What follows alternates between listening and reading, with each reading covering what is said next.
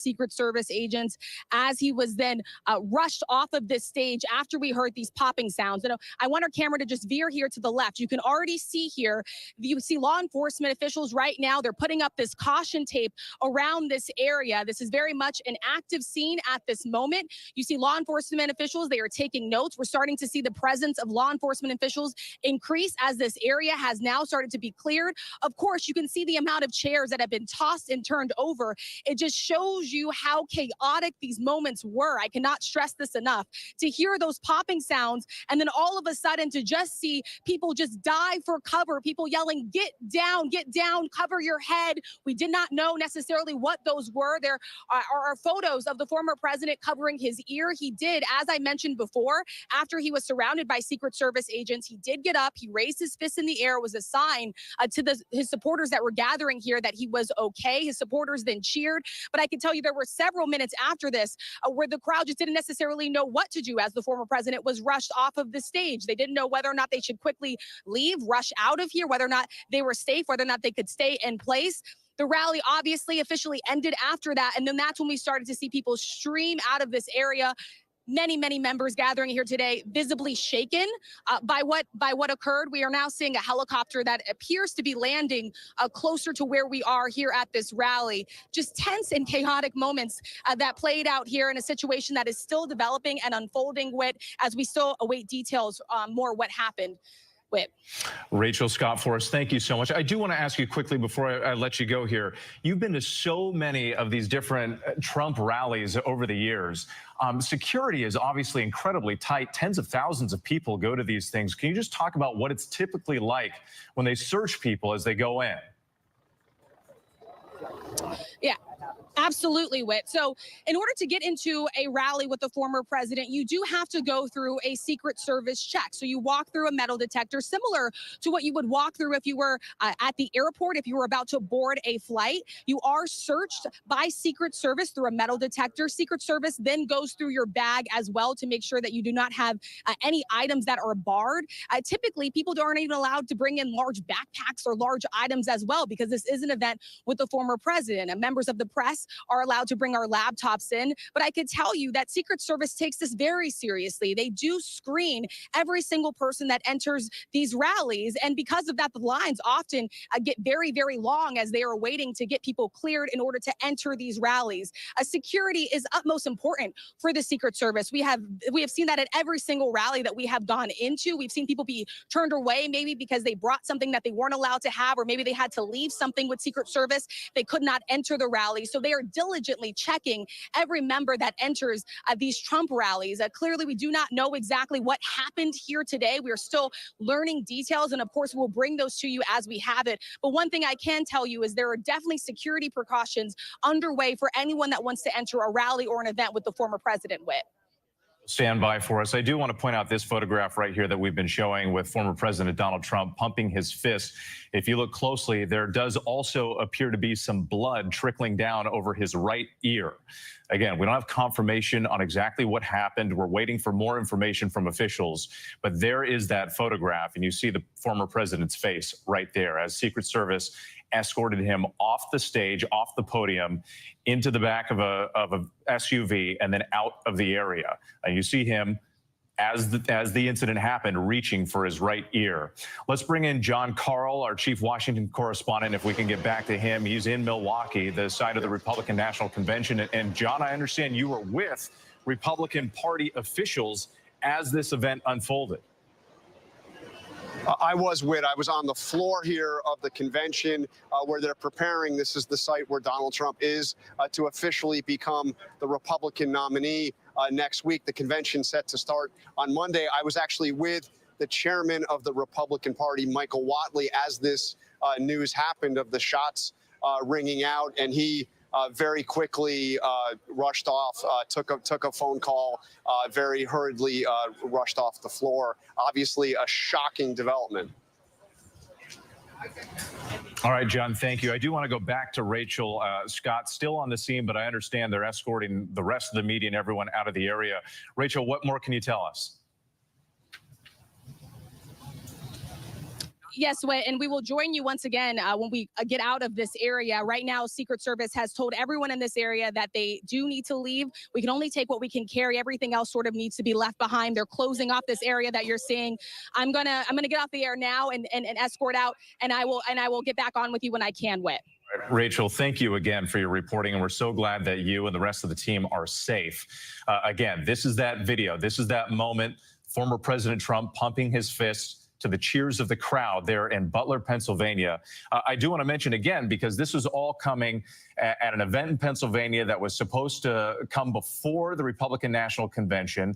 All eyes on the former president about his potential running mate. That decision was expected any day now, and we're hearing from some of these hopefuls. VP hopeful Senator J.D. Vance took to X calling for people to pray for Trump and everyone at the rally. He says, quote, "Everyone join me in praying for our President Trump and everyone there. I hope everyone is okay." We also heard from Florida Senator Marco Rubio, who is also on the short list to be a potential running mate. He tweeted, quote, "Praying for President Trump and all those attending the rally in Pennsylvania today." Let's go back to John Carl in Milwaukee. John, we're still getting some of these photographs coming in. Are you getting any more information about what actually happened? No more information on what happened. I can tell you that officials here are scrambling to find out more.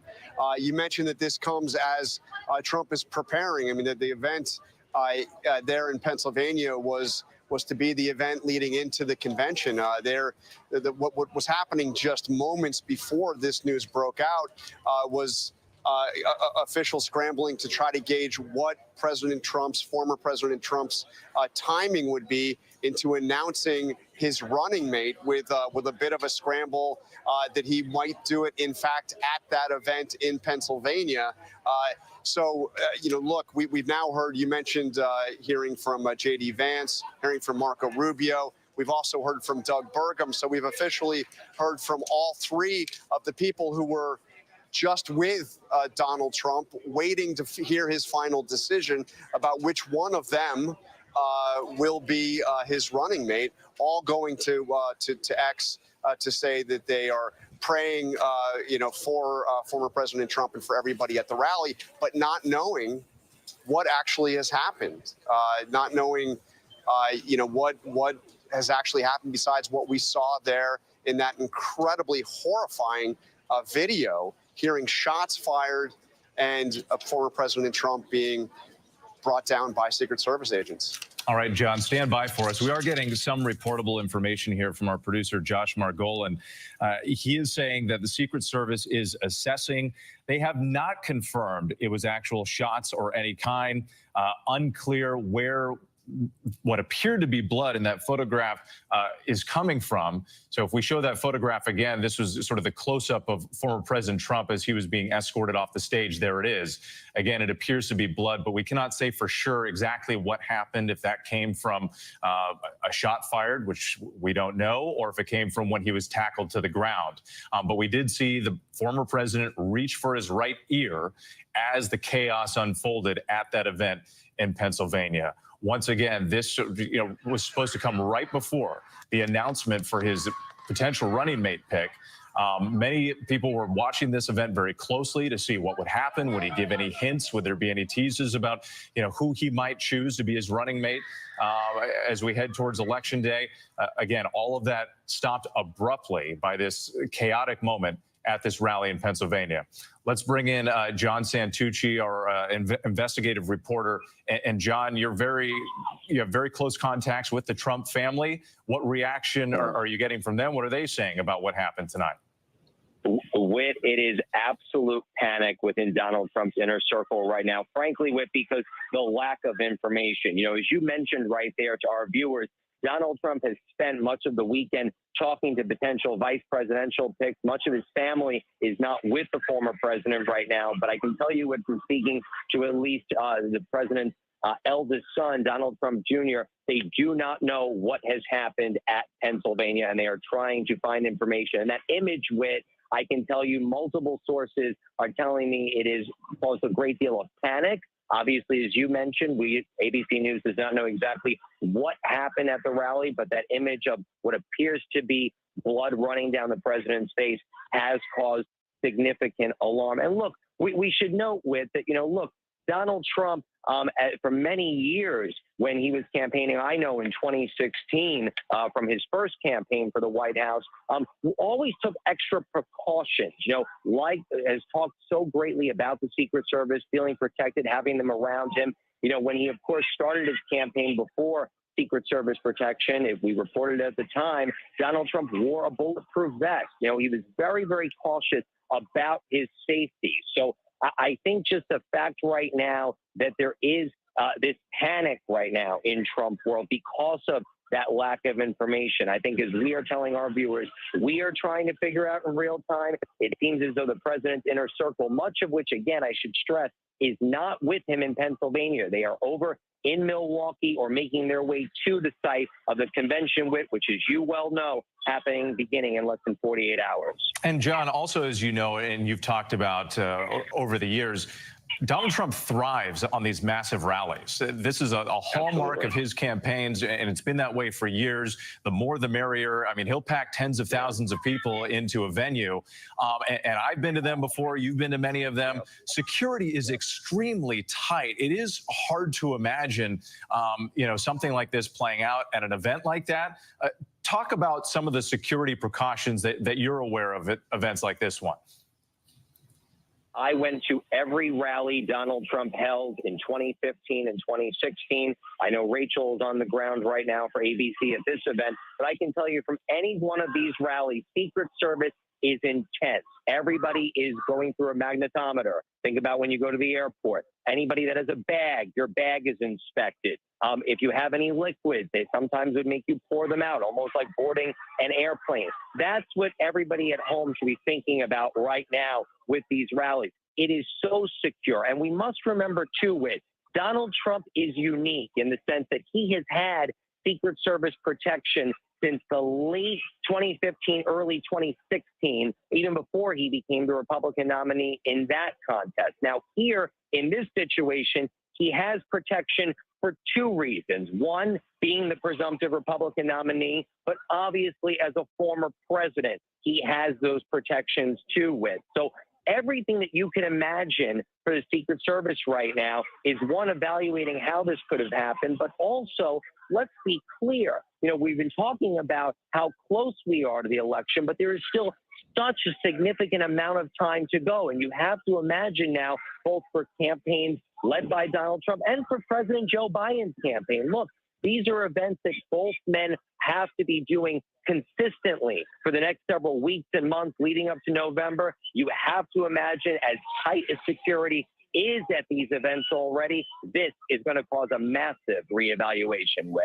All right, John Santucci for us. Thank you so much. I do want to go back to Rachel Scott because Rachel was inside the venue. She was reporting for us right here on World News Tonight. Then we got the reports of this incident. Rachel stayed with us for a while and then was escorted outside the venue. Forgive me one more time. My producer's talking in my ear. What was that? We do have a statement from the Trump campaign right now. Bear with me. I'm seeing this for the first time. We're told that President Trump thanks law enforcement and first responders for their quick action during this heinous act. He is fine and being checked out at a local medical facility. More details will follow. Again, that's from a Trump spokesperson. If we can go back to Rachel Scott. Rachel, I think you've been escorted outside. What are you seeing right now?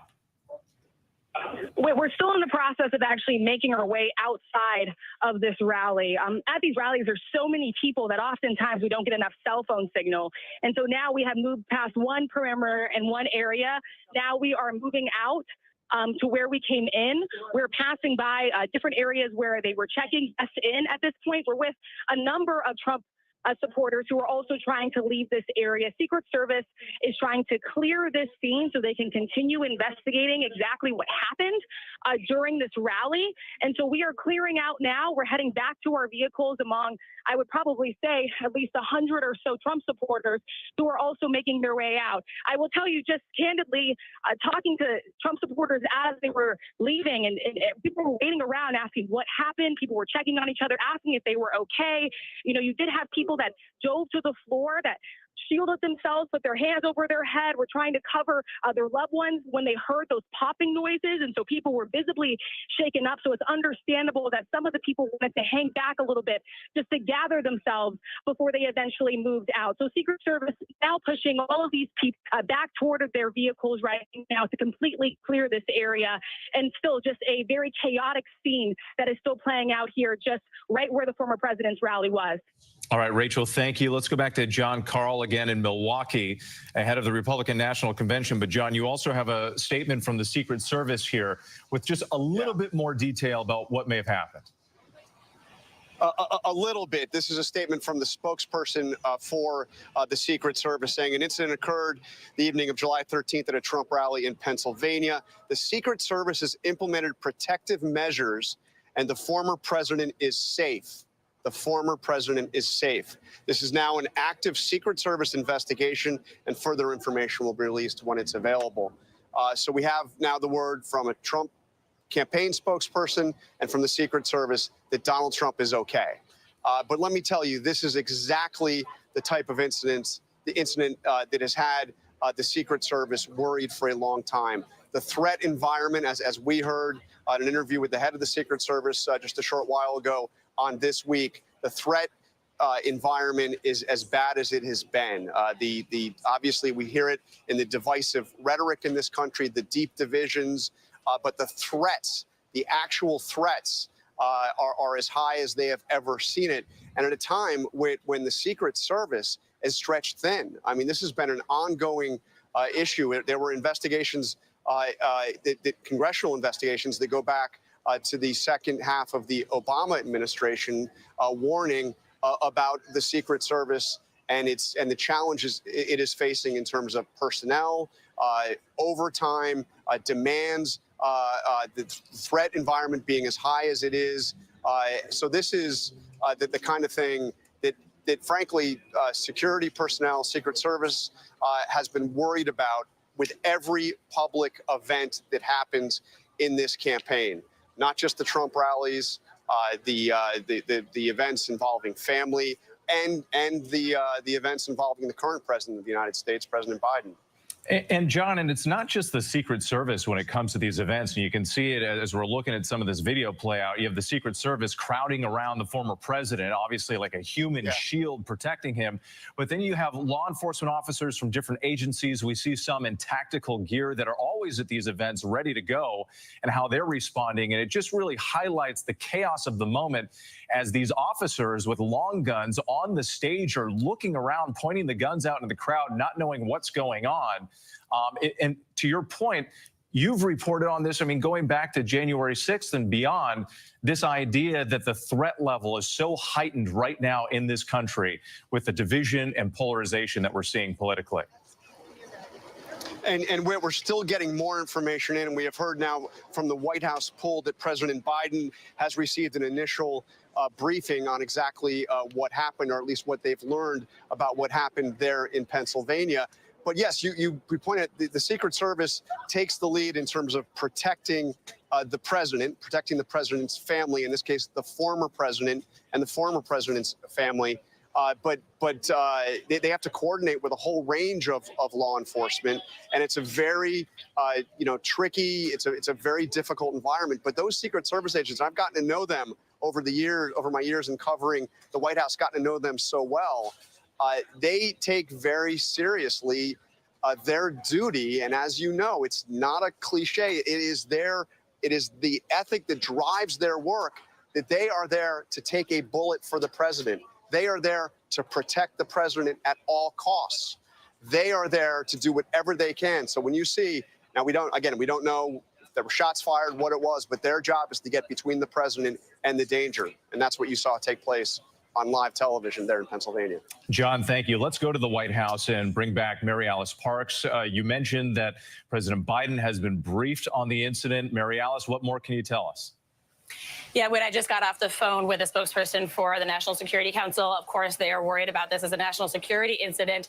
We know that the president now has been briefed. He was leaving church, but is now back at his residence there in Delaware. We can say that, of course, he is tracking this with his senior advisors that are traveling with him. They are trying to learn what happened, too. They are, of course, in touch with their Secret Service agents, the Secret Service, and like John Carl was just saying, we now officially know that the president has been briefed and is tracking this closely. It was, we haven't been able to get a formal statement beyond that at this point, but I expect we will pretty soon, not only from the White House, but likely from the Biden campaign. Mary Alice, thanks. And just a reminder to our viewers here, if you are just joining us and you're seeing this video play out, all of this happening at a rally for former President Trump in Butler, Pennsylvania. This is the moment the chaos played out. Witnesses describe loud popping sounds, and this is that moment when the former president reaches for his ear. People in the crowd start to duck. The Secret Service pounces on the former president, shielding him with their bodies, essentially, in case anything, projectile could hit the former president. At this point, they finally get him to his feet. They bring him off the stage. It's still unclear exactly what those popping sounds were. We don't have any confirmation specifically what happened. We're waiting on that. In the meantime, we did get these photographs of the former president holding his right ear and what appeared to be blood trickling down his face. Again, not clear. That's the photograph. Not clear if that's from the incident itself or afterwards as the Secret Service tried to rush him off the stage. We're still waiting to get more information, but still a dramatic moment as it played out at this rally in Pennsylvania.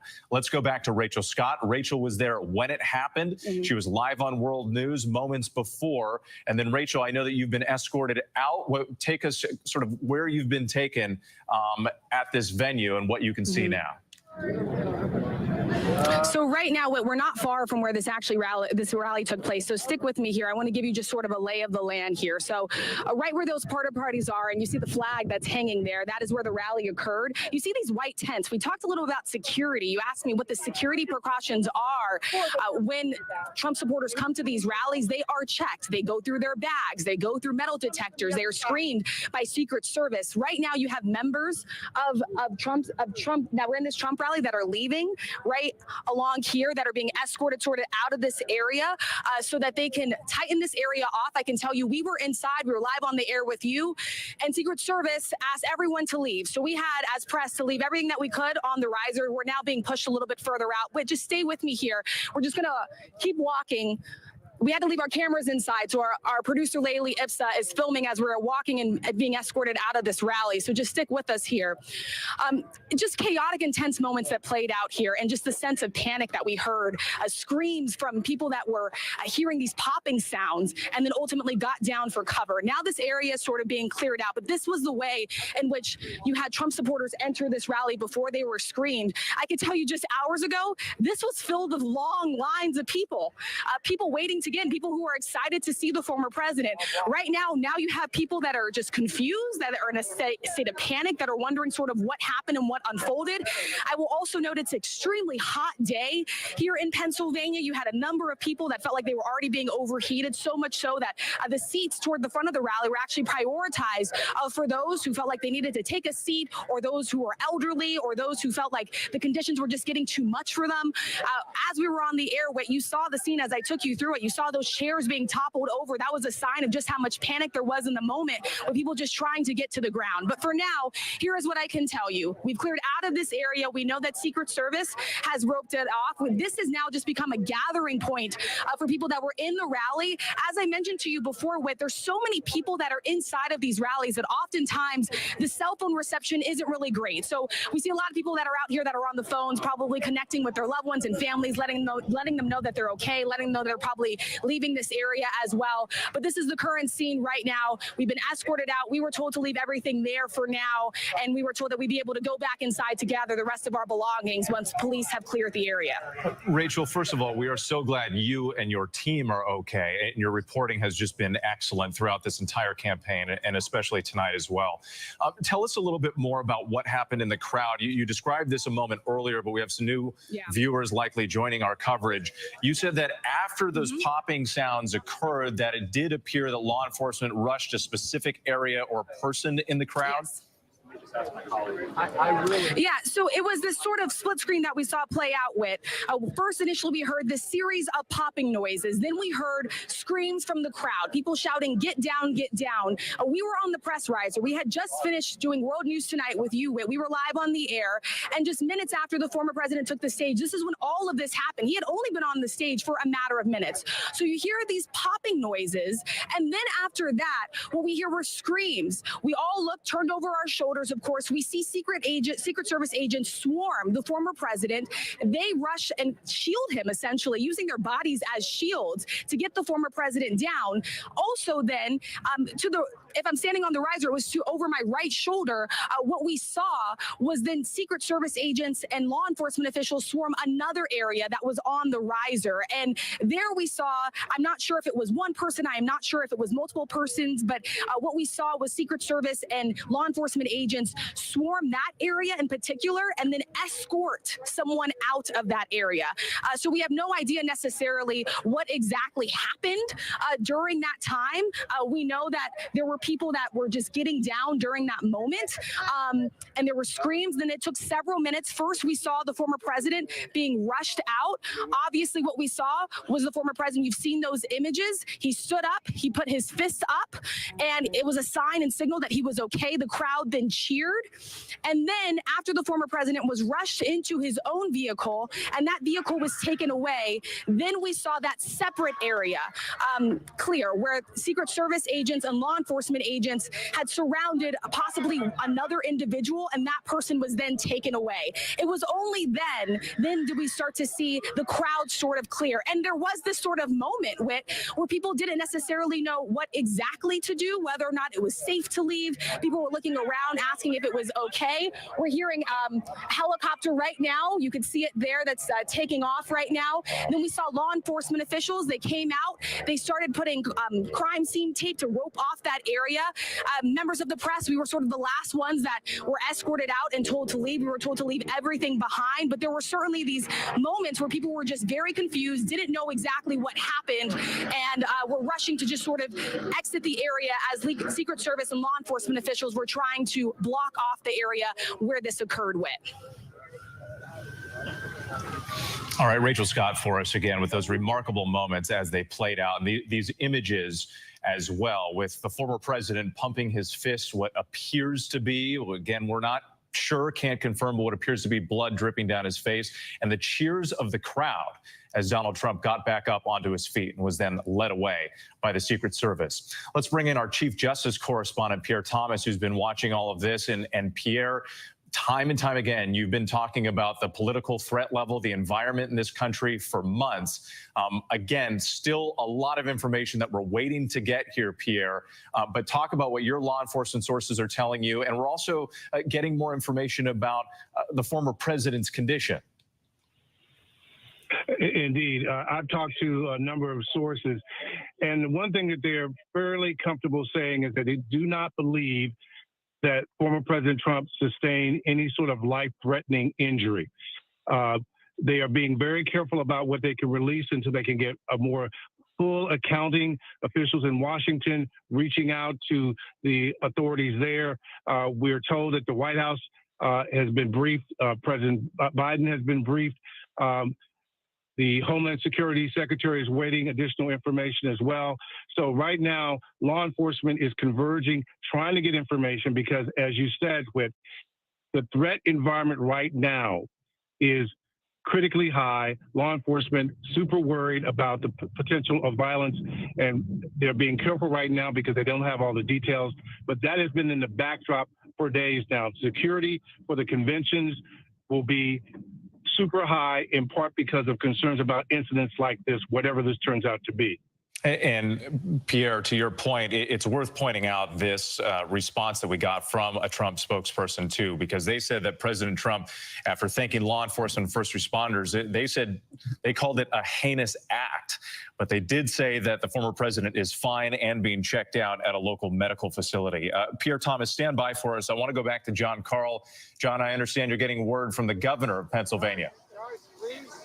Yes, we're getting a wide range of reaction. And before I get to that, I just want to reiterate, playing off of what Pierre just said, the statement that we heard from the Secret Service, very important because this is the bottom line here. The Secret Service has implemented protective measures and the former president is safe. So yes, no life-threatening wounds. The former president is safe. That's what we're hearing from the Secret Service. That's what we're hearing from the Trump campaign. We are also hearing from the governor of Pennsylvania, who, by the way, is a Democrat, the governor Josh Shapiro. He's been briefed on the situation as the governor where this all took place, and he has put out a statement saying violence targeted at any political party or political any political party is absolutely unacceptable. It has no place in Pennsylvania or in the United States. By the way, we're hearing from several others in the political world. Democratic governor of California, Gavin Newsom, saying violence has no place in our democracy. My thoughts are with President Trump. Gretchen Whitmer, the governor of Michigan, another Democrat. There's no place for political violence in this country. I am horrified.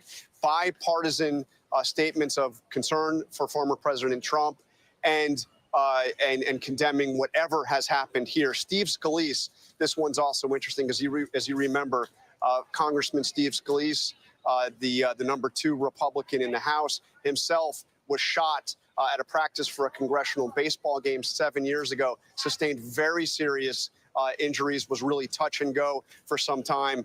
He put out a statement saying, I'm praying for President Donald Trump. There is never any place for political violence. So as you can see, across the political spectrum, condemnations of whatever has happened here, concerns for the former president, and the bottom line, former President Trump, by all indications, is now safe and no life-threatening injuries here. John, can I follow up on that? Because I do think that the wording here is interesting from the various statements that we're getting. That statement saying the former president is safe. The Trump spokesperson saying the former president is fine. Yeah. What they're not saying here is that he was not hurt or injured in any way. Again, we're still waiting for these details coming in. We're trying to kind of, read between the lines here, and we don't want to speculate, but you work with the Trump campaign all the time and communicating with them. What does that say to you about this level of communication right now? Well, frankly, Whit, my sense is that the Trump campaign is doing, the individuals there that we're speaking to are basically doing exactly what we're trying to do here, which is to get more information. And in a situation like this, the first priority for the Secret Service is to make sure the president is safe, to get him to safety, and then to treat him. Their first priority is not getting us information.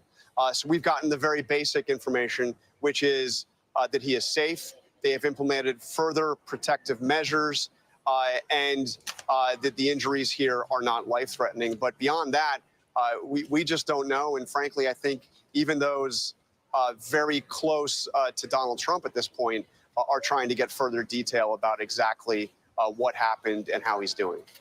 All right, John Karl, we're going to go to John Santucci now, who I know has been communicating with the Trump campaign. John, you were with us earlier. What more are you learning tonight? So right now, what I can tell you that members of Donald Trump's family, so far as I understand it, have not spoken to the former president directly, according to my sources. They have been receiving calls and updates from people that were on the ground with the former president, and also, I'm told, received briefings from the Secret Service. Remember, these are, in some cases, as we were talking about earlier with John Karl, the fact that Donald Trump has had Secret Service protection for so many years, so many of these agents have been around the former president, his children for nearly a decade. So there is a very close relationship, and thus I do think that's part of the reason why the family has been getting such, up-to-minute information, if you will. I can also tell you that for the most part, there is a bit of a sigh of relief, if you will, in the sense that everyone is being told that same word. He's fine. Of course, that image causing alarm that many people within Donald Trump's inner orbit that were not physically with him. And I do think that's really important, as we spoke about earlier, with, this is a rally that normally many close allies, many members of the president's family usually join him for these big events. But of course, so many of them are either getting ready to or already on the ground out in Milwaukee preparing for the start of the Republican convention.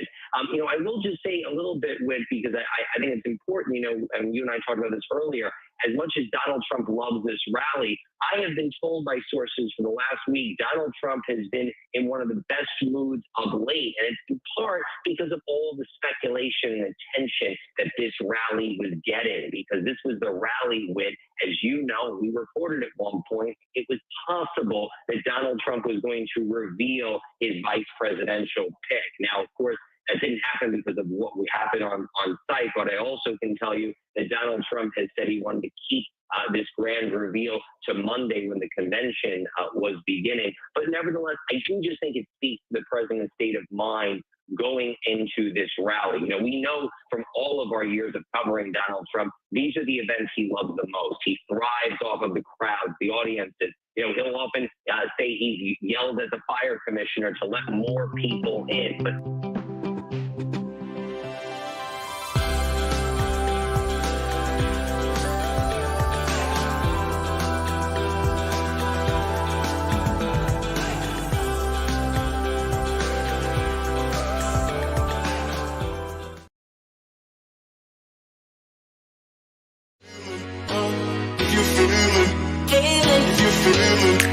They hate when you elevate, elevate, elevate. They hate when you elevate, elevate, elevate. Yeah. They hate when you elevate, elevate, elevate. They hate when you elevate. Yeah. I had to elevate. I'm way too fly. Yeah, I'm feeling myself. Ain't no chance I'm coming down. No, got a soul view to myself. Yeah. Why would I give it up? Why do they wanna come take my place? I work too hard for it. Don't need a replacement. It's my vocation. Now I got rollies all in rotation. Hop on a jet just to take a vacation. Remember the moments was trapped in the basement. Now the hard work is all taking me places. Squatting on bed like we trapped in the matrix. Bet on myself and go ball out in Vegas. Living a life like I'm rich and I'm famous. Don't see the grind that I know that it came with. I ain't make it this far for myself. I had to prove to everybody else. I had to set them straight. I had to boss. I had to renovate. I know they hate when you elevate. The second of losses, I'm handing them out. Yeah, I had to go delegate. It feel like I'm floating, I'm lost in the moment. I swear I could levitate. They never believed that I would really fly. I had to go demonstrate. I had to set them straight. They hate when you elevate, elevate, elevate. They hate when you elevate, elevate, elevate. Yeah, they hate when you elevate, elevate, elevate. Burn Live, y'all marijuana, keeping y'all connected, hashtagging these red eyes, changing the viewers' eye red, keeping underage smoking off social media, definitely killing myself for your entertainment, sitting here with friends and family, starting a cannabisation. Welcome to another Burn Live show. As I've been playing for the last 30 minutes, they tried to assassinate the President Trump right before the convention. A lot of people have predicted this. A lot of people have said this. So you couldn't hear a lot of speculations to the reason of why people think this is happening. This is going on. I cannot believe this actually took place. I am in shock. Shout out to Facebook, YouTube, Twitter, Instagram, and also Rumble. I'm glad that y'all here. I'm glad that y'all tuning in. I'm glad that y'all was able to take the time out to hear this story. I can't believe I will be going into deeper stories and other stories that pop up. In the meanwhile, this is the biggest story. This is the story I do want to cover. I'm covering on all my platforms, even some platforms that I don't normally cover on. I am still on it. Once again, ladies and gentlemen, it has happened. Y'all been hearing ABC coverage for the last 30 minutes. And now I'm gonna keep going. We must stress. I want to get my opinion in. I'll probably go get a couple of people to see if I can get them to come join and hear their inputs. What's crazy is I think that you are people that don't care, like, you know what? For Donald Trump, y'all understand me do my show. Personal security security. I have never ever very careful, always listening. wish bad upon nobody, nothing like that. You have never seen me do bad or say bad, or I wish the president was dead. But this right here Donald Trump is rally the state of going emergency. forward. And This is what you would call going a tad bit too far. There have been scares before at rallies of Donald Trump. People have yelled things. I was at a rally once, almost positive it was in Las Vegas, where someone yelled gun, and the president at that time. Look at it. I seen earlier he reached for his ear as he fell. So whoever was bussing, for one, was scary. Two, only hit him in his ear, thank God, because they was that close. They was that close of taking out the former president of the United States of America. I can't wait to see and hear what Joe Biden. I will be covering this for a while. I hope to stay with y'all until the end. Ladies and gentlemen, we're covering this story. Candidate Trump was rushed off stage in 2016, but never have we seen something like this that has caused such a scare, such an alarm for the former president and his family. Yeah, regardless of what happened here, as we're watching these images come through, they are quite remarkable and frightening, given the political environment that we've been in lately. Let's go back to the White House, because Mary Alice Parks, I understand you're getting word from Hakeem Jeffries. Well, we just saw a statement, obviously, from the highest-ranking Democrat there in the House. House Minority Leader Hakeem Jeffries put out a statement saying, "My thoughts and prayers are with the former president. I am thankful for the decisive law enforcement response. America is a democracy. Political violence of any kind is never acceptable." I know you've been talking to John Carl and others about some of the other Democrats that, of course, been weighing in. This goes beyond partisan politics. People in Washington, of course, across the political spectrum, hoping and making sure that the former president is okay, and congratulating law enforcement, like Hakeem Jeffries said, for their sort of decisive response. I can tell you that here on the White House campus, Secret Service, very tight-lipped, which is their standard posture. They don't talk to us about security protocol. That's a part of their protocol, to keep their plans to themselves. That's a part of how they keep presidents safe.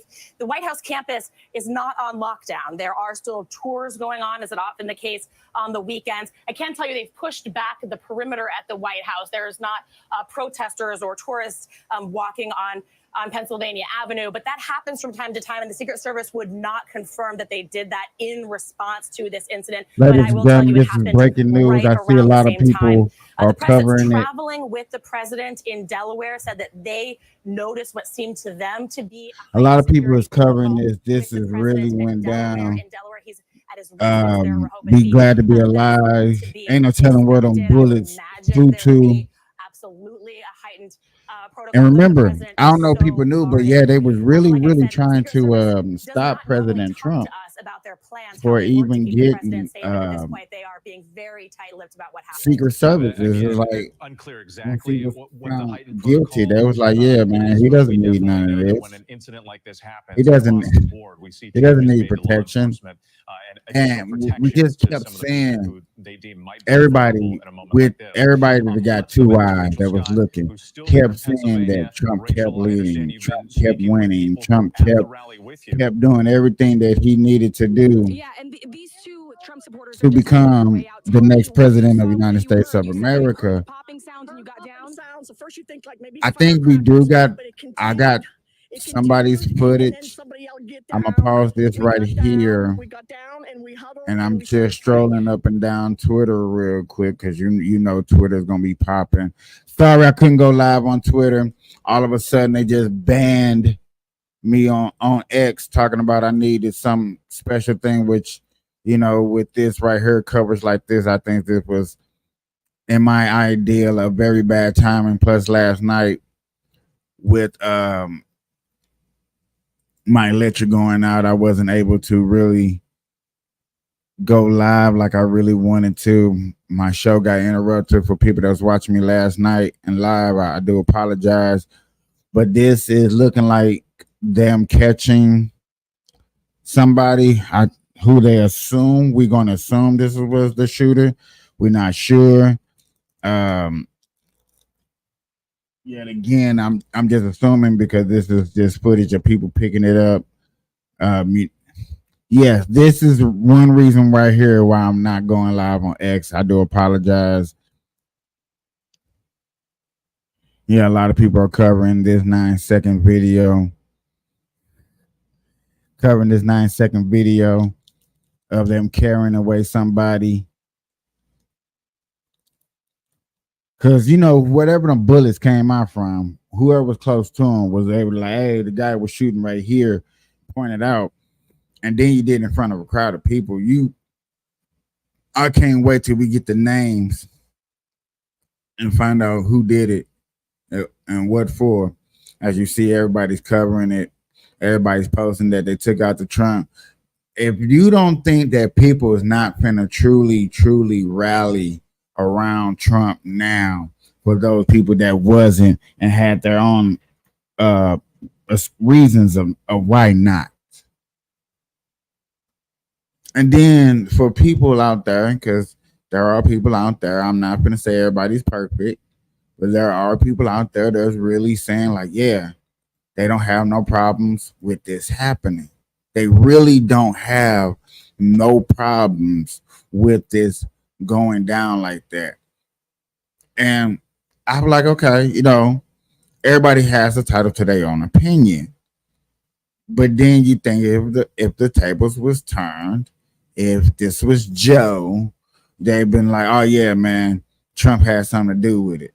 You would, first things first, you would be like, Trump has something to do with it.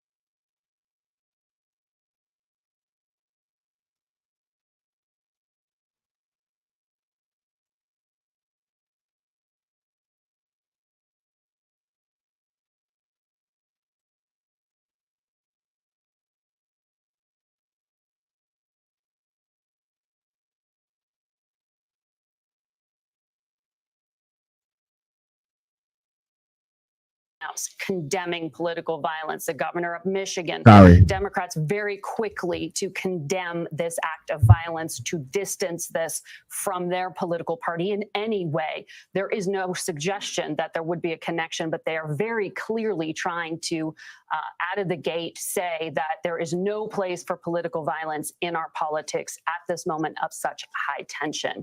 An important message to be sent at this moment, just 4 months out from a race that was already quite tense. It's crazy. World leaders, we're seeing the Hungarian prime minister, the Israeli prime minister, others that you got. This as an attempt. It's crazy that you got a president that's declining downhill, and everything was looking bad.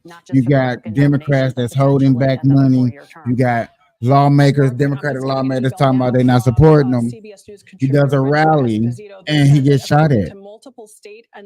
You know how many people was predicting this?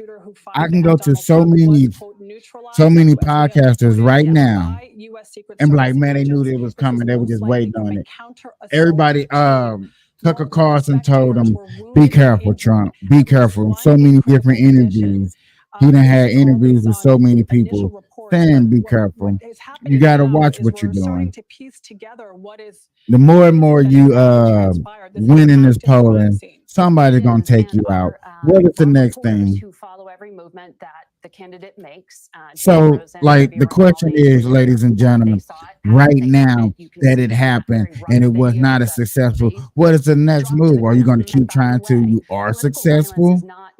You know you can get in a Trump rally now? not just the moment we're in, but what we as reporters have been preparing for, which is the expectation that in this election cycle, there very well may be political violence. And our reporters do train for that now. That is something you do typically when you go Listen, they are talking to about them. cover an election, but now our reporters are doing that to cover these rallies, to cover political conventions. And so we are happy to know that those two reporters are safe. But as we're seeing from the video, they are feeding in. I just watched one of the videos Jake Rosen sent in, and he's talking to attendees. I can't wait to hear the radio club, the radio shows, and comedy hype, and what's that DL Hughley, and all in some capacity. And so you're seeing all these other shows, all these influencers out here, they got platforms that talk about it. Attendees just rattled by the experience of being part of a violent event. Because even if there wasn't, you see him grace his ear to have a shot like that, multiple shots at a very well guarded stage. There were people in the area. And then you see how people are looking. You see the direction it's came from. It didn't sound like an automatic weapon, but there were others that were hit in the area. And we are being careful. And when we are reading these initial reports and editing, I would have to say, some of the graphic detail that we are getting from some of our reporters on the ground. And we're just getting a new update that from our reporters, Olivia Rinaldi and Jake Rosen, and I'm sure you're getting this update as well, that people are being escorted out. Jake Rosen spoke to an emergency room physician who saw a man shot in the head with brain matter on the ground. That's according to an ER physician performed CPR, but he did not. He's dealing with that at this moment. That's Jake Rosen, to be clear, Jake Rosen, a reporter on the ground in Butler, Pennsylvania, has spoken to an emergency room physician who saw a man shot in the head with brain matter on the ground. That's based on Jake Rosen's reporting. Jake looked at the camera after the incident. That's crazy. Somebody actually got shot in the head. So somebody did pass away. Somebody died. They're reporting it. Come on, man. McFarland, who has been on the ground doing excellent reporting as well, heard in his view, 8 to 10 explosions based on his reporting. He said the crowd ducked based on his reporting notes, hit the ground when a popping sound occurred. To Margaret's point, it was a popping sound. The press was under the risers. They saw Secret Service swarm to the left of Trump following the incident, saw helicopters come in a few minutes after. That's based on the ground reporting from Olivia Rinaldi, Jake Rosen, and Scott McFarland, who are in Butler, Pennsylvania. And we do have that reporting that at least one person has been injured in critical condition. And it is still early. A lot more details will come out. People's conditions change. They go up, they go down. We'll learn more about, hopefully, President Trump's condition. We are told he is safe, but we don't have the details. Was he hit directly? Was he just grazed? We're now being told that Vice President Kamala Harris has also been briefed on the incident. We know that President Biden has been briefed by members of his cabinet. I'm going to take out to another podcast real quick. We're going to come back to this. We're going to come back to this real quick. I just want to get y'all input from some other people.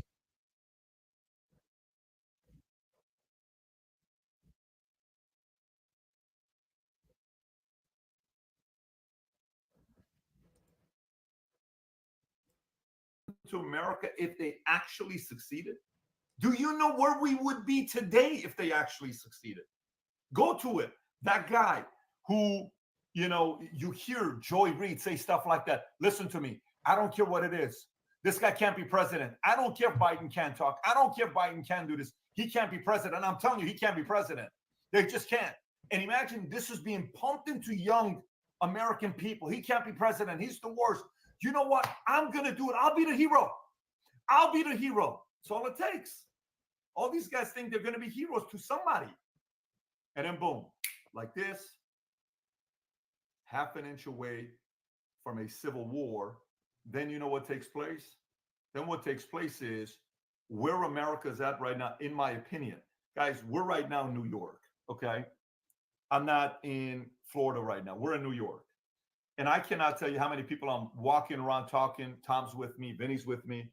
I can't tell you how many people are walking up to us. And where we are right now, we're in a place where a lot of wealthy people live. It's just we're in a very interesting place. You know how many people are coming up to us and saying, hey, just so you know, we're with you, but we can't say anything in this city. Really? Yes. Hey, we're with you. We just want to let you know we're with you guys. Really? Yeah. We're on the same page. We're on the same page. Okay, you're on the same page? Yeah, we're on the same page. If it was a half an inch off, I don't think it's World War III. I think some states are just going to say, hey, California, I want to have nothing to do with you. Who's going to be their own state based on the values America was? I think that's what happens. Agree. I think we roll right into civil war. I think so as well. I'm telling you right now, like, people have to realize this is more than just a moment of, and the reason for it is the following reason. Because Trump is, for example, if you have an accent, anybody that's watching this, how did you get your accent? How do I have my accent? Vinny's got an accent. How does Vinny have an accent? We all have an accent. Vinny's accent is because Vinny is from New York. Okay?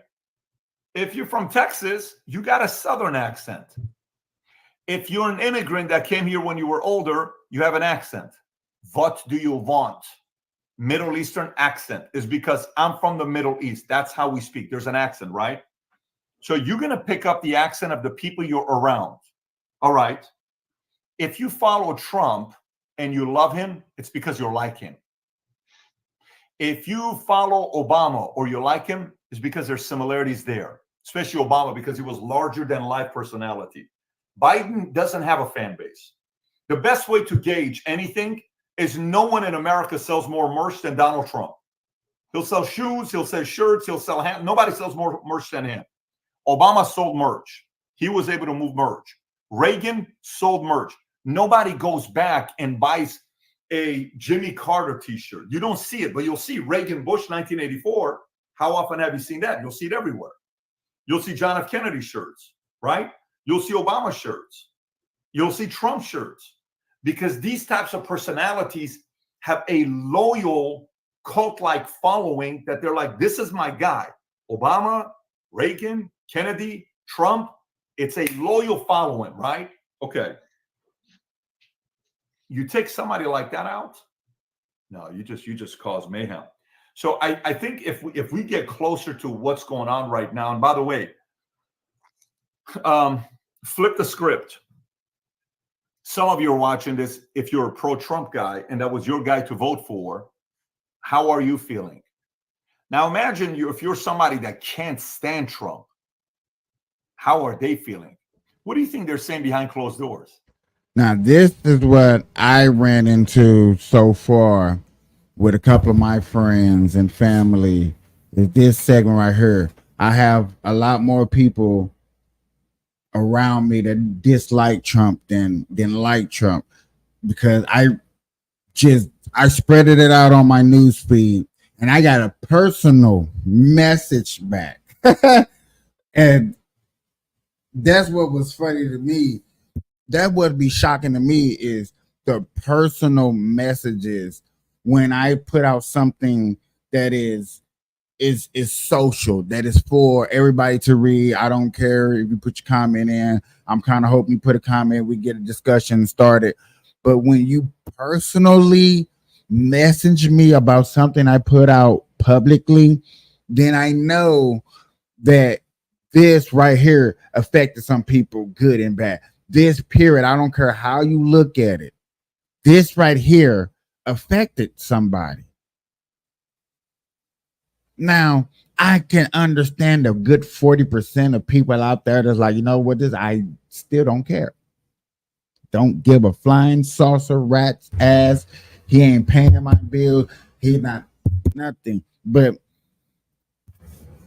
if we look at history, which some people do, some people don't, you can say in history, this has been a very, very long time since this have ever happened, period.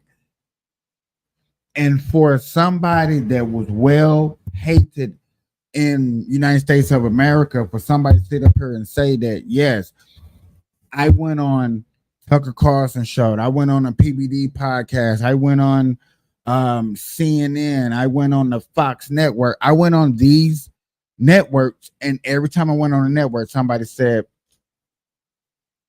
They can't stop you this way. They can't stop you that way. They can't stop you this way. Only other way to stop you is assassinate you.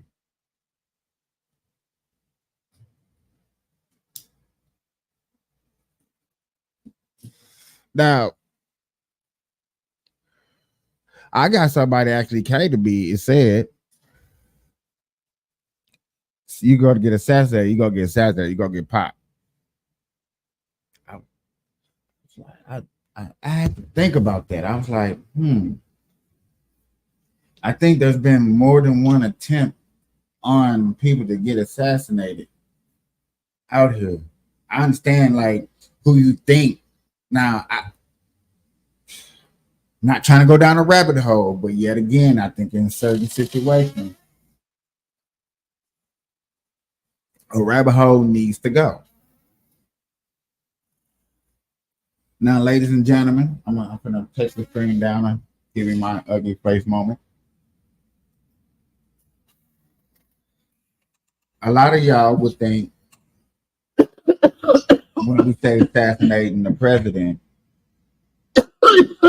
first thing y'all probably think is, oh, good old Joe. Sleepy Joe will do it.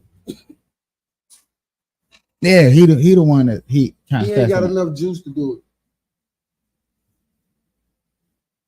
So then you think about who else will do it. You got to really think about it. Nobody political in their right mind would do this. I said key words. I don't think people pay attention, so I'm not going to rewind and say what I said. But in that statement, I'm gonna say you can't say that because you never know what's running through their head. Listen to what I said. Oh, I heard what you said. In your right mind, this is not the time. This is not the point to do that. You want to know what I noticed? Is things that happen that be unexpected. It be the people we unexpect to do it. And that's just, I'm not saying that's the case. Somebody probably do. But I'm just saying, think about it. Most of the times, this shit was unexpected. Unexpected. I think this was low class. Was this plotted, planned? No. True indeed. But I don't think it was plotted and planned by a government official. Because a government official, it probably was plotted, planned, and they just sent this person to do it. That's why I say you never know. Yeah. Okay, then if you're gonna go down that rabbit hole, which I didn't want to. Man, look, what's the point? I mean, why not? You're not gonna are you gonna send somebody the best, or are you gonna send a low life? What type of, because you're gonna get caught. So it's only one or two people. You either gonna send somebody that's really gonna knock his head off and get caught. They gonna die on, I'm ready to die for my country. You gotta have one of those type of mindset. Either I'm gonna die for my country or I'm mentally unstable. You noticed it was like 3 different guns that got fired. So the person that probably got his ear probably was going for the headshot. He just moved too quick. That nigga tried to duck off, huh? Because did you see when the first shot went off, he already had moved. And then when the second one went off, that nigga touched his ear, dropped to the ground. But to answer your question, I hired somebody I know that's gonna whack and get off. They gotta have. I'm gonna go hire a sharpshooter. Oh, then he's not gonna be there at the play. No, he's not. He's gonna be down the way. So that you asked me if I was the government official and I hired. So that lets you that right there to me, and ideally as a smart person, if I'm really trying to take him out, I'm a government. I'm not gonna. Yeah, I didn't do it. Yeah, I'll talk about it. I will have a discussion around people, a person, a figure, but no, I'm not finna send it. Just keep it 100. You gonna talk around somebody that's gonna be dumbing up the trap, just to see how far they go. You stupid fuck. Or I would talk to somebody that's in a situation that can go out here and manipulate somebody. A dude that got a bowling crew. You see, a bowling club, you know what I'm saying? That leader, that rowdy motherfucker that everybody, one of them. That makes sense. I can see that. That's a visual that almost can conclude common sense. Yeah, I'm not gonna do it. I'm the mayor, I'm the governor, I'm the DA, I'm the something. Hey. Ted. Go to me a golf buddy. Yeah, that sounds more better, Hey man, who barely paying a golf membership on it? Yeah, Ezekiel. Is that how you pronounce his name? Ezekiel. Hey, your membership almost up in this mother. You like her? Yeah, you get massages and people. This Trump situation, you got to go pick out somebody to go do a job like this. And the reason I'm saying this because look at the outcome. There's professionalism to this stuff. I know there's hood people right now talking about if I was in that situation, I wouldn't have missed. I know there's somebody in the hood right now that guess what? Smoking blunt, drinking. They're like, come on, guess man, what? That was me. I wouldn't have missed. Guess what? He probably wouldn't have missed, but he would have been a dead motherfucker. I'm sorry. That doesn't matter. Ain't no hood, nigga. But that doesn't matter. It do. How? Cause nigga, you might can do it, but you're not walking Everybody out knows that. I'm Like I just said, saying. that doesn't matter. Whoever would have shot president, for one, you're just going down in history. I don't care what skin color you are. You definitely made history, dead or alive. But I'm saying So, this attempt. Yeah. Why would you waste your time of trying? Because your mouth can say, yeah, I wouldn't have missed. But when that pressure on, somebody. Come on, this man. person right here, and this is just my assumption. This nigga, he used to killing shit. Whoever tried to kill Trump. Nah, this somebody. I believe this is somebody that really, really just like it. Yeah. Yet people still are going out to Listen at support the shot. their candidates. This was personal. Okay, y'all, they show you down. And this is what I don't get right here, or whoever this is. Is this the dead person? Because somebody got shot in the head, which they have already announced. We heard it live. I showed you what they showed on Twitter. They dragging somebody. Somebody who did your shot. But yet again, if we go back to us showing this person who you was gone, who they so-called shot the person. No, when you was gone, nigga, they said they dragged like 2-3 people out of that. It was 2-3 people up out of that bitch. And God, you go back a little bit.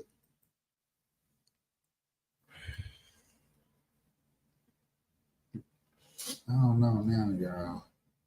And I believe that nigga Trump, whoever it Went was, for him in 2016, had to be standing again like in 2020. So this is within somewhere where he 20 feet of Trump.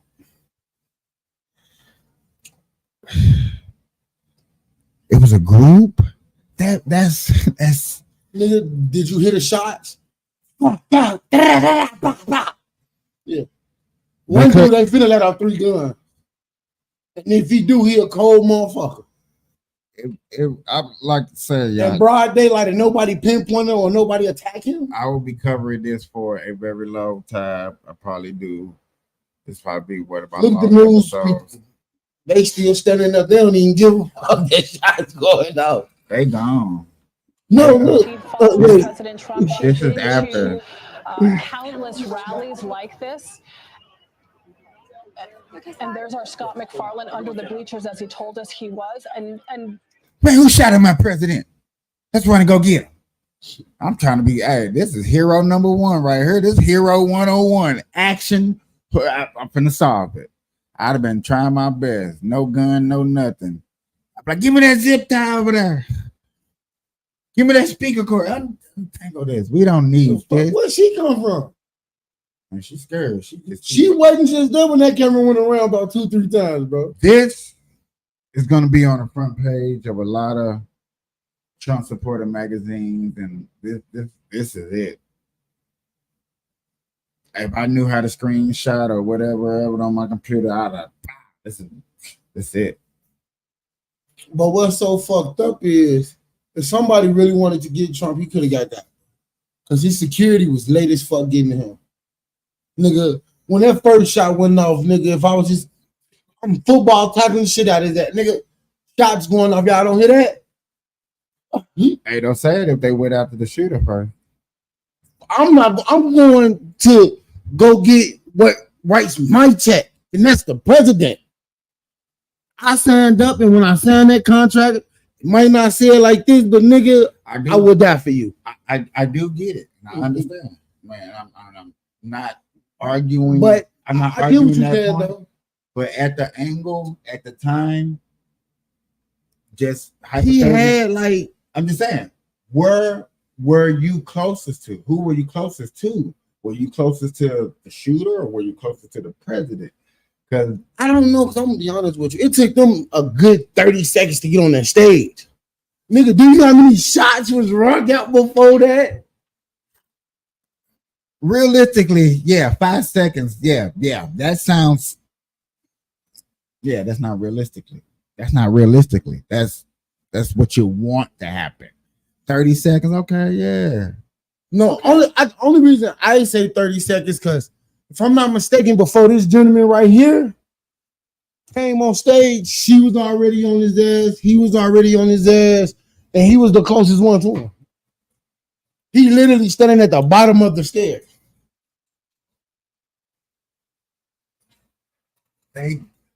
But they did their job protecting him though. I fucks with that.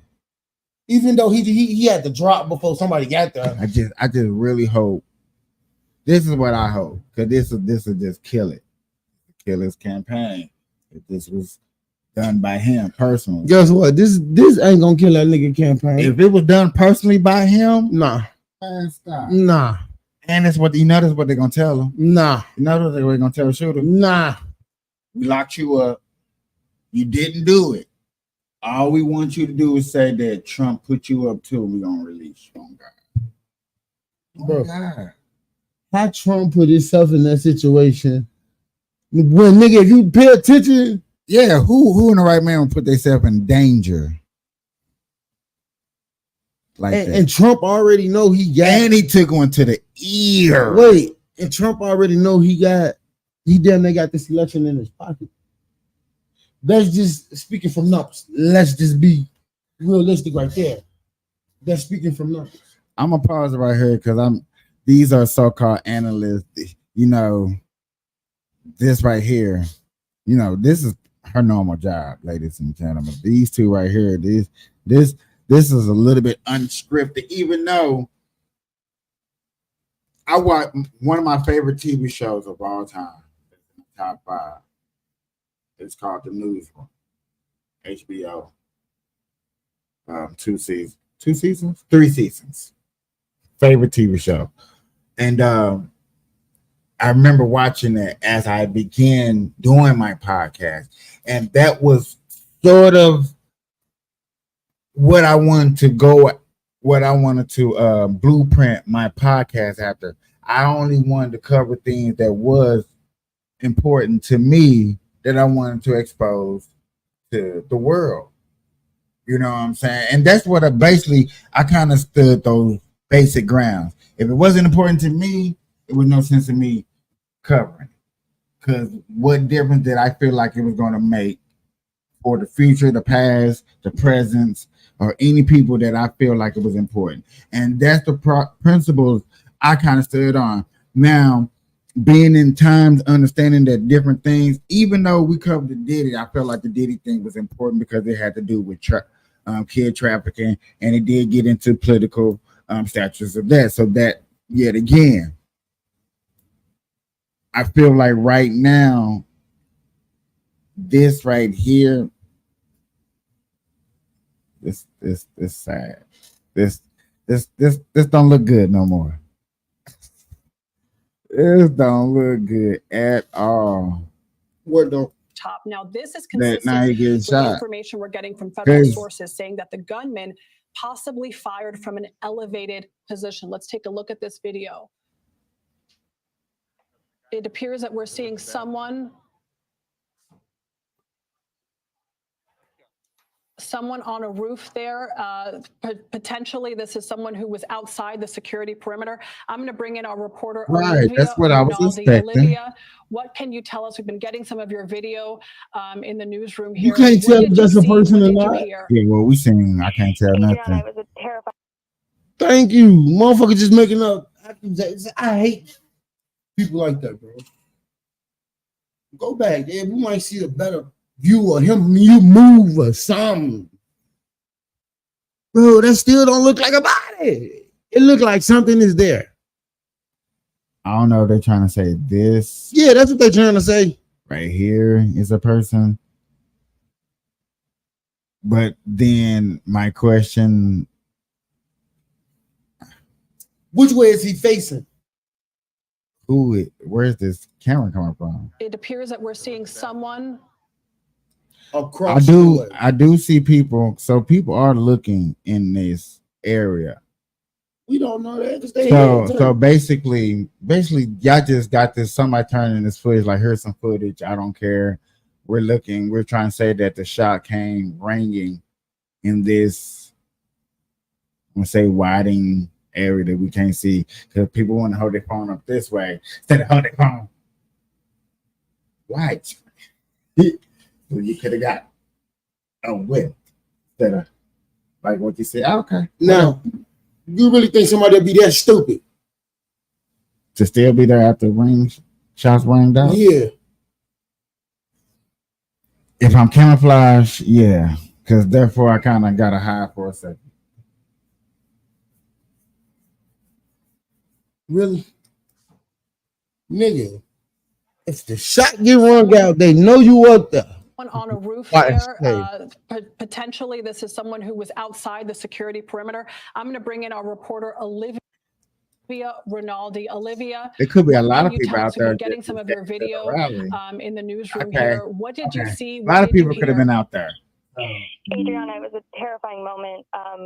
Trump was probably a few minutes into his remarks, and all of us were waiting for a vice presidential announcement. Instead, we heard successive loud noises, loud bangs that were playing.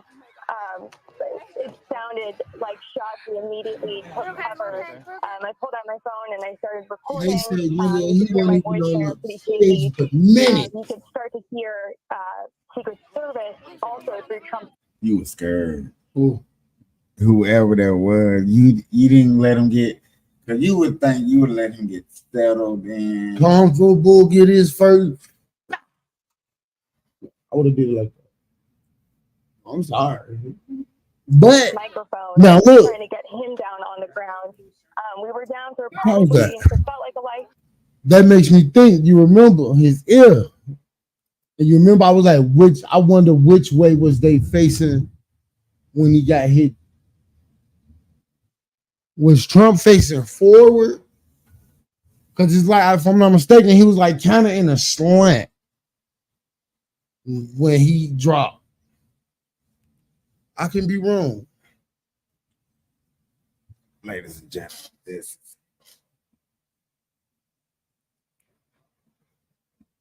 I can't believe it. What?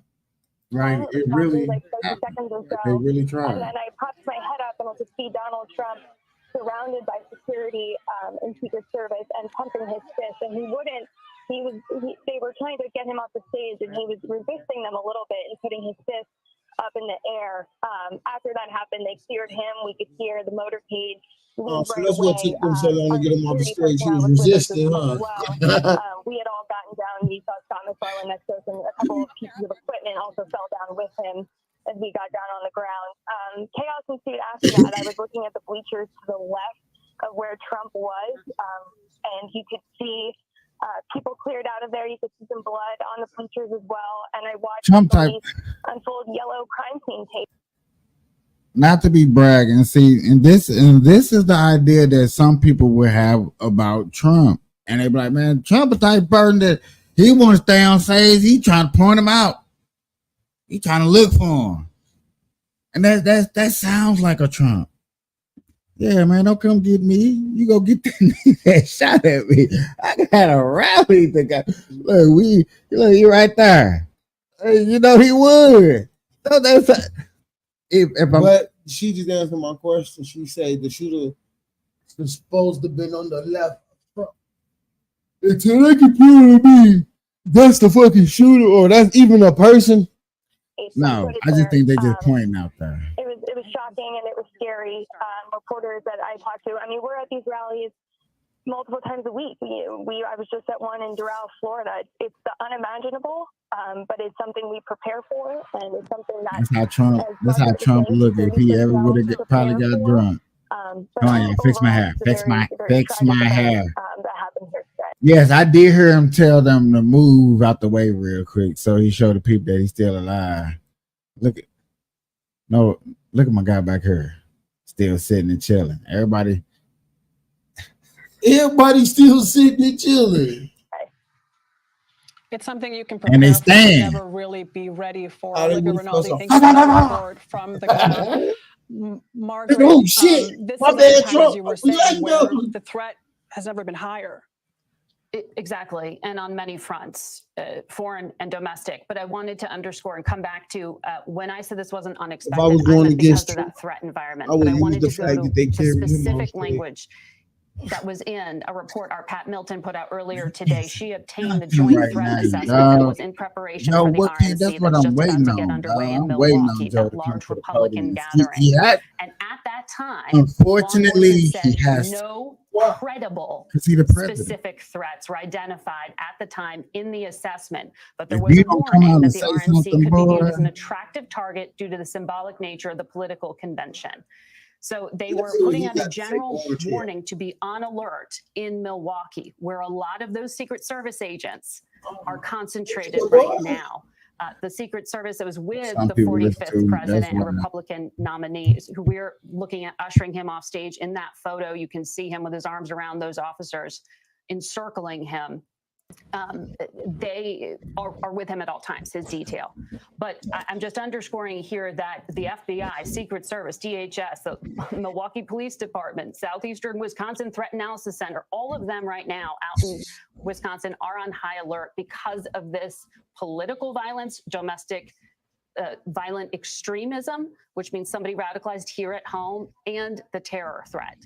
So this is an environment where we are all on alert. We have to learn more about that shooter who has apparently been neutralized, as we've been reporting. We'll want to understand his motivations, any connections he might have, whether he was a lone wolf. Any other details, as our Sam Vinograd and others who are operators can give better context to. But I just want to make sure we put into context that there was a warning that went out as early as this morning about the potential for violence at the Republican convention. As we can expect, there will be a similar warning at the DNC when it gets underway in August. A warning, and here we are. Political violence unfolding at a political rally in America. Scott McFarland was there. He was ushered out by security personnel. We have him now on the phone. Scott?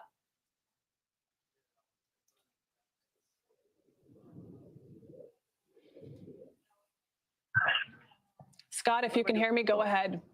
What am I doing in front of him? He's not getting anything. Can you dial into that same number? We've lost Scott McFarland, but I'll bring it back to our discussion here and summarize what we know so far for anyone joining us now. Shots have rung out at a rally in Butler County, Pennsylvania, where President Trump was addressing a crowd of thousands, something that he does day in and day out. These events have happened so much. The security protocols are typically so tight. Metal detectors, wands, bomb sniffing dogs, Secret Service in uniform and in plain clothes. And we saw as soon as what sounded like firecrackers rang out, Secret Service personnel rushing the president, removing him from the area. His fist goes up. He puts his hand to his head, and you can see in the close-up photos of the president blood on his face. We have been told by the Trump campaign, as well as the Secret Service, that the president is safe. We're told that he was examined or is being examined by medical personnel. We don't know where he is at the moment. Our Scott McFarland, who was on the ground, reported that he saw a helicopter arriving on scene. Bob Costa is here with us. Scott McFarland has been doing exemplary work along with our team on the ground, since he can't join us just now at the moment. To reiterate Scott's reporting and our reporters on the ground, Scott says he heard between 8 to 10 explosions, popping sounds. He saw the crowd duck. He hit the ground when he was sitting under the bleachers. He heard this popping sound. The press was under the risers, most of them around that area, very close to the stage. They witnessed the Secret Service swarm to the left of Trump following the incident, on top of the former president. Then they saw helicopters come by. That's what I heard. Later, they did see Trump head toward a motorcade. Helicopters arrive in some way. Our reporters on the ground, Olivia Rinaldi and Jake Rosen, just to underscore what we know, this is an active crime scene. They're setting up tapes still, talking to you said you heard, like I probably heard it on the too. bleachers, blood scene on the t-shirts and pants. I didn't know if you heard it. I don't know. I'm glad nobody said that dumbass shit around me. Yeah, he wanted to hear a witness. So. Yeah, I see him pointing and shit. Let's see what he pointing at. Let's see if he got any real evidence. The dude said, "Go Biden." Nope, you are just outside. Tell us what you saw and what.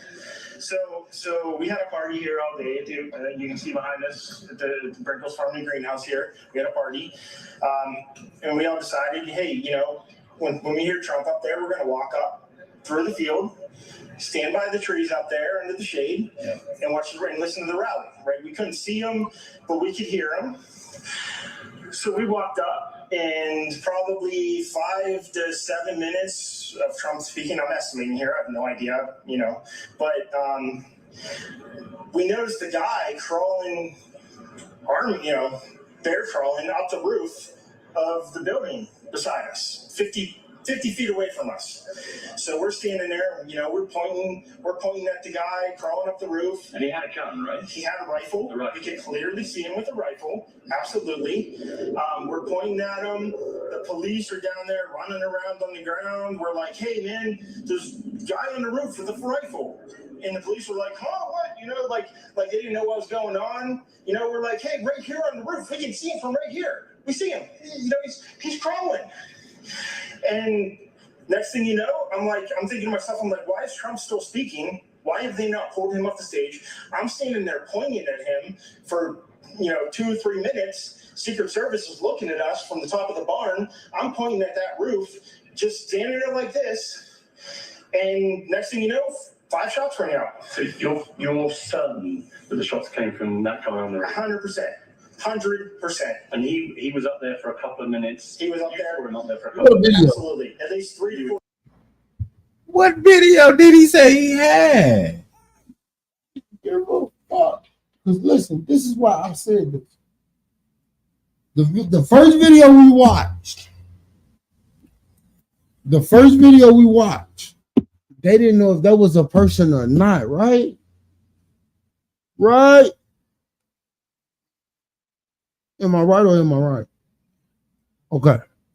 And now he's saying, oh, yeah, we saw him crawl up there. And then. So if y'all saw him crawl up there and you was recording, where's this video? Or somebody was recording. Who? I'm finna say nobody said anything about recording. Somebody got the recording. Who was recording what? When he said we seen a guy crawling on a roof, we went to go get the police and say, hey, there's a guy. Didn't nobody say. So if that's the case, how they get the video of him laying on the roof? Oh, obviously they had to be there to look at him get on What the roof. video I haven't seen no video of a person laying on the roof. That's what I'm saying. That is exactly what the fuck I'm saying. You're not probably okay.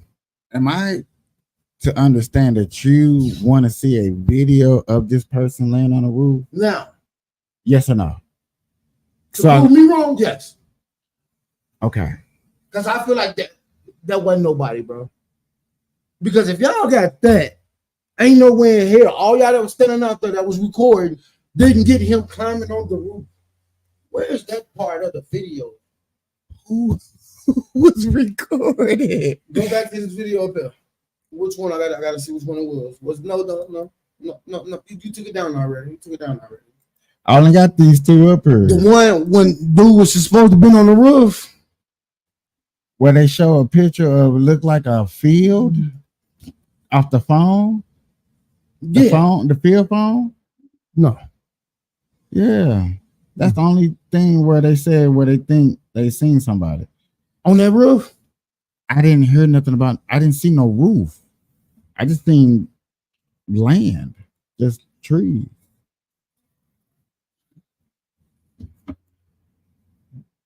I know what you're talking about, but yet again, there was no roof there. From his story, from that video that we seen, it's two different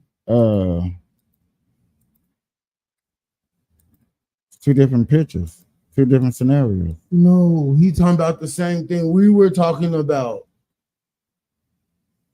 That lady, the black lady up there that was covering this earlier. Talking about her right here?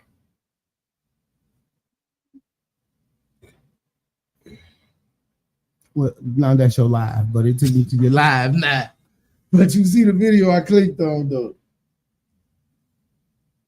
Let me see. Hold on, y'all. I get what you're saying.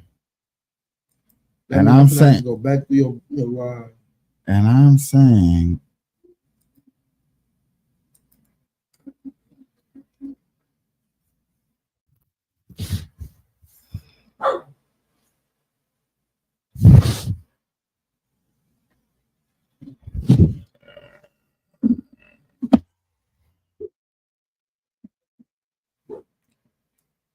ain't no telling.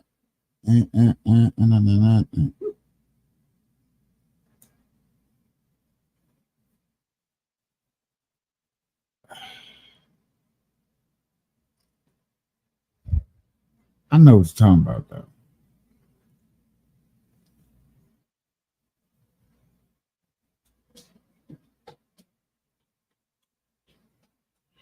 That's crazy.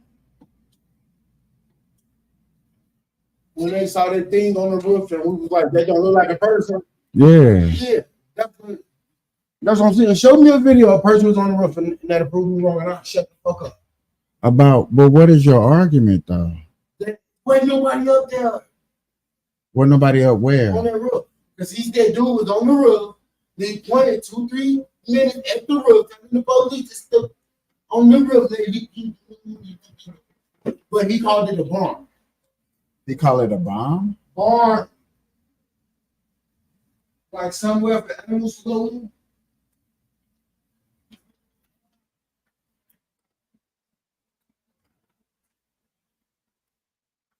I don't think nobody's gonna have a guy on the roof. No. Oh, look. Just for keepsakes. I don't think nobody's gonna do that.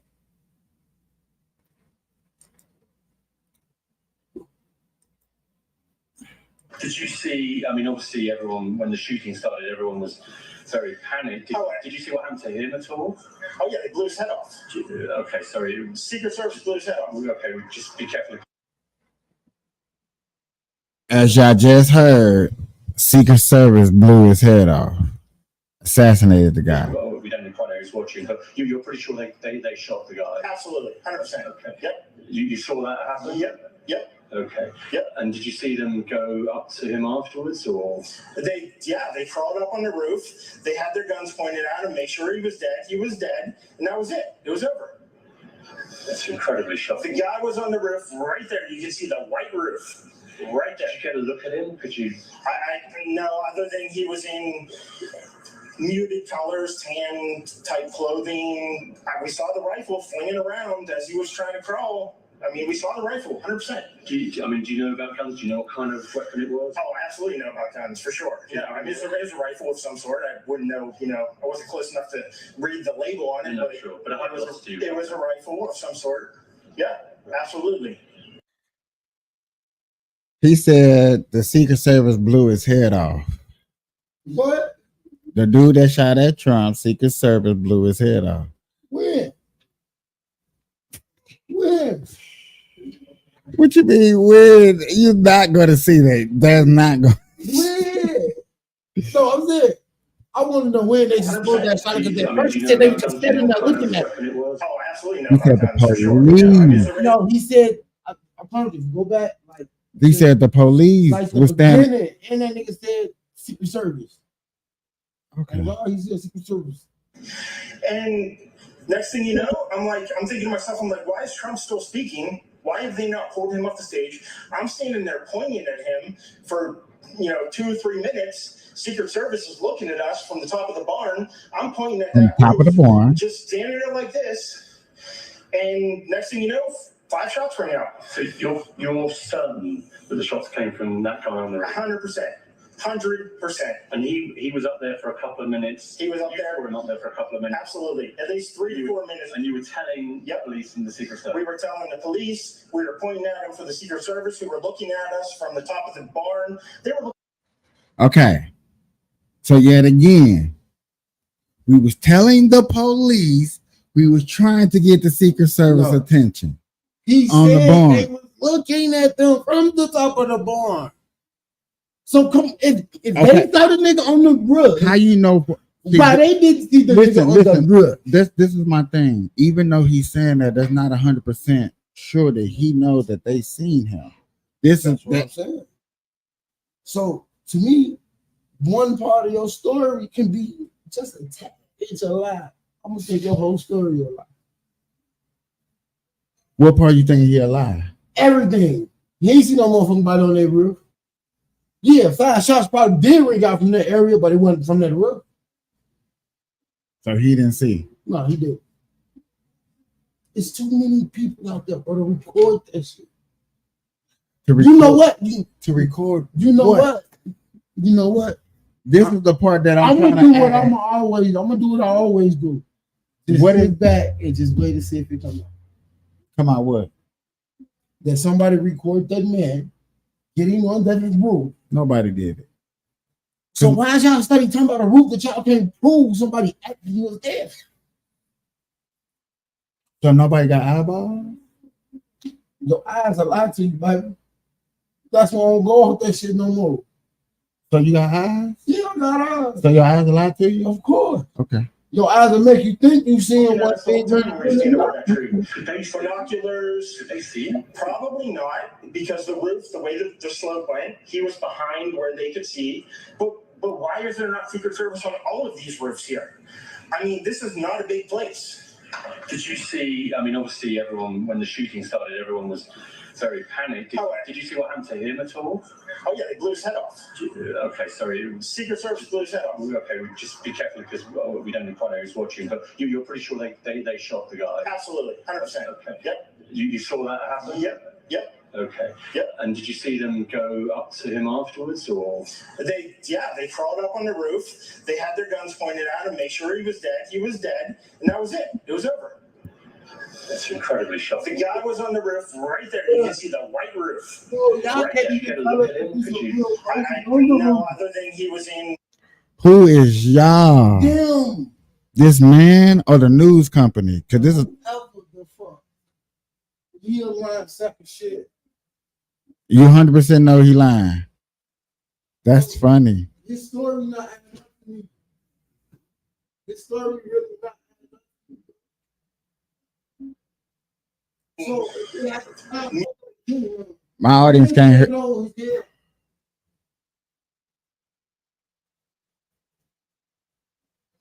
So you telling me something? Secret Service out there with a whole rifle. Come on, man. That story not had nothing. It makes common sense to me. It don't make sense to me. How? Okay. Come on, think about it. Any motherfucking thing out there that a motherfucker say happened, they got proof with this shit. They got proof. If they don't, they lie. Okay. That's how I look at this shit. Okay. That nigga weird. So proof, bro. Muted colors, tan type clothing. We saw the rifle flinging around as he was trying to crawl. I mean, we saw. Ladies and gentlemen, that's funny how people can see things with their eyes, tell a story, then people want proof. Like you thought about getting your phone out. Not everybody think about getting their phones out to record. Not all. Maybe not all. I get it though. But this is a witness, a so-called witness who testified what they seen. So people don't think about getting their phones out to record, but they take their phone out when shit over with. Bro, think about it. Too many motherfuckers out there with their phones out. Somebody caught that shit if it's real. Too many. That's how I look at it. Black, white, Mexican, Latino. Somebody recorded it. If it really happened. If it really happened, I mean, if.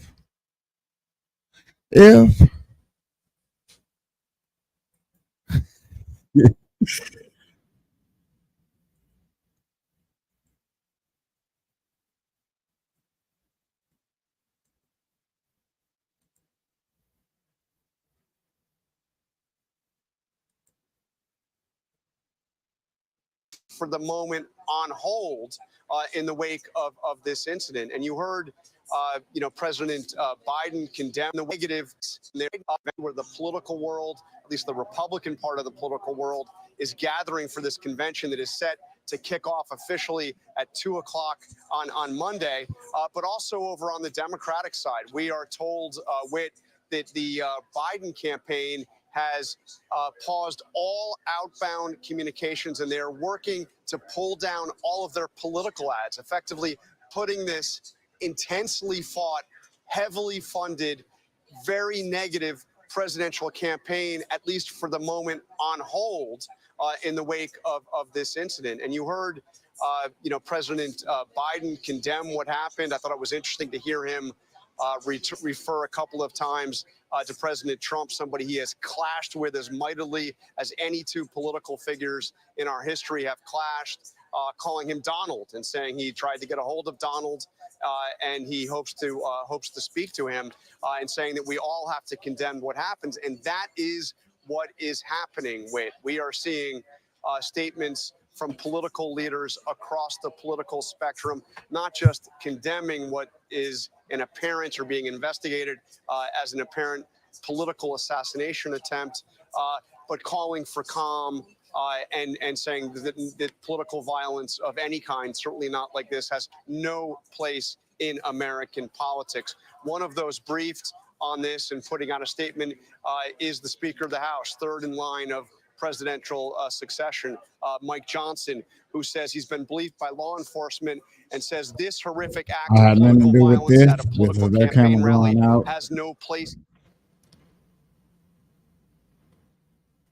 And I think quite movingly from a former congresswoman named Gabby Giffords, who herself was severely wounded in political violence at a campaign event of hers in Arizona. Gabby Giffords putting out a statement saying, political violence is terrifying. I know. I'm holding former President Trump and all those affected by today's indefensible act of violence in my heart. Political violence is un-American and never acceptable, never. A view that is being uniformly expressed across the political spectrum and obviously beyond the political world with. And obviously, John, something we also heard from the witnesses who were there tonight and witnessed this chaos and the bloodshed, asking for prayers, not only for former President Trump, but for the bystanders, or at least one who may have been killed in this incident. John, thank you. Stand by. We'll come back to you as the developments persist throughout the night. But I want to go back to Mary Bruce at the White House. Mary, just getting some more information before I come to you, because we're also told now that FBI personnel are on the scene in Butler, Pennsylvania. The FBI will work jointly with the U.S. Secret Service as the investigation moves forward. And Mary, I just wanted to pick up with you on something that John noted too about Biden reaching out, trying to speak with former President Donald Trump. These are two men who do not speak to each other. I mean, they hardly even acknowledged each other in that debate a couple of weeks ago. So the president trying to reach out, the former president trying to at least, give as much of a perception of unity in this moment of tragedy in America. Yeah, and you heard with the president there essentially arguing that now is not a time for politics, that this is a moment where the country has to unite. You heard the president saying there is no place in America for this type of violence. And as John noted, yes, it is certainly unusual to hear President Biden refer to Donald Trump by his first name. And yes, we know that he tried to reach out to him. We don't know why he wasn't able to get a hold of him, but the president says he's going to continue to try. And this, you can't understate how much it has completely and totally upended this campaign, this race, this moment that we are in America. We were just days away from the Republican National Convention. We have seen, of course, a ratcheting up of divisive rhetoric in this country. We were at a point where you were hearing, as Joe Biden has been facing a lot of doubts from those within his party about the future of his own candidacy in this race. He's been urged by others to take the fight to Donald Trump more forcefully, to outline more forcefully the case in this race. All of that now coming to a halt. The campaign announcing that they are trying to pull down, they are going to be pulling down their ads off of the airwaves. That this is a moment where instead of ramping up, you are having the campaigns hit the pause button completely. Now, what will that mean? How will that change this race? Will it change the way the two parties talk about each other going forward? Will it actually bring the country together? All huge questions and things that remain to be seen in the coming days. And just one more thing, I do think it was interesting. The president there was asked if he thought this was an assassination attempt. He said, I have an opinion, but I don't have any facts, echoing what I think many Americans are thinking right now. Absolutely. Mary Bruce, thank you so much. I do want to bring in District Attorney Richard Goldinger from Butler County, Pennsylvania. Richard, thank you so much for your time. We appreciate it. We've been reporting this information that you gave to some of our team here at ABC News about the shooter being dead and at least one bystander, possibly a second, also killed. What more can you tell us about this incident? From the shooter. Forgive me, just to confirm, so the shooter is dead. You noted that, but earlier we reported possibly two spectators were killed. So now you're saying, just to clarify, one was shot and killed, another one sustained serious injuries. Their condition at this point, unknown? That is correct, yes. Do we know anything about this shooter? At this point, no. Is it a man? I don't even know if it's male or female, to be honest with you. So okay, so we don't know if it was male or female. Was the shooter?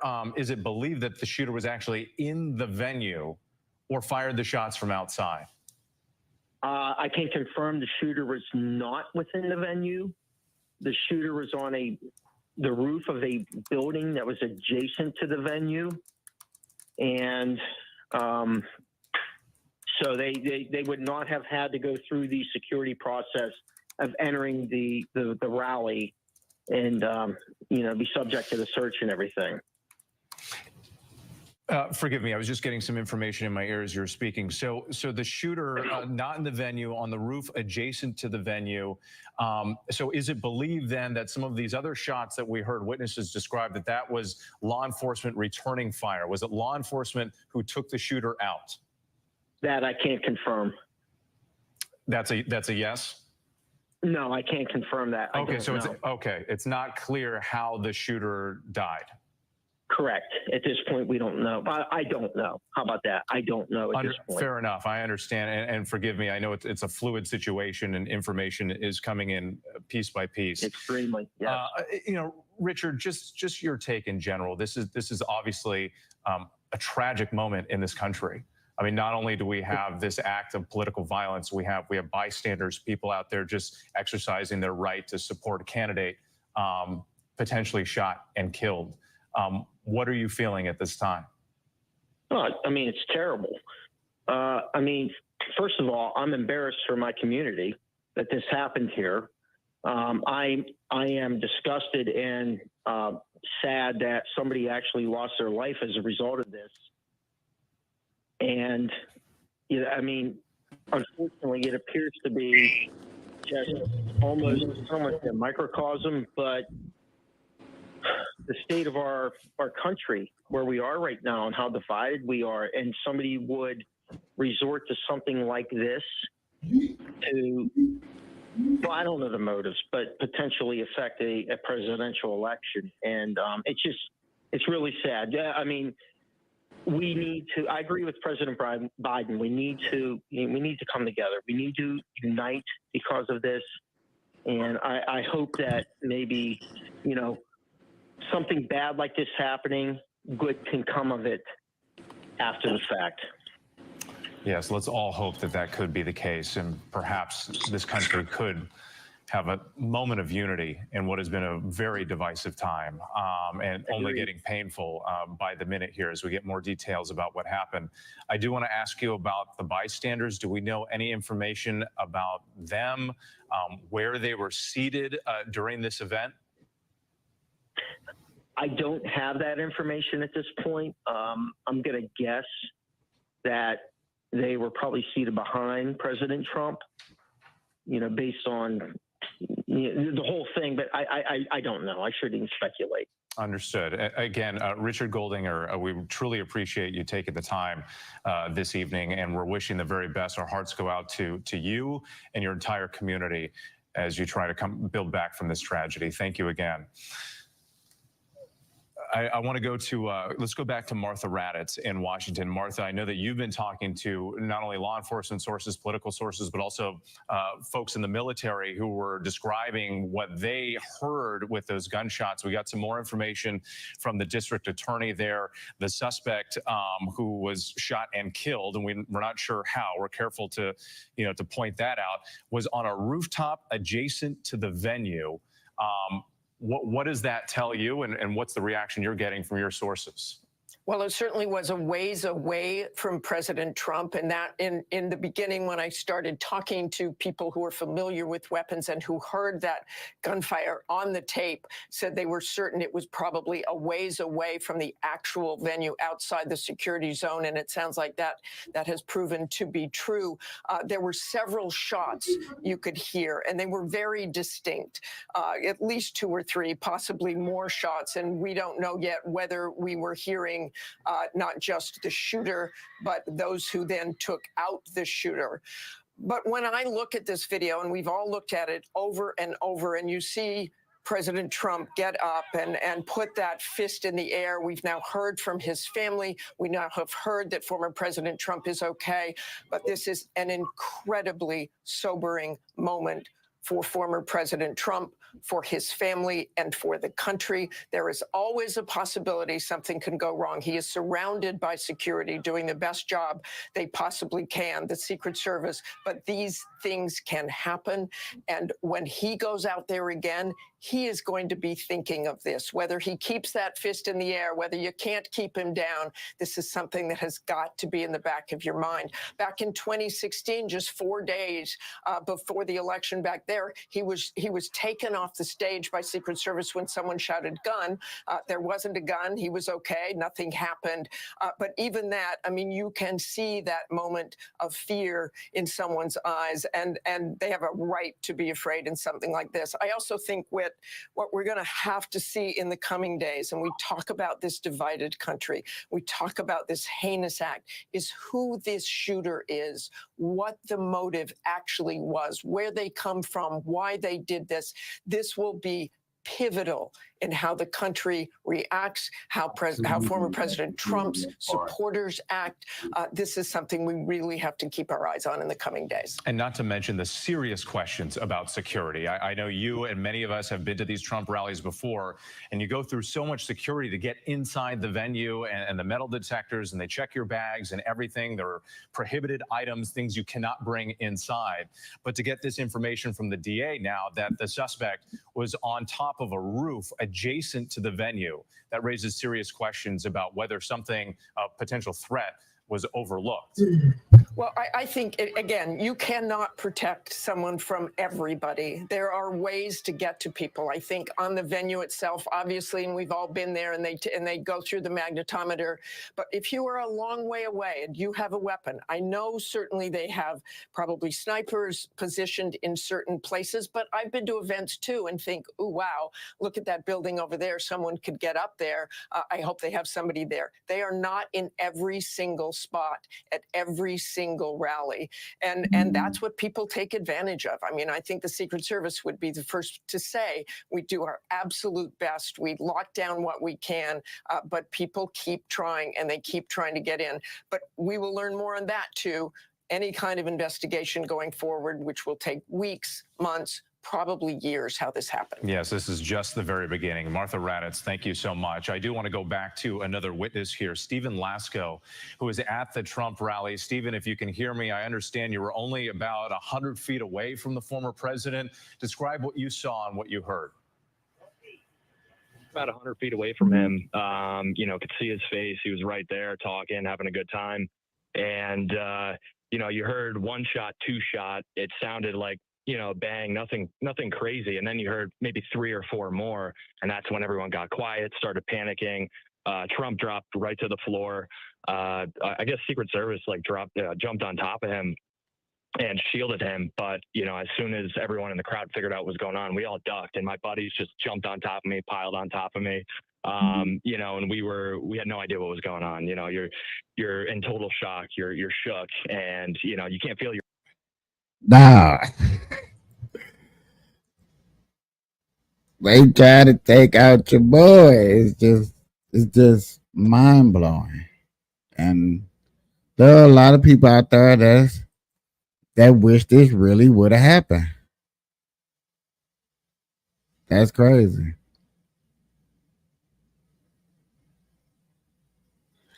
You shouldn't. I don't know. I think this need to be covered. I think people need to take a step back and really look at the situation. Like, is it really supposed to be this deep? Is it really supposed to be this serious? You either vote for the person or don't vote for the person. You know what I'm saying? There's no need to shooting at a person. Or maybe it is important.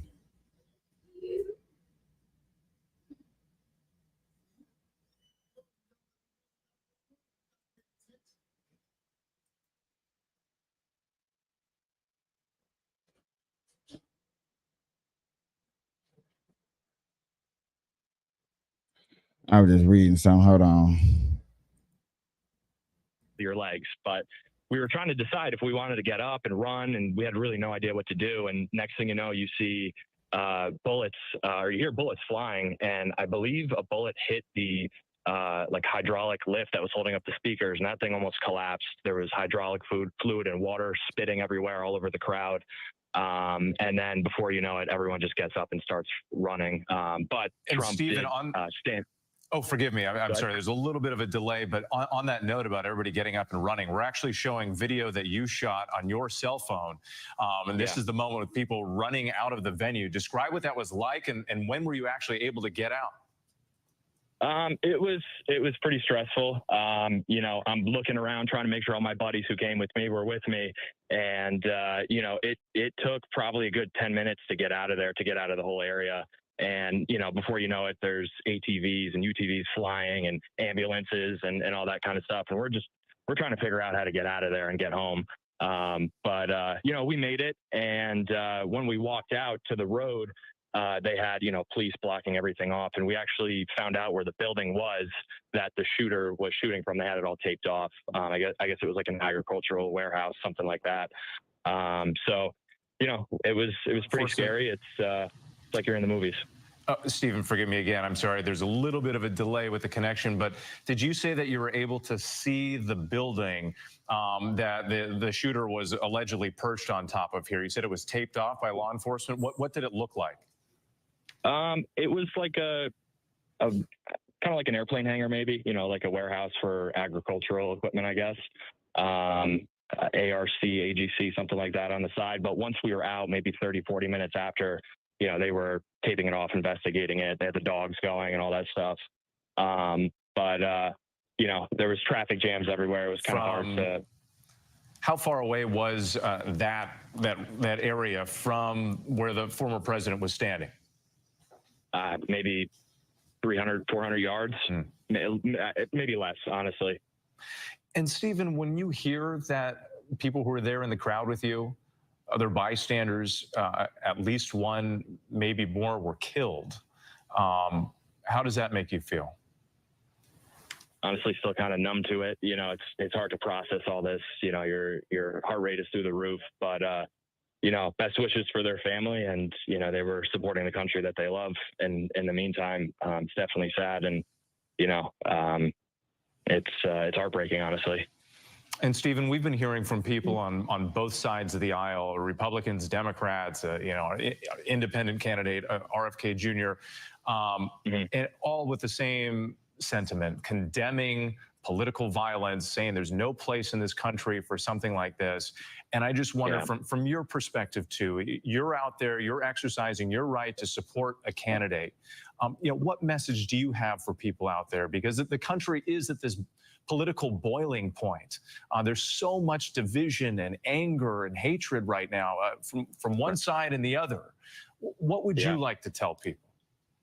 You know, at the end of the day, whether you're on the left, the right, the center, or you don't believe in politics at all, we all still put our pants on in the morning. We all breathe the air and go to work, you know, and a lot of these issues, in 10 years, no one even thinks about them or cares about them. So we're all people at the end of the day, and you know, it's not worth taking someone's life over political beliefs or whatever. It's just senseless. Well, Stephen, I think many people would agree with those words. Thank you so much for your time. Thanks for sharing that video, and we're so glad and thankful that you and the people you were there with are doing okay. Thanks again. Of course, and as Kelly Clarkson says, what doesn't kill you makes you stronger. Well, let's hope that that's what happens in this country from here forward. The country definitely needs a moment of healing as we work closer and closer to Election Day. Stephen, thank you again. Let's go back to Rachel Scott. I believe she's still there in Pennsylvania.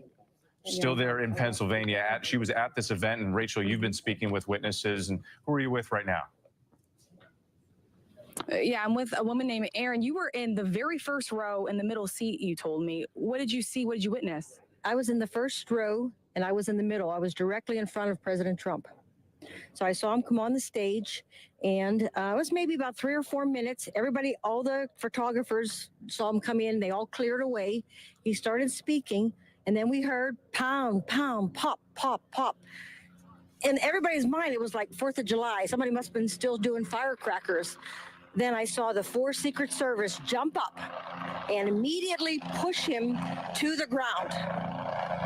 Then the news people that were around him, they all fell to the ground. There was 4 of them down there, and then we all stood up. None of us moved. We wanted to protect President Trump. Sorry, helicopter's landing. Then I saw the gentlemen who wear the guns in the black. They came on and they said, okay, clear right, clear left. On 3, we're going to lift them. So they lifted President Trump up, and he said, I got to get my shoes. His shoes must have fallen off when they pushed him down. I saw the red blood on his right cheek. Then when he turned, I saw the ear from the top to the bottom with red. Erin, I'm just going to have the camera turn really quickly because we are seeing a helicopter landing. For everyone that is watching at home, this is obviously still an active crime scene where we are all standing right now. We are just yards away from where this rally was taking place. We're seeing a helicopter touchdown. We've obviously seen more and more police presence in the last hour following these events that occurred. And there are still supporters that are still trying to leave this area. You are one of them. There were hundreds of people here. And so the parking lots were very full. There was a line to get out. And so there's a little bit of a traffic jam also as well. So you described those moments. You heard the pop, pop, pop. Everyone went down for cover. How are you feeling? How are you processing this? Well, everybody in the first row, nobody went down to the ground. They all stood up. They wanted to protect the president. All we were concerned about was him. And then kind of the Secret Service, when he got up and got into the vehicle, they told us to sit and stay seated because there was things going on. And from what I hear, there was possibly 2 shooters. There's a gentleman here that has a picture of one of the shooters that was rolled off of a building. And he was shot by the sharpshooters that were behind Trump. And I saw a gentleman leave from the left stands, and he had red blood all down his shirt. He wasn't hit, but I think he was around somebody who was. So just picking up little bits of things. We're all in shock because we never expected this. I mean, it's a beautiful rally, a beautiful night. I don't know. If no one's ever been to a Trump rally, it's very congenial. People look out for each other. It just seems like you don't see any fights and you don't see any animosity and you don't see too much. They're all pretty much focused on the president. And then with this to happen, it's just stressful. It's just sad. Very sad. This is an open fairground where we are standing here. It was a very hot day. People were coming in with their water bottles. As you said, there was this sense of sort of joy, excitement to see the former president. All of this unfolded within minutes of him taking the stage. I don't think it was 3 to 4 minutes, I would say. He hardly got a chance to do his, waving at everybody and welcome and maybe a couple words on the teleprompter. But some people tell me that they think one of the shots hit the teleprompter and that could have made him with the cheek. Interesting. Yeah, there's a lot of unconfirmed reports still out there. We're also sorting through this. He did leave the stage on his own. He walked down the steps. I saw that. And then he put his right hand up and fist up and said, "Stay strong, everyone." And he kind of turned like he was exiting. He was making sure that all those people like us that were standing up knew that he was okay. Well, we so appreciate you taking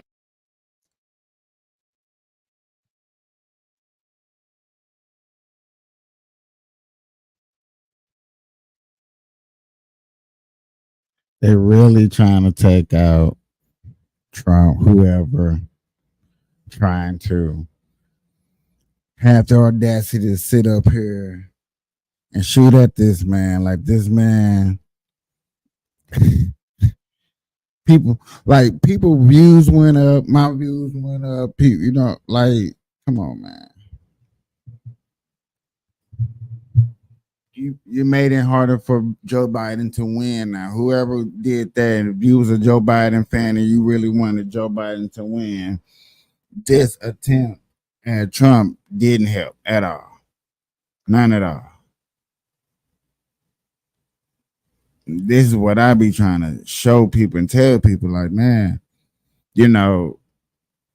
maybe sitting on that couch and stuff like that.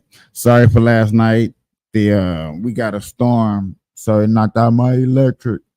For people that was watching last night.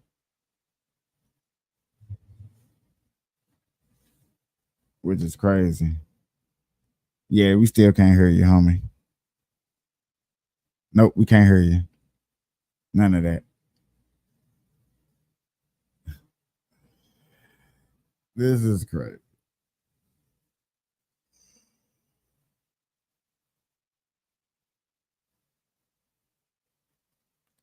Phenomenally crazy. Would never think that something like this. Like I said, there's been a lot of discussions about this can happen. This might happen. What if this would have happened? And it happened. It really, really happened.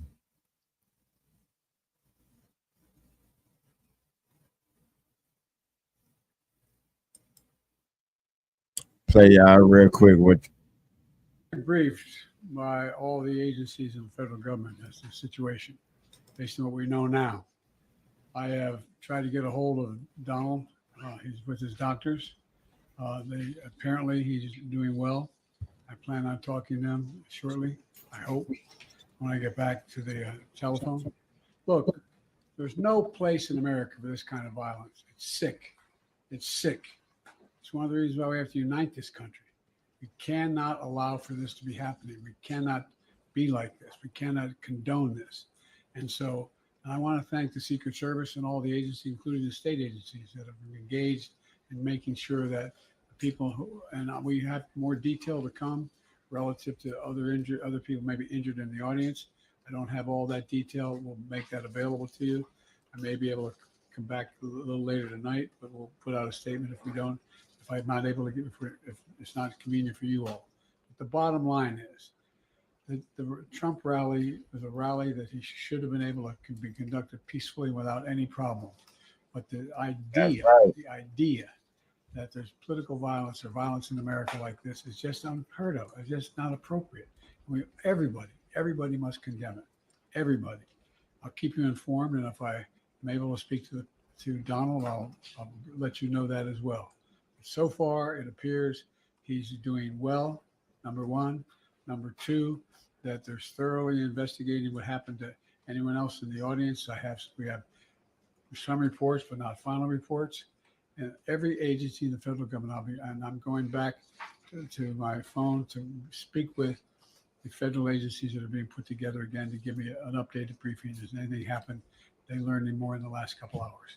So thank you very much, and I hope I get to speak to them tonight, and I'll get back to you if I do. Okay. Mr. President, do you think this was an assassination attempt? I don't know enough. I have an opinion, but I don't have any facts. So I want to make sure we have all the facts before I make any more comments. Thank you. Are you worried for his own safety? Was the security failing this president? That boy walk out so smooth, so hard. About major theft from a male. He walk off so smooth, so hard on us.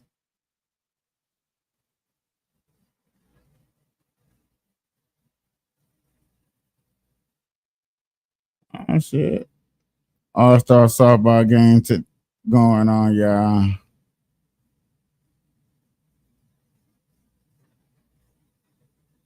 I'm not watching it. Angel Reese, pretty much a walking double-double all season. Rookie All-Star looking for a 16 straight double-double to extend her own WNBA record. Sky hosting the best team in the league, the Liberty. No Breanna Stewart or Benijah Laney Hamilton for New York. Second quarter were tied. Sabrina Ionescu, she was there. So was Jonquel Jones up and over Angel Reese there. Liberty with the lead. Next possession, Jones out to Leonie Phoebish. 3 balls, give it to her. And New York had a 9-point lead at the break. Third quarter, it's a 9-point advantage still. Jones, Ionescu from 3, pushes the lead to 12. Chicago looking to make a run. Marina Mabrey going against Kayla Thornton. Camila Cardoso comes in, sets a screen. They both hit the deck. Mabrey throws up 3, gets the bounce to fall. She had 21 points. That was a team high, 12 rebounds, 7 assists. Reese goes up, grabs the rebound, called for the loose ball foul. That's her 5th, and she was sent to the bench. 10 rebounds, 8 points, 2 shots of a double-double at that point. About a minute to go. Liberty up 11. Reese back in the game. Ionescu knocks down a 3. She had 20 points. Game high, she had 6. Stewie was approving. Now, with 20 seconds to go, the game's over, but Reese still needs 2 points for that double-double. She gets quadruple teamed. New York's like, well, you ain't going to get it now. She did have 16 rebounds, but only 8 points as the Liberty win at 81-67. But the double-double streak comes to an end. There's no excuses. We understood we had to come out and play Liberty basketball, and that means we had to do a lot more today with 2 starters out, grind deep, come out here and get a win. I think about the new players on this team that were so big today, Kennedy Burke, Phoebish, Dojkic. How are you guys all coming together with these new players? They're just as important. We understand that we need them. We need them in all these games, and their number was called tonight, and they came in and they gave us great minutes, and we don't win this game without them. It's very simple. It's super simple. The game is easy. If they're going to have one person in front, one person in the back, the ball has to be skipped. That's it. Plain and simple. They're going to load in that way. You allow the ball to find the open energy. That's it. That's the game. That's how the game is played. But heck, our team plays really dang hard. This team plays freaking hard. You know, take a look. How many free throws we get? Just take a look. We're freaking aggressive too. We're aggressive to the rim. You just said it. We play in the paint. We get what free throws? 1 in the second half? Okay, enough said. All right, with that win, Liberty, first team to 20 wins this season. I like that argument. That's an argument from a coach. And they set a franchise record in the process. 24 games to get to 20 wins, breaks their previous record. It was set just last season. It took them 26 games in 2023. More now from LaChana Robinson and Andrea Carter. Welcome into the WNBA Countdown Desk. LaChana Robinson alongside basketball analyst Andrea Carter. Andrea, we just watched a good one in Chicago. The New York Liberty get the victory 81-67 over the Chicago Sky. Coming into this game, we thought it was a great opportunity for the Sky to get a win. No Breanna Stewart, no Betnijah Laney, both out to injury, but New York still got the job done. No, it was a great opportunity for Chicago to get the win. We didn't just think it was a golden opportunity from Chicago that New York completely snatched away. It was a close game towards the first half, but in the second half, New York really put the pieces together and Sabrina Ionescu took over. 28 points from Sabrina Ionescu on the night. She knocked down 4 threes. I thought she played with a level of confidence, played with a certain edge that this team needed. You mentioned being down 2 starters on the road. She led the way, but everyone else stepped up. Kennedy Burke, Ivana Dojkic, Leonie Fibic, they had contributions from players that were usually on their bench that got very high minutes. I thought New York played with great chemistry on the offensive and defensive end, again, led by Sabrina Ionescu. And what can New York maybe learn from this game that they can take with them, that they may need if they plan to make it back to the finals? Well, it's going to be when the starters come back, and Betnijah Laney Hamilton and Breanna Stewart. Everyone that's playing high minutes right now, they have to play with the same level of confidence that they had today when they're back coming off the bench or when their minutes are a little bit lower. In those spurts, can they play with the same confidence that they showed out there today? She's Andrea Carter. She's got the final word. That's it from the WNBA Countdown. Thursday, but New York will be shorthanded. There's Angel Reese. Her double-double streak still intact, but no Breanna Stewart, no Betnijah Laney Hamilton either for New York. But they did have Sabrina Ionescu, and they did have Jonquel Jones. They team up there to give the Liberty an early 2-point lead. Next possession, Jones to Leonie Fibic. That's a 3. And New York starting to pull away a little bit. They were up 9 at the break. Let's go to the third quarter. Jones, Ionescu, 3 ball. She had 4 of them in the game. That pushes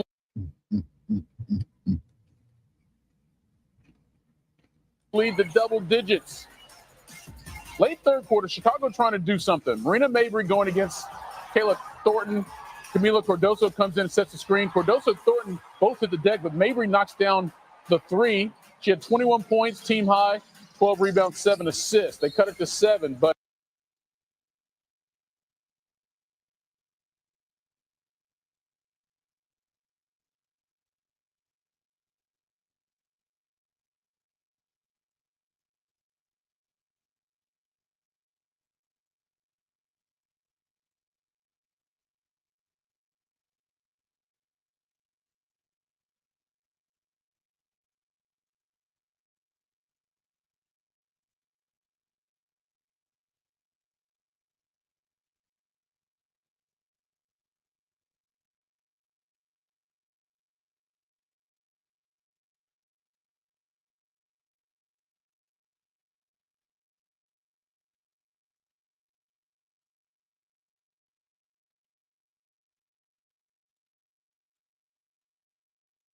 Service, the statement says, quickly responded with protective measures, and former President Trump is safe. 1 spectator was killed, 2 spectators were critically injured, and the incident is under investigation. That's an official statement from the U.S. Secret Service. Law enforcement sources tell ABC News the shooter was at a distance of 200 to 300 yards away. In an elevated position, he was on a rooftop adjacent to the venue, and those same law enforcement sources are telling ABC News he fired as many as 8 rounds from an AR-15 style rifle. And Aaron, this information that you bring us also lines up with what we've been hearing from witnesses. Many of those who are fleeing the venue itself, talking about a separate location, a rooftop that was then taped off with caution tape. The law enforcement dogs were searching the area. So again, as we've been on the air now for a number of hours, it's sort of this drip, drip, drip of information. But I wanted to pick up, Aaron, with a question that I was thinking about when Rick Klein was talking there from Milwaukee. Because even though, and you know this because you've done so much reporting about the heightened threat level across this country and the warnings that law enforcement have had about the threat of political violence, in this situation where they're treating it as a potential assassination attempt, law enforcement across the country must just be scrambling to sort of change their protocols and procedures to try to deal with any sort of massive event, especially as it pertains to any political venue. Well, the political venues are usually come upon quite quickly. The campaigns will choose them. The Secret Service will do some kind of a security assessment and do what they think they need to do to keep the protectee, in this case, former President Trump, safe. Now, they undoubtedly would have accounted for nearby rooftops.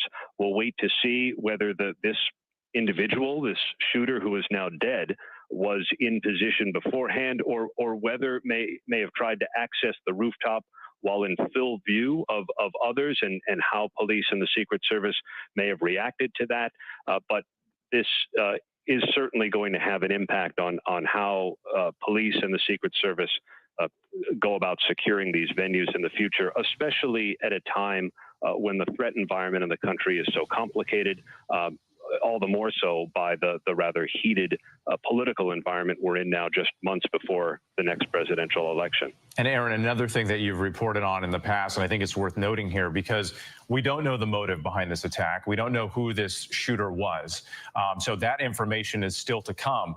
But regardless of whether that specific threat was neutralized, right, if it was one shooter or if there are other people who could have been involved, regardless of that fact, Aaron, you often talk about the threat of a lone wolf who could be inspired by an event. And so law enforcement has to be looking at this and also saying, okay, well, it's one thing to foil a potential plot. It's another thing if you've got somebody with a grudge who's motivated by what they saw on TV.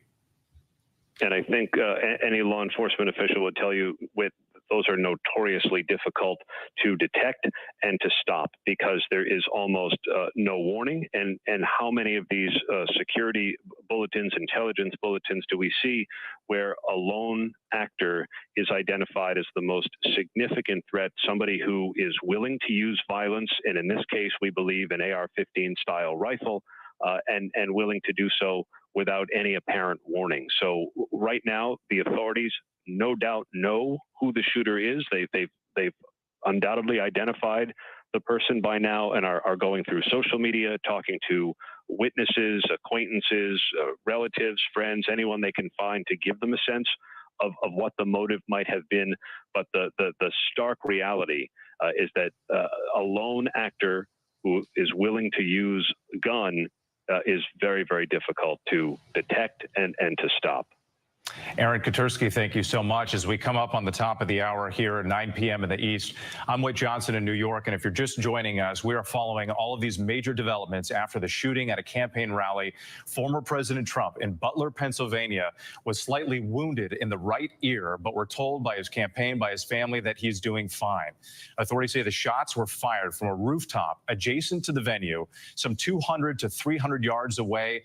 8 rounds fired from an AR-style rifle. That information just reported by our Aaron Katersky. And the shooter was neutralized by the Secret Service. The shooter was killed. Authorities say a second person, a bystander, is also dead. Also getting reports that another spectator may have been critically injured. The incident is being investigated now as a possible assassination attempt. The former president's son, Don Jr., says his father is under observation at the hospital and in good spirits. President Biden tonight coming before the cameras, condemning the incident, saying there's no place in this country for violence. The former president himself also releasing a statement moments ago, thanking the Secret Service and law enforcement for their rapid response, describing the incident, saying he heard a whizzing sound and shots.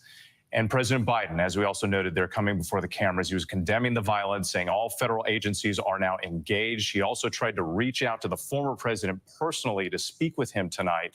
The incident all playing out before the cameras. The horrific moment here, the loud noises popping, the former president appearing to grab his right ear in that moment. Secret Service agents then rushing the stage, protecting him with their bodies like a human shield. Those anxious moments as everyone was waiting to see if Trump was okay. This is the shocking moment. Chaos erupted at Donald Trump's rally in Butler, Pennsylvania.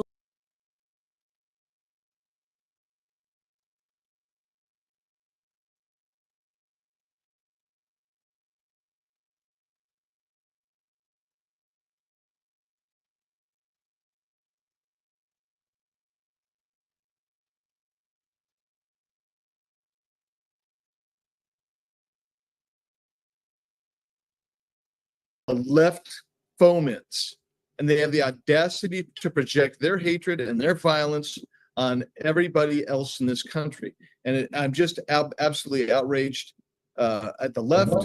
And I think that we need to somehow, it's going to have to be dialed back.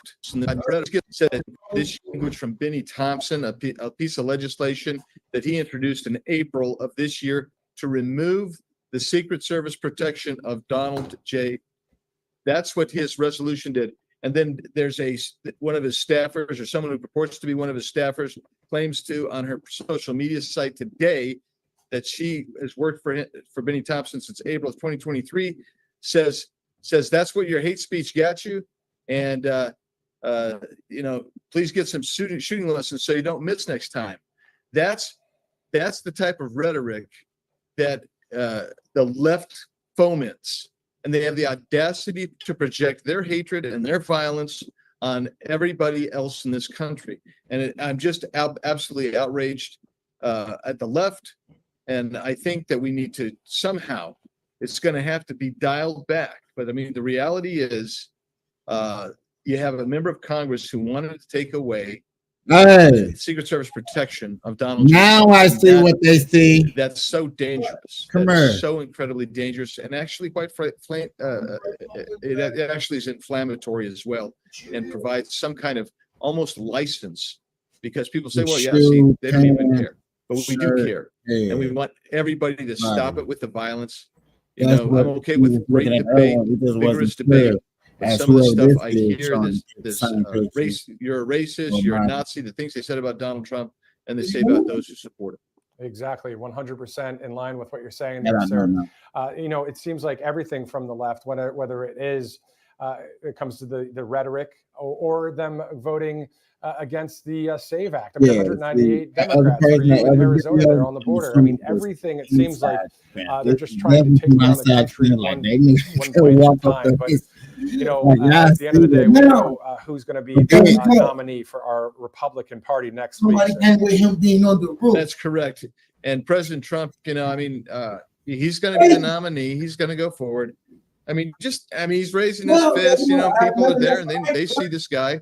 He is resilient. He is tough. He's courageous. He's fearless, and he's undaunted and unbending. Exactly. Okay, so this from Politico on July 8th, 2024. I want to read you this statement here from Joe Biden. He said, "I have one job, and that's to beat Donald Trump. I'm absolutely certain I'm the best person to be able to do that. So we're done talking about the debate. It's time to put Trump in a bullseye." That, according to Politico, I just received this report from our producers here. We're hearing. It's interesting right now.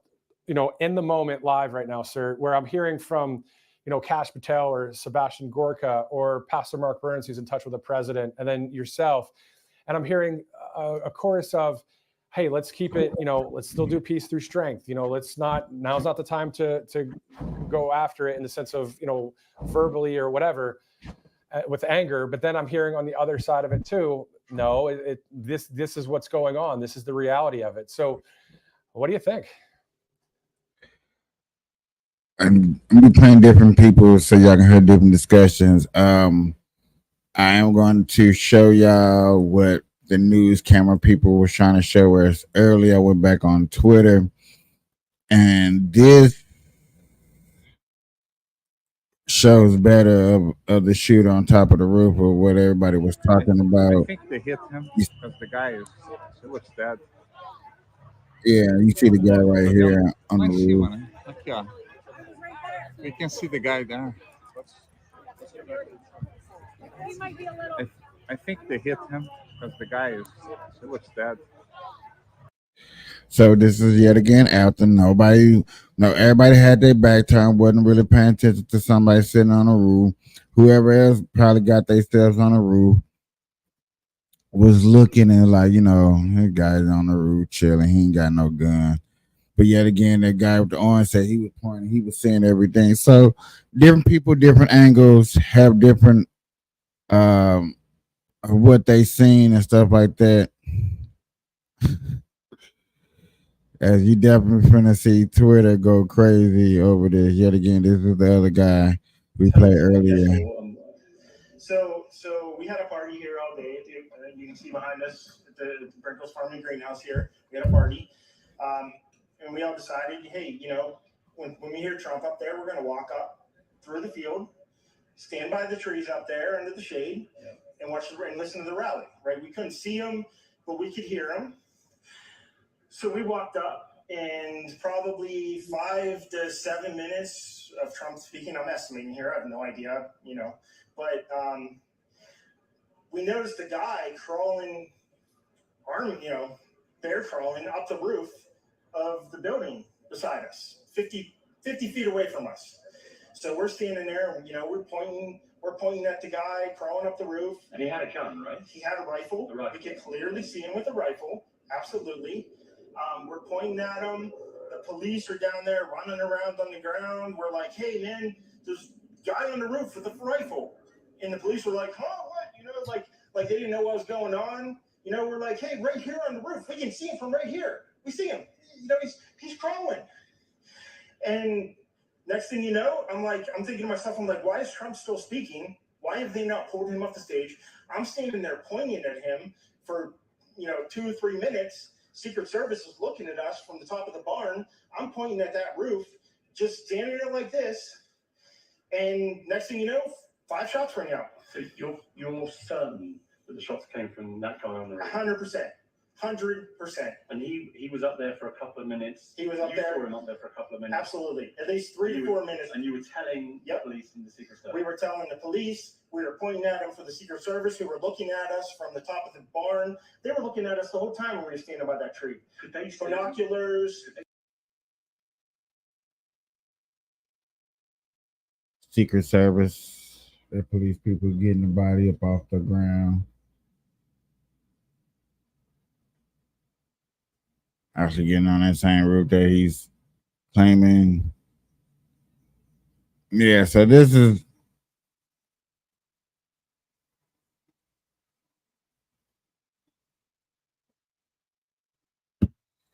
you want the people may not like Twitter and stuff, but man, if you really want to know what's going on, man, you come on here, breaking news or coverage. I think this is the other person that got it.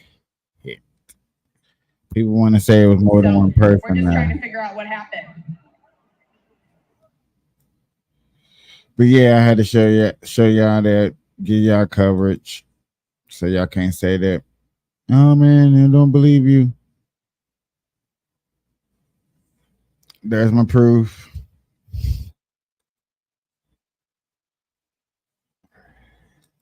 I want to go to.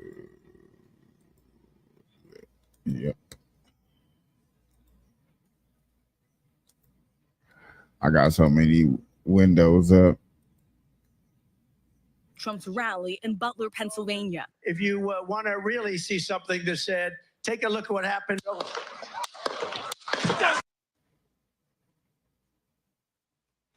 Yeah, it's the second one that actually got him. Moment. Chaos erupted at Donald Trump's rally in Butler, Pennsylvania. If you want to really see something that said, take a look at what happened. He missed. Second shot right there. Third shot. you can hear several pops and see the former president grabbing his ear, ducking for cover behind the podium. Secret Service agents rushing the stage, surrounding Trump, shielding him, taking him down to the ground. The screaming crowd looking on in horror. A short time later, agents carefully lifting the former president up. I got you, sir. I got you, sir. Let me get my shoes, sir. Hold on, your head, buddy. Blood clearly seen on his face, Trump pumping his fist. Agents whisking the former president off the stage, down the stairs to a waiting armored SUV, rushing him to a local medical center. We heard what we appeared to be gunfire coming. The former president was rushed off the stage. Right now, with Secret Service, he's being escorted into his vehicle. This was a chaotic moment that just played out right here in Pennsylvania. People running and rushing to the ground as they heard those apparent shots fired. Tonight, the Trump campaign releasing a statement saying the former president is fine and being checked out at a local medical facility. Just hours ago, this area was lined with Trump supporters. They entered that tent right there to be screened by Secret Service, going through metal detectors, their belongings tested.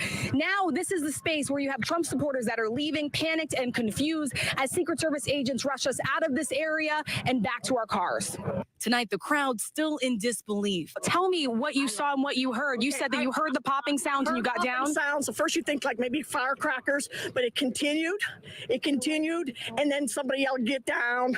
We got down, and we huddled and we started praying. Tonight, local officials telling ABC News those sounds were in fact gunshots, live rounds fired from outside the security perimeter. This is being investigated as an attempted assassination. And tonight, the local district attorney telling ABC News at least one person is dead and the shooter is dead as well. Tonight, President Biden addressing the nation. I have tried to get a hold of Donald. He's with his doctors. Apparently he's doing well. I plan on talking to them shortly, I hope, when I get back to the telephone. Look, there's no place in America for this kind of violence. It's sick. It's sick. It's one of the reasons why we have to unite this country. We cannot allow for this to be happening. We cannot be like this. We cannot condone this. But the idea that there's political violence or violence in America like this is just unheard of. It's just not appropriate. And everybody must condemn it. Those words from President Biden tonight saying everyone must condemn it, something that we've been hearing from politicians on both sides of the aisle. And Rachel Scott is back with us now. Rachel, you've been here since the beginning tonight. We were talking to each other during World News as the rally was just getting underway, and you've been getting these horrific stories from witnesses, and you're with another one tonight. Yeah, we're with another group of witnesses that saw what happened. I will tell you, hours ago, this area right here was filled with Trump supporters eager, waiting to go inside of that rally. Right now, tonight, this is an area where Trump supporters are gathering. They're left with shock about what happened.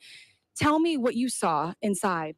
Yeah, I was just about like 30 feet from Trump, and then I saw the people that had been shot, and they were bringing them down in the stands right above me, and I just didn't want to get down. I just kept standing. But I saw, I saw the man that was hit in the head, and there was a lot of blood, and I knew there was no way he was going to survive that. And then there were two of them that they brought down, but it was like real chaos and chaotic, but I didn't get down. And so it was very interesting. We were just right there. About 40. What was going through your mind as you saw that person with tons of blood on them?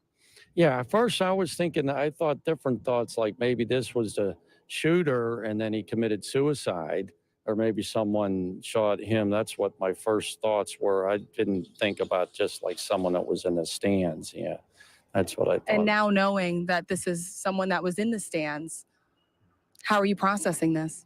No, I think we're all in shock. Yeah, we're numb that this happened. Can I say, when I heard this going on, I thought it was a firecracker. It's like with Kennedy, people thought it was a firecracker. And I looked, we were 20 yards away from Trump, and then we were 20 yards away from where I thought it was a firecracker. Then now I'm thinking maybe those were bullets that were going over our head. Yeah. And then they were saying, get down, get down, get down. I just wasn't processing. It took me like 2 minutes, and I finally hit the deck. But I think it's just like you're in shock.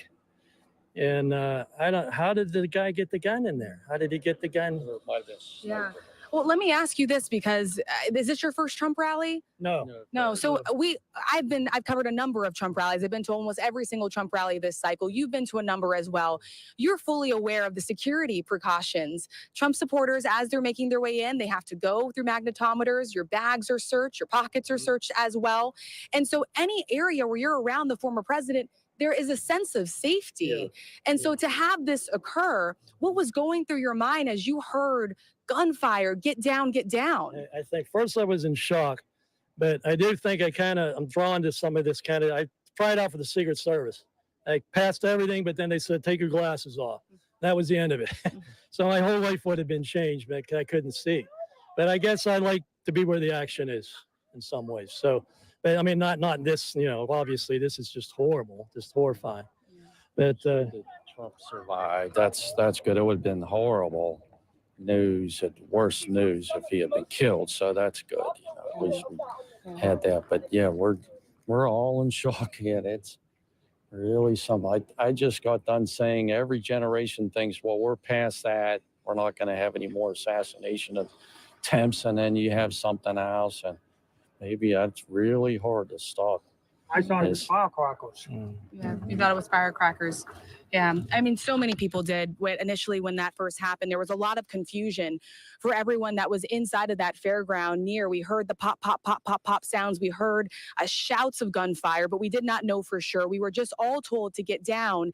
And then from my understanding, it was also law enforcement that told you all to just stay down, even though the former president was already escorted to make sure that they had the situation under control. They kept saying, stay down, but then curiosity overcame me. After about 5 minutes, I stood up and there were like 6 or 7 men with AR-15s or whatever, whether they AK-47s or AR-15s, and they were just like hawks. They were looking around, staring at everybody, and their guns ready, and one guy looked kind of nervous. I mean, it was just, I was just kept thinking that we're going to be a part of history here, so.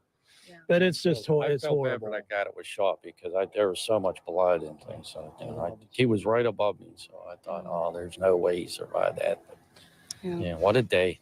A hard thing to witness, and I so appreciate you all taking the time to speak with me, and I'm glad that all of you are safe. Please get home safe. Again, with just this sense of disbelief, trying to process, replaying those events over and over in your head, that's what everyone here that was inside of that Trump rally is still having to contend with as they process the moments that happened, those frantic and chaotic moments of what they witnessed inside Whit. Yeah, and I can't help but think there's going to be a lot of trauma after this event for all of those witnesses who are there, watched this unfold before their very eyes, and also knowing that one of their fellow supporters, somebody who was just there, part of the rally, at least one person lost their life today. Rachel Scott, and to you, we can't thank you enough for all your reporting throughout the evening. Stand by, we'll come back to you if news develops. But let's bring in John Cohen tonight, ABC News contributor, former FBI. John, there are so many questions about what happens now with this investigation. Take us through this process. Where do they begin? Well, the first thing they're going to do is they're going to identify the suspect. They're going to try to determine by evaluating their social media, their communications, their interactions with other people that they are associates with, whether this was an act of a lone offender or whether it was part of a broader conspiracy. They're also going to be looking for any type of follow-on events. Part of the danger in a situation like this is that people may view this as either an act to be replicated or may seek to respond. So law enforcement very quickly across the country, quite frankly, is going to be looking at trying to prevent any residual events following this incident. John, thank you very much. And we do know that the FBI is joining the Secret Service in this investigation. Let's go back to Martha Raddatz. Martha, you've been talking to sources, also military sources, and you have some new information, what you're learning about the weapon. Well, we know from our own reporting from Aaron Katersky and others here at ABC that they believe it was an AR-15 and that the shooter got off 8 rounds. Talking to a military source who said it is the same thing as an M4, which they use in the military. We train to shoot at our ranges out to 300 meters without optics or a scope. A good shooter can easily shoot further with an optic. That's about 330 yards. And It's believed the shooter was 200 to 300 yards out. This military officer said the 300 yards is definitely in range, not an easy shot, but 100% in range. And this is very sobering, Whit. He said, I am surprised he didn't hit him. We do know that his ear was grazed and not certain exactly how that happened at this point, although Donald Trump said he believed it was a bullet going by him. But I am surprised he didn't hit him. This military officer also says that it was likely, given the sounds he has been listening to all day on that tape that we have been playing and that Donald Trump himself heard and everybody there who was there, that it was far away, but that perhaps the shooter tried one shot, missed, and then got off several very rapidly just into the crowd. Yeah, 200 to 300 yards away, and that shooter on top of a roof. And Martha, to your point, it is worth emphasizing that. I mean, former President Trump says that he heard the bullet whizzing by and that it pierced the top of his ear, literally inches away from taking his life. It certainly would have been if it in fact is proven to be a bullet that went right by his ear. Millimeters. And, you know, the way you turn your head or you don't turn your head. And again, that we have to emphasize this was clearly in range for a weapon like that, whether the shooter had a scope, whether the shooter did not have a scope. Even without a scope, this military officer says you can take someone out at that range. Again, the dangers of these kinds of events with people way outside of the event itself, way outside security, and that is something the Secret Service is going to have to look at, local law enforcement as well, how this person got on that roof undetected by police or anyone else carrying a rifle up there, carrying an AR-15. And again, we still don't have information about the threat itself, the motive, who the shooter was. We haven't even been told by law enforcement, you know, whether they think the threat is over. So still a lot more information to come. Martha, thank you so much. We appreciate it as always. And throughout the evening here, we've been speaking with many other eyewitnesses. You heard from Rachel earlier. We spoke to some live on the air who were at the rally describing how the former president had just started to speak and then the shots rang out. What you saw and what you heard. You said that you heard the popping sounds and you got down. Sounds. At first you think like maybe firecrackers, but it continued, and then somebody yelled, "Get down!" We got down, and we huddled and we started praying, and we just started praying, and thank God, a little while later we got up. When we saw other people get up, we saw Trump get up, raise his fist like I'm okay, and we kept praying. I felt really bad. I'm worried about our grandchildren. What kind of life are they going to have if this goes on, if people don't have the right to say what they want? You told me that you were near the very front. You weren't very far. No, we were like from here to where that thing is. And you got down. You said you got down immediately. Yeah. Yeah, everybody yelled, "Get down!" My daughter-in-law, Lisa, she said for us to hurry up and get down. Well, I mean, I saw all the Secret Service kind of cover Trump. They did a really good job about that, making sure he was protected, telling everyone to get down. So I think they did take a good care of making sure everyone was understanding what was going on and being serious, but not freaking everybody out. What was your initial reaction when you heard those popping noises? To get down. Yeah. So I actually my boyfriend pushed me on the ground and went on top of me, which was really nice. But I think a lot of people were a little too shocked to understand what was going on originally, for sure. But I think everyone listened pretty well, and it was handled pretty well. Did you see some of that commotion that was playing out on the other side of the bleacher where we saw law enforcement agents sort of swarm around another individual, or did you ultimately just rush out? No, we were there for a minute because they did tell us to go back down again just in case. I think that was good because it helped calm people down. But I think one of the stands that I was next to, they did carry out a man, and there was another one that might have been injured. I'm not 100% sure, but definitely one at least. And on the other stand on the other side, because I was on the right, on the left, there were a bunch of men in uniform surrounding someone. So that was interesting to see.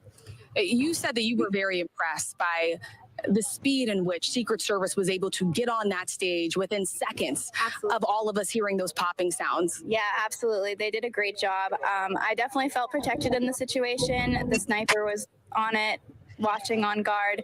Everyone on. I mean, like, of course, it was like nerve-wracking in the moment, but I never felt like I was like in danger, which was cool. They were on the president, which I'm very thankful of, and they did a great job like protecting him and getting him out as quick as possible. He is doing good, which is good. Yeah. I'm the Republican nominee for this. My guy. Bruh. Can I say I told you so? Hey, I spoke on Elaborate. this, huh? Elaborate. I said they was gonna do this. I said these Democrats ain't playing with him. I said they're not playing with Trump. They gonna do whatever it takes to get him out. And guess what? Man, it's sad to say, Brody, but I don't think they're gonna quit here. I don't think they're done. They got to do whatever it takes for him not to be a president.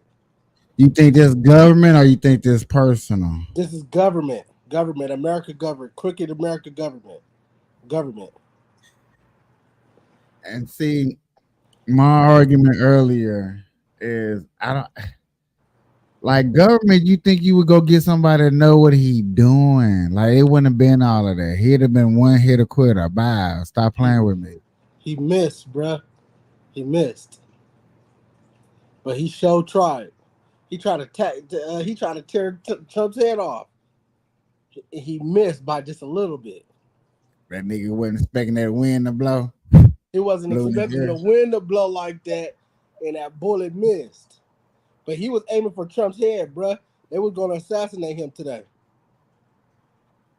And it's because, like all the things we said in the videos, like they want to take him out. The Democrats are not playing. They don't like what he stands for, and they will do anything for him not to be the president. Dude, right?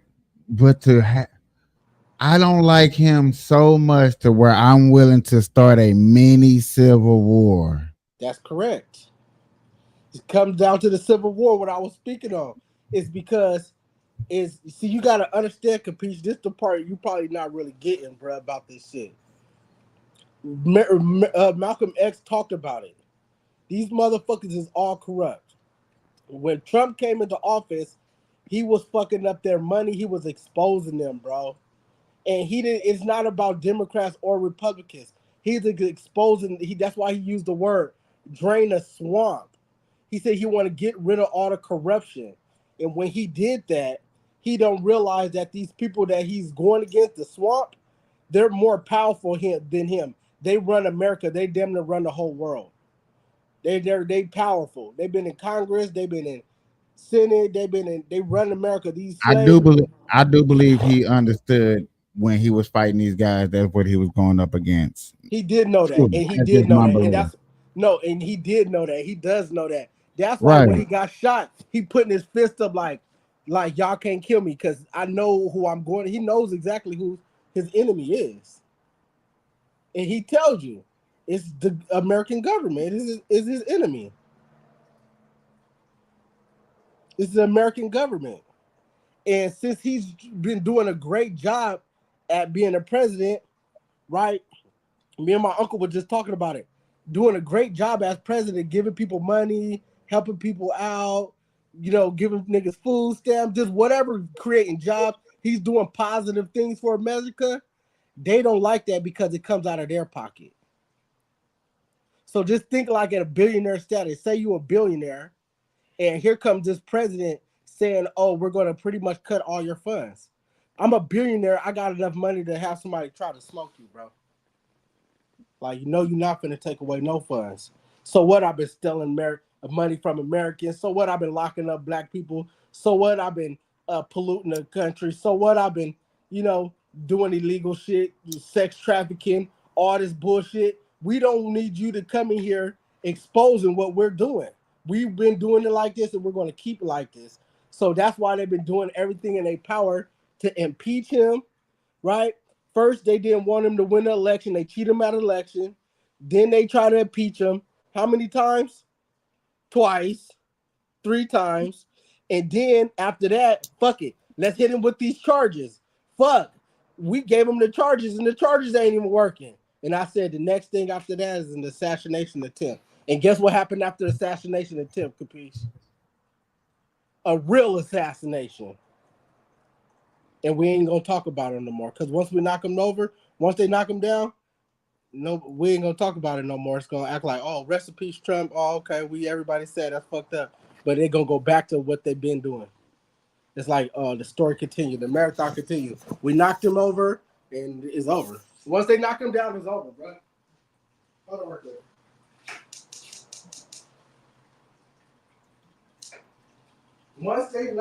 Once they knock Trump down, it's game over, bro. It's game over. Trump said, listen to his speeches. He's talking about this. He said they want to destroy America, bro. These corrupt politicians inside of America. We're not dealing with evils with outside. We're dealing with evils from within side. I'm not knocking your scenario. I'm not knocking your hypothesis because I have heard the same things too. I'm not gonna play dumb or blind. The problem I have with the attempt on the president, if it's from the 1%, and we're talking about people that got good money, that paid money, like stop playing. There's no way he should have. Unless it just hit me. I'm sorry. So you're not saying you, but you're trying to say like this was just a warning. This was a warning shot. Yeah, like that was a warning. Next time you really gonna get knocked down. So don't run as president. Don't try to be the president. Just stop. And now all they keep telling them is to stop. They keep telling them to stop, bro. Stop. We impeach you, bro. Just give up. We gave you felonies. Because if he would have got those felonies right and said, fuck it, I ain't even gonna run for president no more. Y'all try to lock me up. Fuck it, I don't want to do it no more. It just been over with. But if he would have got impeached the first time, if he would have lost the election and then said, you know what, fuck it, I ain't running no more, this wouldn't be going down. But now you know, at least up to the election. I doubt it, but at least you know up to election, you're not gonna have no more rallies outside. Correct. But that don't matter. They could still kill him. True indeed, but if you finna do it now it's gonna be a lot harder for them to do it because now you're inside. I don't know, a lot more contained. This assassination, and I've been playing plenty of videos and actually going on Twitter. The man that did the actual assassin, let me go to it real quick. Hold on. I don't know if that matters. I believe that he got so much power that he was on the outskirts. That's all I'm saying. He was on the outskirts of the building. So therefore, yeah, right here. I got it.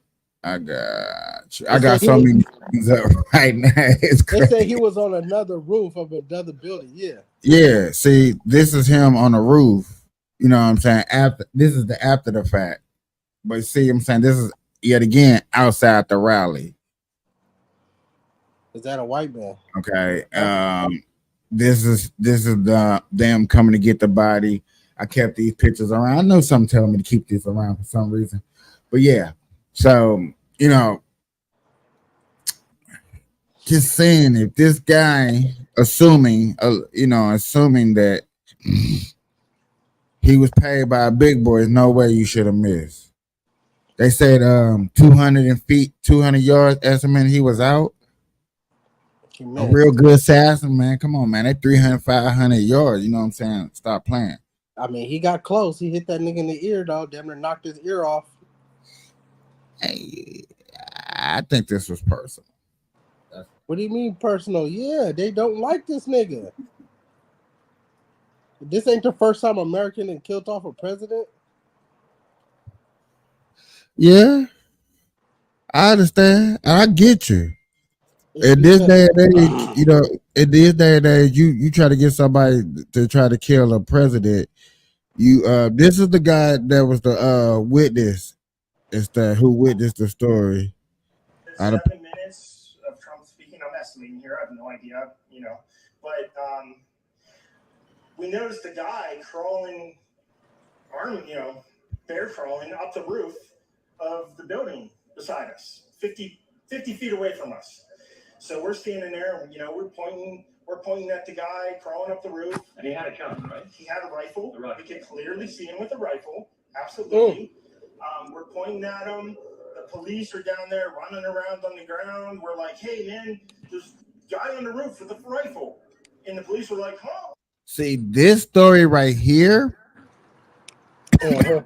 if this story really, really get out, you're going to have to hold somebody accountable.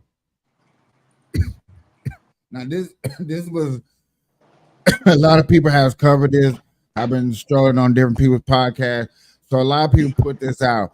I have not seen this guy yet on mainstream media yet. Everybody else done put their testimonies in, but I have not seen this guy yet.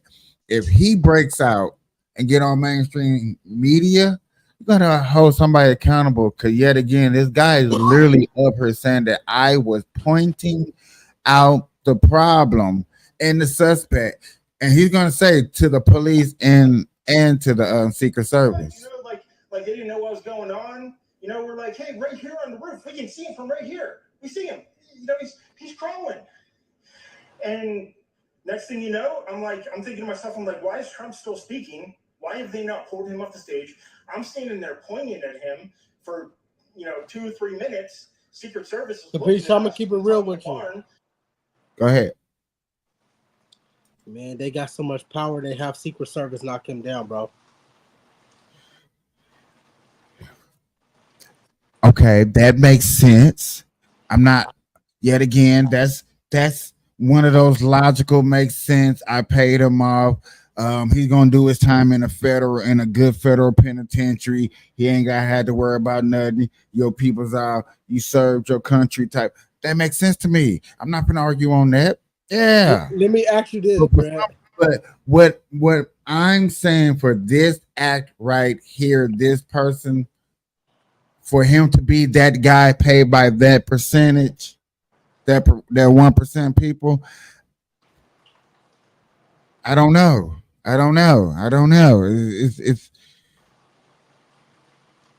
I don't see professionals paying an unprofessional to do a professional job. Do that make sense? Yeah, but the guy that was the shooter, he was a professional. He just missed. Stop playing. No.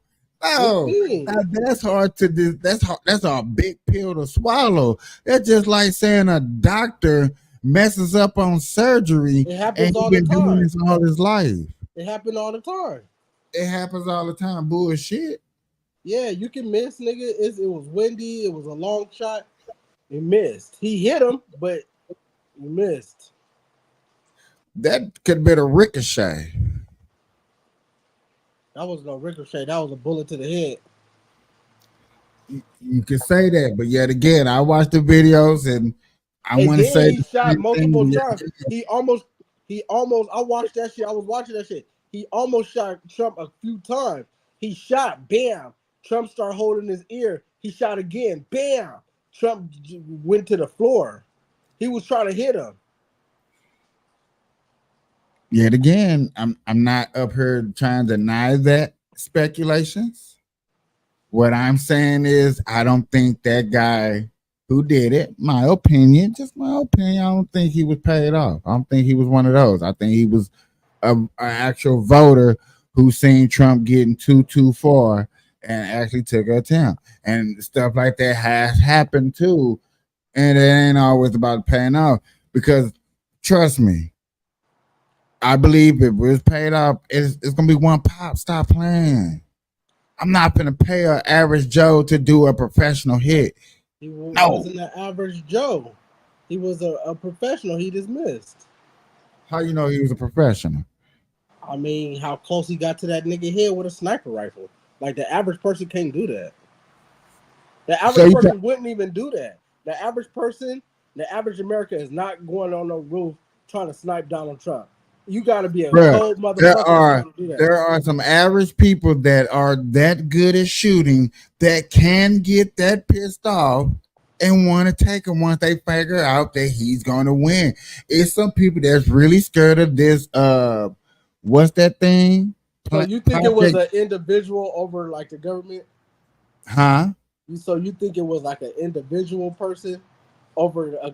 It was a hit. I think it was individual over professional. Yes. Okay. Well, we really don't know. We just know. That's what I'm saying. No, I'm just saying, and you know, a lot of people are going to go out there and hit that speculation. Oh, it was professional. You know, Joe Biden right now just admitted like he got to stop his campaign and any lowball thing that they were going to say at Trump, they can't say it. You know what other people are going to say. Oh man, Trump planned that on his own. He trying to just do that self to make himself look good and you know what I'm saying, like every speculation in the world is finna come out. Not even the ones that we say here, but come on, you know, the ones that are really finna catch. Yeah, it's gonna be some speculation for sure. Yes, I just see the pattern of the government. I don't know. My speculation is because I don't know either really, but my speculation is the government is trying to take him out because they keep showing us that they're trying to do that. If they wasn't doing what they was doing all the time, then I couldn't blame them. I'll just say if I got if I'm smart enough to lock a person up before an election, if I have 1 ounce, 1 centimeter of a way to do it, I'm gonna do it over assassination. That's too big of a impact to America that you're really gonna, unless you're gonna invest in guns and stock like that, because that's what you should do. I need to go look at the stock market and look at armies and security and stuff like that. Because come on, bro, once you do that, that mega group right there alone is gonna be like somebody got to pay for it, not the person that did the shooting. Whoever put the hit, they gotta pay. The Democratic Party is gonna have to pay, and that's not. But we ain't gonna never know who did it. American. I don't think we're gonna never know because. No, you ain't gonna never know. But if it's a professional, you're gonna have to do something because it's gonna be a riot. If it's a regular person, we gonna know because all they gotta do is go through his phone and go through his shit and see what type of shit he was looking up, and the FBI just gonna go through all his shit and say, oh, okay, he was a crazy motherfucker that hated Trump, woo, you know, and woo, okay, boom, that's who did it. But if we never know and they never say nothing, that means it was a professional, bro. Oh man, Trump is not gonna let that shit slide. We're gonna find out by the end of Trump terms who this person was and what his motivation was. I ain't gonna lie, Cuddy. Like, to be honest with you, I think Trump is tough, but he's not tougher than the government. I think he's a little scared of them.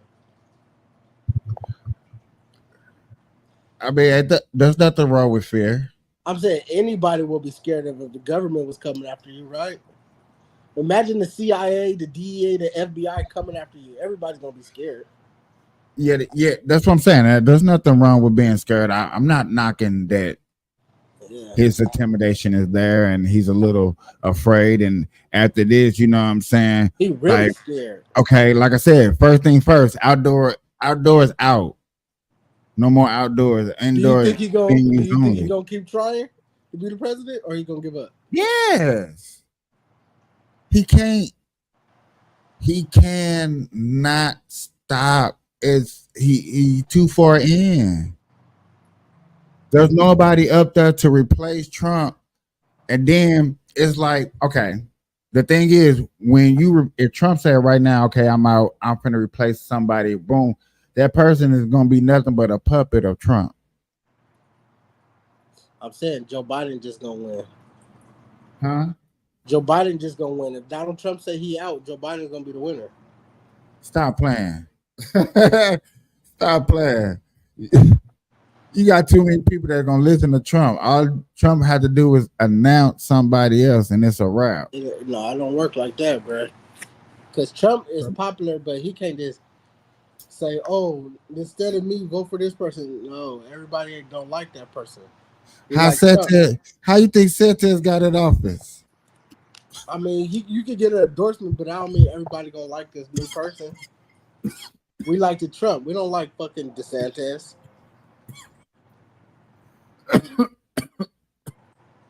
And it's gonna be crazy because it's like then that means Joe Biden gonna win, and then there's gonna be, they're gonna keep fucking us over. But a lot of people on the Republican side will vote for Santos, hands down. Yeah, but that's not gonna be enough to win. It ain't gonna be enough, bro.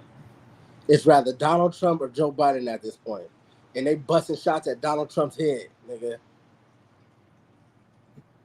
Well, Joe Biden is embarrassing himself, so it's like we got the battle, and that's what Malcolm X was talking about. We battle between the fucking Caucasians. Like, what the fuck? It's a battle between both of these evil motherfuckers. So I got a Martin Rowland episode where he's debating with a guy who wants to talk about who debated with Martin on black crime, and Randy Martin was like, there's no such thing as this black on black crime if you're not gonna admit there's white on white crime. And he was like, statistically, if you look at it, if there is white on white crime, it's lower than black on black crime.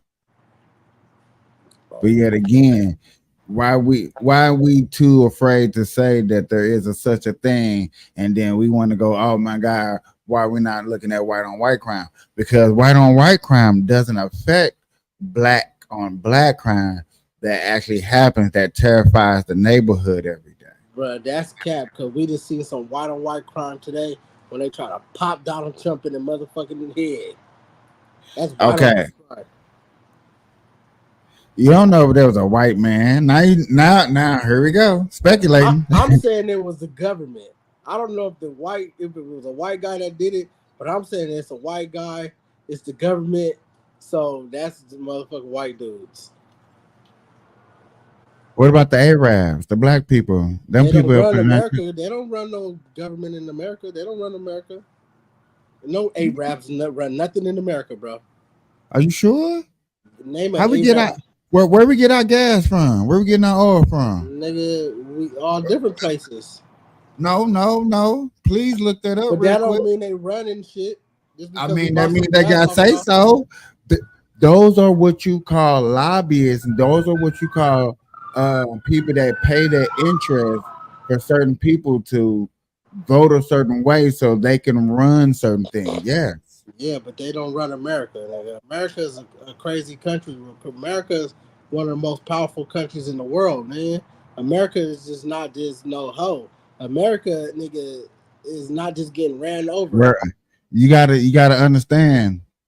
If we are the land of protection, that's basically America's job. We sell weapons and we protect other countries from their assets. Right.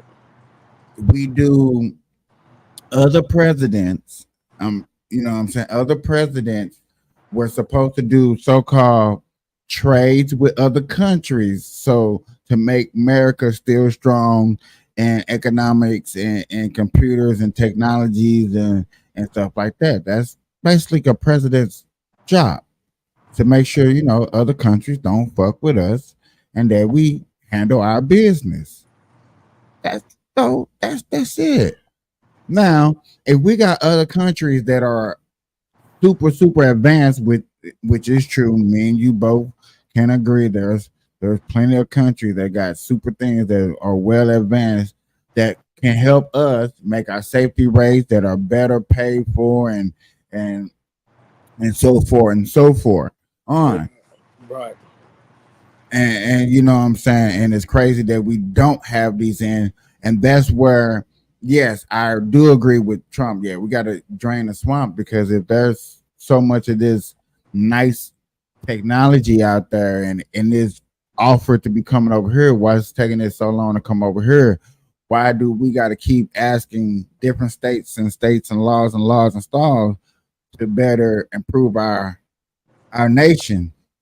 You gave out $80 billion to improve our roads, but yet again, it's not the roads that are a problem. It's the traffic that's on the roads, it's the vehicle, it's the poor maintenance, it's the structure, it's the up maintenance of the roads that needs help. It's just the corruption, bruh. It's because they're stealing the money and ain't putting the money in the roads. And this is the problem we have in America. We got to talk about the corruption. I mean, that's true, and that's what I'm willing like to do. You talk about Mayor Dalton and shit, like you said how she was stealing money, and I was like, bruh, nigga, all these motherfuckers are stealing money. It's the corruption that we have in America that people don't really want to talk about. Is that too? And for those who do it, like if we don't have no proof, even though we have proof that maybe you didn't spend the funds right, and there was a billionaire, I'm sorry I can't think of his name at the moment. He said one thing about government officials that we elect in: if you want to make sure that a government official do a good job, make sure that they don't spend 3% over government percent on funding. So whatever they want to invest in, as long as they don't spend over 3%, you know that the profit gonna grow. Now we're talking about people that are up in there in class, that are trillionaires and billionaires, that sit around a bunch of billionaires that are talking this business. So this was one of those type of groups. So you know the man ain't bullshit. Right. Those kind of abilities that I hear out there that needs to be trickled down to us, so we can start thinking about, okay, now what part of over 3% is this government in our town is spending? What type of, like, I agree with anybody that it says, yes, the A stadium being built and we paying for is a bunch of bullshit. Yeah, totally agree with you. Right. I agree with you. Paying teachers to teach a woke ideology to try to groom my kids into doing something that a parent don't agree on, I don't want to invest in either. Right. A union that still doesn't make absolutely no sense. There should be no union out here in Nevada alone, period. There should be no union. I mean, if you want to have union, go ahead. But yet again, the union should not be stealing and be in all these high places, making sure that the money not equally played. Y'all get a big check, you get a big check. But yet again, you still got little people out there. I'm just saying, spread the money well. If the numbers are out here of how much y'all get paid. This stuff is publicly known. This is what we want to be made. These points I just made are the reasons that make me want to run for mayor out here, because I'm like, it's just are you gonna be corrupt, bro? Easy. Huh? Are you gonna take the money? Who? You. Me? Yeah. I'm not worried about money. I want to make a change. I actually want to see a difference. I don't want. I've been That's out here. What they all say until the money get presented. What? I'm not caring about no money. I'm gonna do what I'm supposed to do with the money. I got my little whatever little budget that I'm have. I'm gonna be thankful to even get a little bitty whatever the fuck budget I get in it for. But my main thing is, and real smoke, and you got to understand where I come from. I don't come from out here.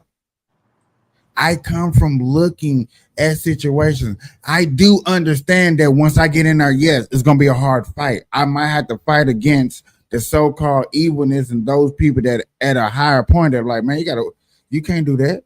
Yeah, you just gonna be fighting the corruption. You know what I'm saying? You thought you just gonna really come in there to you. Yeah, you won an election, but you really thought you was gonna come in here. Yes, I'm willing to fight that fight and go deep because I don't know. I see how deep it is now. Just like how anybody else here. It's really, really corrupted.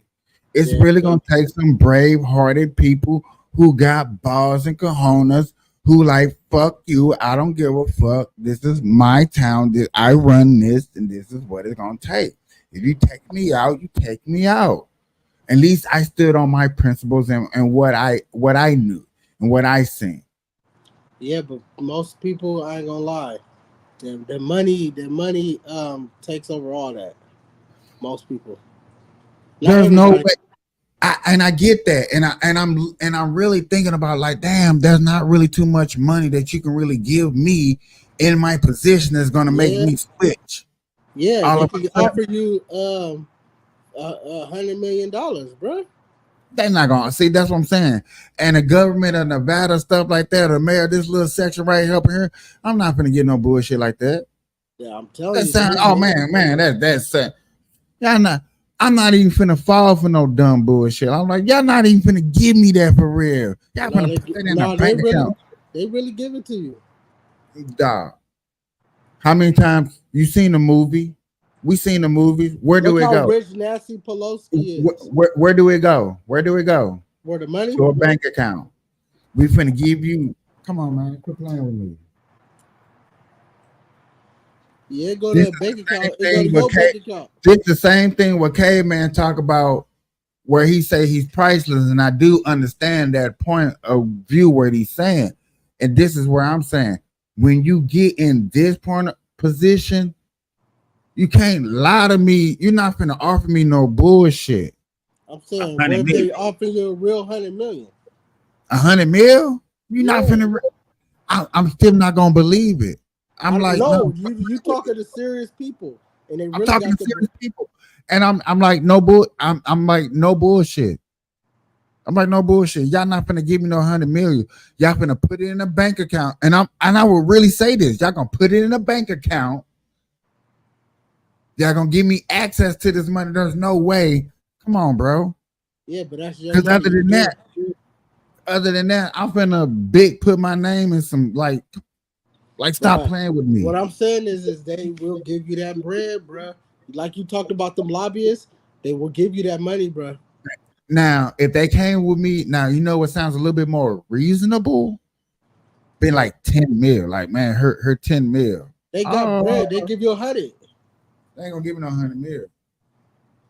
They gave Nancy Pelosi more than that. Nancy Pelosi did stock exchange trade. Yeah, but that's what I'm saying. They plugged her in to where she could do it like that. Right. Yet again. And to get away with her money legally, you know, like okay, we go. Okay, so yet again, unless you we finna don't give really me give you 200 million, but we got to give it to you like this. yeah, listen here. I'm finna clean these streets up. I don't give it. I get it, and I understand that, bro. I'm finna really be out here, dog. I seen what the north side look like. I seen what the little west side look like. Come on, man. So you say you running for mayor? I'm really, really like. There's a couple things that I gotta do to myself personally that I need done first. But other than that, I'm really thinking about because, like, man, what can I can either win or lose. At least I tried. No, facts. I mean, shit, At least I tried. That'd be dope. You know what I'm saying? And then maybe somebody get up there. I work with somebody. You know what I'm saying? Boom, boom, boom. I'm just looking at what's really going out here. I'm looking at like, there's no way I can go run for Chicago. That's too damn. That's too damn corrupted. It's too damn corrupted. Las Vegas is corrupt. It's hella corrupt out here, bro. With all this money in these casinos, bro, you talking big money out here. And I understand, like, that's what part of the game that I understand. I ain't go. My thing is, I'm finna give a little bit more initiative for the little people out here. I know me making it, me even cracking the goal of making a name out there, and people like, wow, I shook his hand. He actually ran for mayor, and woo. Come on, dog. I'll be like, come on. I ran for actual mayor, and I stood on something. Like, I'm not gonna stand. Like, yes, businesses, there need to be able to be small business loans. All these corporation can't we just be able to buy up all this land? How all of a sudden all this land is just millions of dollars so fast, so quickly? Only people that's buying up land is corporations, so therefore they're buying 6 to 8. Like, no, stop playing. Man, that shit wild, bro. This shit is crazy out here, bro. The Civil War, if they would have killed Trump today, bro. It'd have been a mini war. That's sad to say that. It'd have been a war. It'd have been an uncontrollable war. But that's why they do it smart. I don't that's why know. they get like a solo assassin. So if you kill him, it's like, okay, dude, well, we killed the person who did it. And so Yeah, it's you okay. served your country. You served your country. Yep. If you served your You country, think Joe Biden put that hit out there, man? no, not Joe. I don't believe. There is a small report. I don't know if you have heard that the Biden campaign, I want to say this correctly, so I'm gonna have to slow it down. The Biden campaign has put out a word to the people, to the Biden administration, to everybody, that the people that are really running this country Yeah. under the Biden administration, because as we see, it's not Biden, it's Jill Biden, which I said, Kamala Harris, and Kamala Harris' husband. Hell no. I can't believe that. Jill Biden, she old as fuck. She ain't running nothing. Kamala Harris, she's dingy as fuck. She ain't running. Her husband is extra dingy. No, it's some people that we don't know. We don't know their names. It ain't Kamala Harris. It's people that we don't know their names. Bruh, I cannot disagree on what you. Jill Biden, you see how old she look and scrawny? Who? Jill Biden. Yeah, but yet again, it doesn't matter if you can complete sentences. Think If about you can Kamala have, Harris. They not smart enough if to run you no country. if you can sit down. She Think ran about Kamala Harris. She been running California for how long before she became? She wasn't running California. I did the history on Kamala Harris, how she fucked her way to the top. Like, no, she wasn't running California, bro.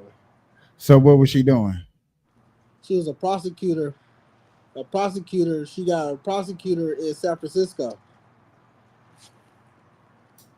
Okay. And she didn't fuck her way. I watched some shit where they was like, she had sex with the DA, and the DA got her up there, and once she got up at that high position, she just pretty much fucked him over and was like, fuck you type shit. But they said I can show you the shit what Judge Joe Brown was talking about. We never put that up? I seen that. I already covered it before. Yeah, Judge Joe Brown was talking about how she fucked her way to the top. She ain't never been. She was like, she was never like the shit. She was like one of the little hoes that we used to like fuck on that had position, and she fucked on the right people and got her in position. But she's not like no hella smart ass motherfucker. Her husband is for sure ain't smart. He looks stupid. That don't even look like that's her husband. Here's another witness. Hold on. Kamala Harris and her bleachers husband, today when this all unfolded. I'm going to let him He share was sitting exactly behind what the he bleachers. saw. It was a very harrowing moment that he was there for. Can you please tell us what happened, Joseph? Yeah, it was the Trump. I was attending the rally. It seemed initially like firecrackers went off. It was very confusing initially because I knew it was gunfire, but I couldn't quite tell where it was coming from. It sounded like it was coming from behind the bleachers, and the man in the bleachers, kind of to the right of me in the bleachers, took a gunshot wound to the head. Was killed, and another woman. I don't know exactly where she was in the bleachers. I think she was either behind me or to the right of me. She got around she got hit in the forearm and hand. It looked like, but she was wounded. She wasn't killed. He missed, bro. Can I ask you how you're feeling? Obviously, you just witnessed something terrible happen. Say that again. A lot of chaos was in the The room. bullets that he was shooting with was aimed to kill. It's something you don't expect. It's a bullet out of the blue, so it's very That's shocking. why one person got shot, one person died. I think a lot of people in the because the crowd just saw bullet those was fireworks going off. I knew was immediately it was gunshots. a real one. It was I knew they were shit. close. And then when I saw someone get hit and go down, I'm not denying that them bullets was real personal. Yeah, they was coming. They was trying to knock Trump down. They were trying to knock Trump. Yeah. Yeah, he Yeah. missed. I still think this was personal though. I mean, this was This so was personal. this was a real Biden supporter, somebody who like understand that Project 2025 cannot be admitted into the country. Trump is a democracy, is a threat to our democracy. What other talking points do they tell us to believe in? He lied by having sex with some porn lady who crazy enough to say some weird stuff later on down the road that she enjoyed it. I mean, okay. Yeah, it sound like a professional hit to me. That's where I'm at with it. Like they this part of their plan. So you willing to write Trump a letter and tell him what? It's over? Hang it up? Sit down? I'm willing to tell Trump right now. What I'm willing to tell Trump is that I'm telling Trump, like, bro, go sit down. Yeah, if you want to live, and I understand he might be hard headed. He might be like, fuck it, I don't care about living. If you don't care about living, bro, I respect that, because it says in the Bible you should give your life for someone else. So I respect that. That if you willing to die for what you stand on, that's you are a person that believes in the Bible. You are a person of God. You are a child of God.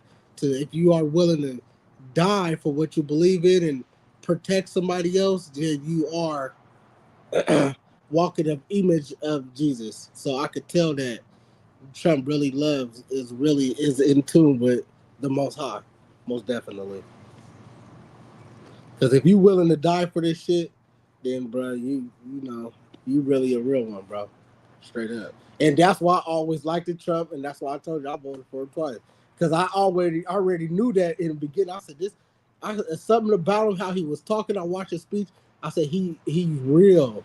You know, how he talk about God and how he talk about certain stuff, and and even when he made mistakes, he said, "Yeah, I have made mistakes in my life, and I'm not perfect." And I want to be better. You feel me?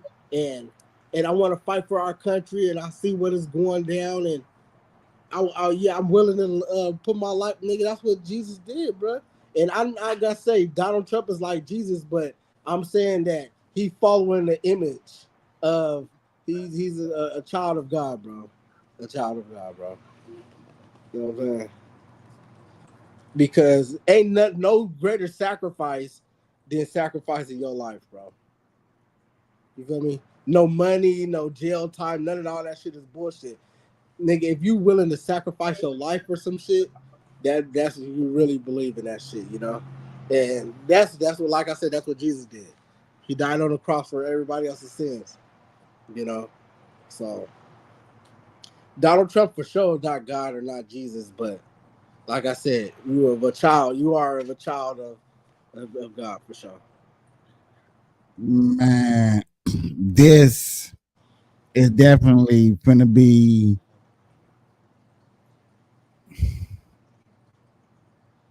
I don't know. See now, my mind is sitting here and I'm thinking about like for the last 2 days, everybody wanted something to talk about differently. Please stop talking about Joe Biden. Please stop talking about Joe Biden. Please stop. And now this has happened, and guaranteed people are definitely to stop talking about Joe Biden for a while. Gonna be everywhere, bro.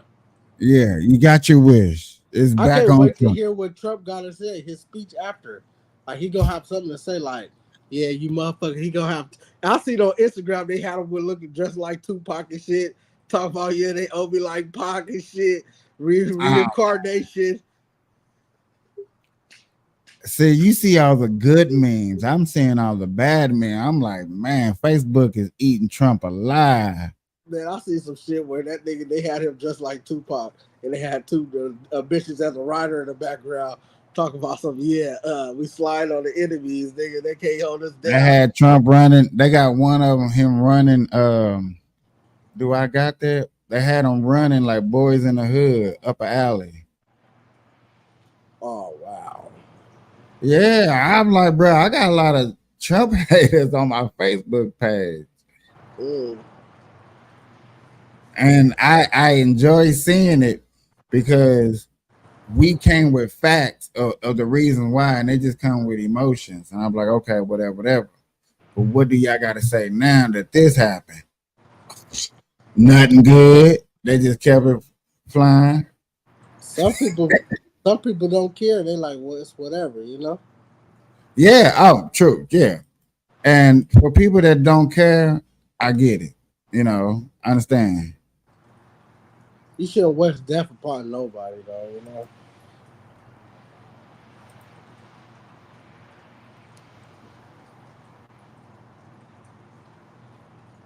See. Yeah, they own it.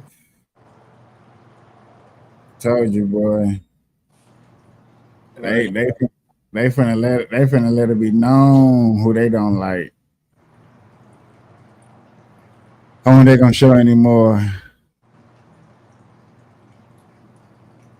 I was seeing them earlier. Yeah. Okay. Yeah, that was wild, bro. That's wild, man. Say, look, I gotta start from somewhere. Yeah, Trump, this is gonna be. What's gonna happen next, bro? If he ain't smart, he better stay indoors. You think they're gonna try to do it again? Stay indoors. I mean, he's not gonna stop. I know, but they can, if they smoke him, he'll stop. Huh? If they accomplish, yes. I heard you. My bad. Do you think they're gonna try again? In your head, do you think they're gonna attempt again? Or you think yeah. Do you think they're gonna try again? Now that somebody's saying that it's actually attempts, somebody else like, oh yeah. Because now it's like, I'm not to say that it's a cause, but now it's a cause. I'm not trying to say there's a small group, but then yet again, if there's a small people that love Trump and do anything for Trump, there's a small group that probably don't like Trump that do anything to try to take him out. Stop playing. Right.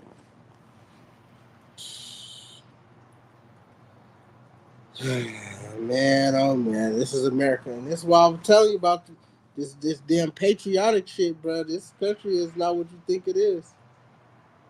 Where you want to go? Come on, man. Pick a country. Man, I told you where we trying to go, move, and live. Let's go to Africa, bro. Let's just start our shit all over, bro. This is gonna start our shit all over, bro. Let's go back, bro. Let's go home, bro. Let's just home. Yeah, let's go home, bro. I'm gonna take a truly DNA test and truly find out where I belong. And if it's not Africa, I cannot sit up here and say that's my home. All right, well, if it's not Africa, we're still going, bro, because we don't know what's going to happen in America right now, bro. We don't know what's going to happen. Sure, there's a war going on in Africa. I know, but god damn. They trying to assassinate the president? Man, what is the dude? People are fighting against that law about that you'll die if you come out that you homosexual and all that stuff. Bruh, we live in almost in like a third world country. Donald Trump said that too. And then they're going over the trade war. They trying to have other countries trade with them and not cost them an arm and a leg. Yes, sir. On me. As I'm strolling, I'm just show y'all. I'm about to end the show. It's 3 hours.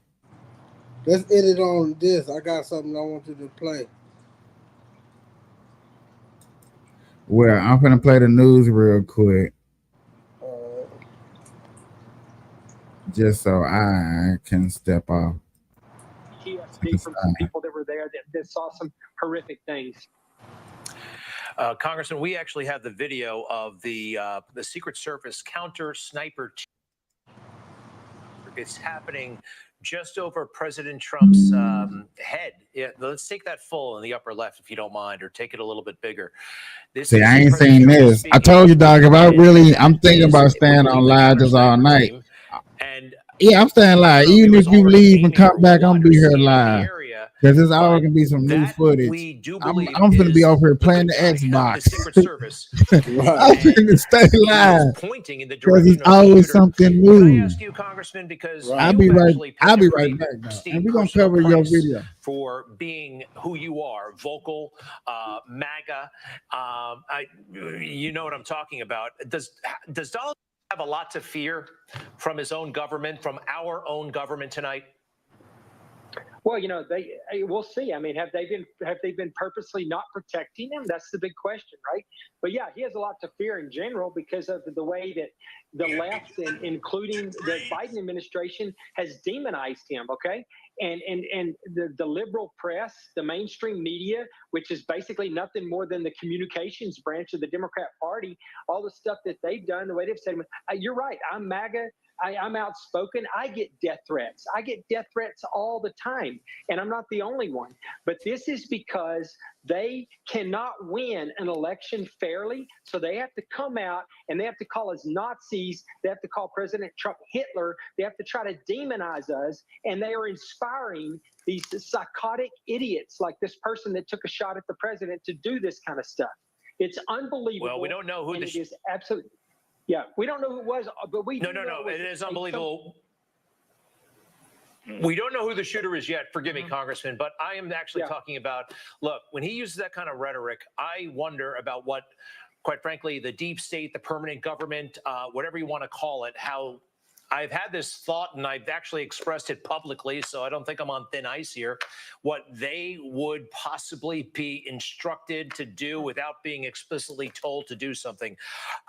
Everything's on the table right now tonight. I'm sorry, but and also it is now 4.5 hours after. No, I'm sorry. It's how many hours is it? 4 hours? When did it happen? At 4:15, so it's almost 6 hours ago. We don't have any identity or really anything about the shooter. Have you anything? And is that 6 hour lapse something to be concerned about? No, I haven't heard anything. I don't know who the shooter is. I don't know what their background is. I don't know what their motivations are. All I know is that they were not a Trump supporter. Okay, I do know that. That was not somebody who was a Trump supporter. I don't know what they were motivated by, but I do think that anybody who's going to do something like this and try to assassinate the president, try to assassinate President Trump, they probably hear the same things that you and I hear on a day-to-day basis with the far left coming out and saying these things. And that was my point. So we'll figure this out. We're going to find out. This is not something that can be covered up or buried. I promise you that we will find out what's going on here. We'll find out, how this all happened. But tonight, I think that we just need to be focused on making sure that it never happens again. And I think that needs to be the priority. Congressman, you described the former president as a warrior, and I have an update here regarding the Republican National Convention. President Trump says that he is looking forward to joining everyone in Milwaukee as we proceed with our convention to nominate him to serve as the 47th president of the United States. Once again, going on as planned, a warrior in play that video. I can't imagine that last one, any that other one. politician, even presidential candidate, doing. While we're going live, I'm turning on my Xbox and I'm gonna go live on Twitch and play some games too. I'm gonna be What you play on Xbox, bro? I got Xbox too. I'll be playing all the sports. Sports like what? Football, basketball, baseball, hockey, and racing. You go live on Twitch? Yeah. Bro, you gotta show me how to do that shit, bro. Gamer tag. And I could beat you in all the games. You don't want none of that. Bro, I'll beat you in all the games, bro. Okay. That's what basketball, football. I play a lot of baseball. That's like my favorite. Okay. My favorite games is shooting games. Shooting games. Yeah. They got a new boxing coming out, so that's gonna be lit. Relax. We're just talking about what camera to look at. There are no bullets flying, okay? Thank goodness. We have a situation where Wow, the president really? of the United States, Donald Trump, Some who could have been some killed jokes you today. hear these days. I remember where I was. I received a text from my friend Maureen. Actually, no, I received a phone call. She was petrified. She had seen Play it on that live video television, I sent you, the second one. Play that one. Watch this. This is good.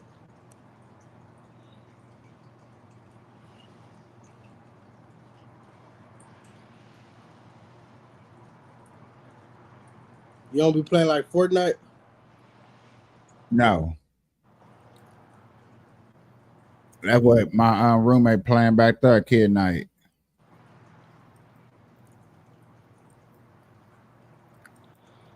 I can't do it. What about I like need- Grand Theft Auto?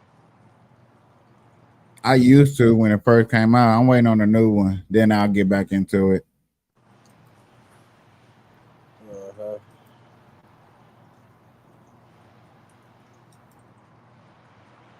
Watch what Trump got to say. And that's what we're doing. Now, when I said it, it sounded very easy and it was going to happen real fast. I didn't know the swamp was this dirty and this deep. I didn't know about the swamp creatures being as bad as they are. They're bad. But nobody can believe what we've been able to do. And I don't really believe anybody else could have done it. Drain the swamp. We're not finished yet, but we're getting really close. Give us 4 more years. Go out and vote. The most important election of a lifetime, maybe the most important election ever in our country. Go out and vote. Thank you very much. Go to the voting booth and vote early and in person. Don't let them take your vote away. The most important election we've ever had. Thank you. And that other one too. We have begun to drain the swamp of government corruption by imposing a That's my- 5-year ban on lobbying by That's my gamer tag right there. What is? Oh, you just sent it to me? Yeah. Okay.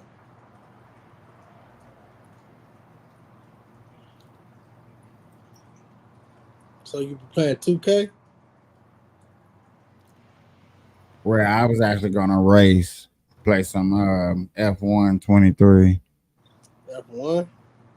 I like realistic. It's gotta be real. Yeah.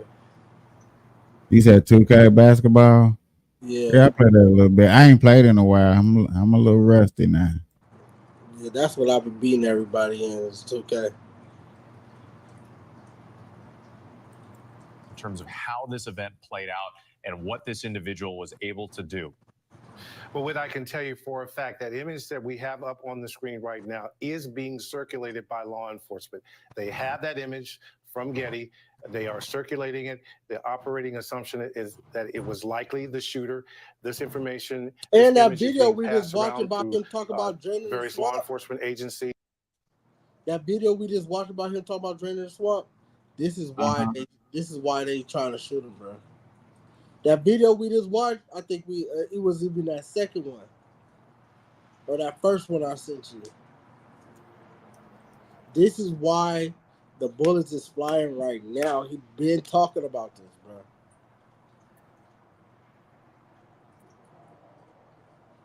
You heard him say it's so corrupt, and there's all these creatures that we didn't even know that there was even there. You know what? I'm playing baseball first. I love baseball. Baseball, I don't even know how to play that shit. Huh? See, I don't know how to play baseball on the Xbox. that's America's sport right there. Oh, this is your gamer tag right there. Life rep. I'm about to get off on here, bro. I'm gonna try to go on there. You gonna get on there right now? I'm on that right now. I'm just still gonna go live with this news. Okay. Oh, so you got it like hooked up and everything? I'm doing both. They right here. Oh shit! All right, I'm gonna get off of there. I'm gonna try to add you, bro. I ain't got the technology like you do. Hey, I looked up. All right. Yep.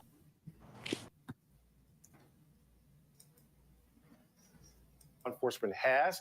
They have control of the image. They are using the image to study it closely, obviously, and build from there. The other thing I can tell you is that this investigation now is of the highest priority. The FBI director directly involved in this case, and because from this particular shooting incident, it affects the entire threat environment, which we already said earlier was extremely elevated. People have been warning for weeks and months that the rhetoric in this country had produced a spike in political threats that no one can remember seeing in recent memory, period, full stop. The AG, very concerned about it from my reporting. The FBI director speaking over and over about his concerns about this particular moment. So right now, law enforcement across the country, we have a statement from the police here in Washington, D.C. A source just reached out saying that they will elevate security in Washington based on what took place as well. So this is, again, a moment where law enforcement is reevaluating everything. Pierre, thank you. Let's go back to Martha Raddatz, because Martha, throughout the evening, there have been these developments as we've been getting more information. And one thing that's really stood out to me is your sources. You've been speaking with military sources who early in the evening described what they heard in those gunshots and said that this was likely someone who fired from far away. And now we're getting more pieces to the puzzle here. And I just want to get a sense of your take on what you're seeing and what we're hearing from law enforcement now. Exactly, and you have that elevated position that the Secret Service has talked about, that it was 200 to 300 yards away, and that the shots were fired from an AR-15. That is very similar to what the military trains on, the M4, and that can be really pretty accurate, especially with the scope, even that far away. Now, one of the big questions, and Pierre, of course, knows this well, is what the Secret Service does in a situation like this before all of this event happened. Do they go around the perimeter? I spoke just a few minutes ago with a former Secret Service agent who said the USS Secret Service counter sniper team covers the rooftops. They will survey buildings from 1,000 yards in.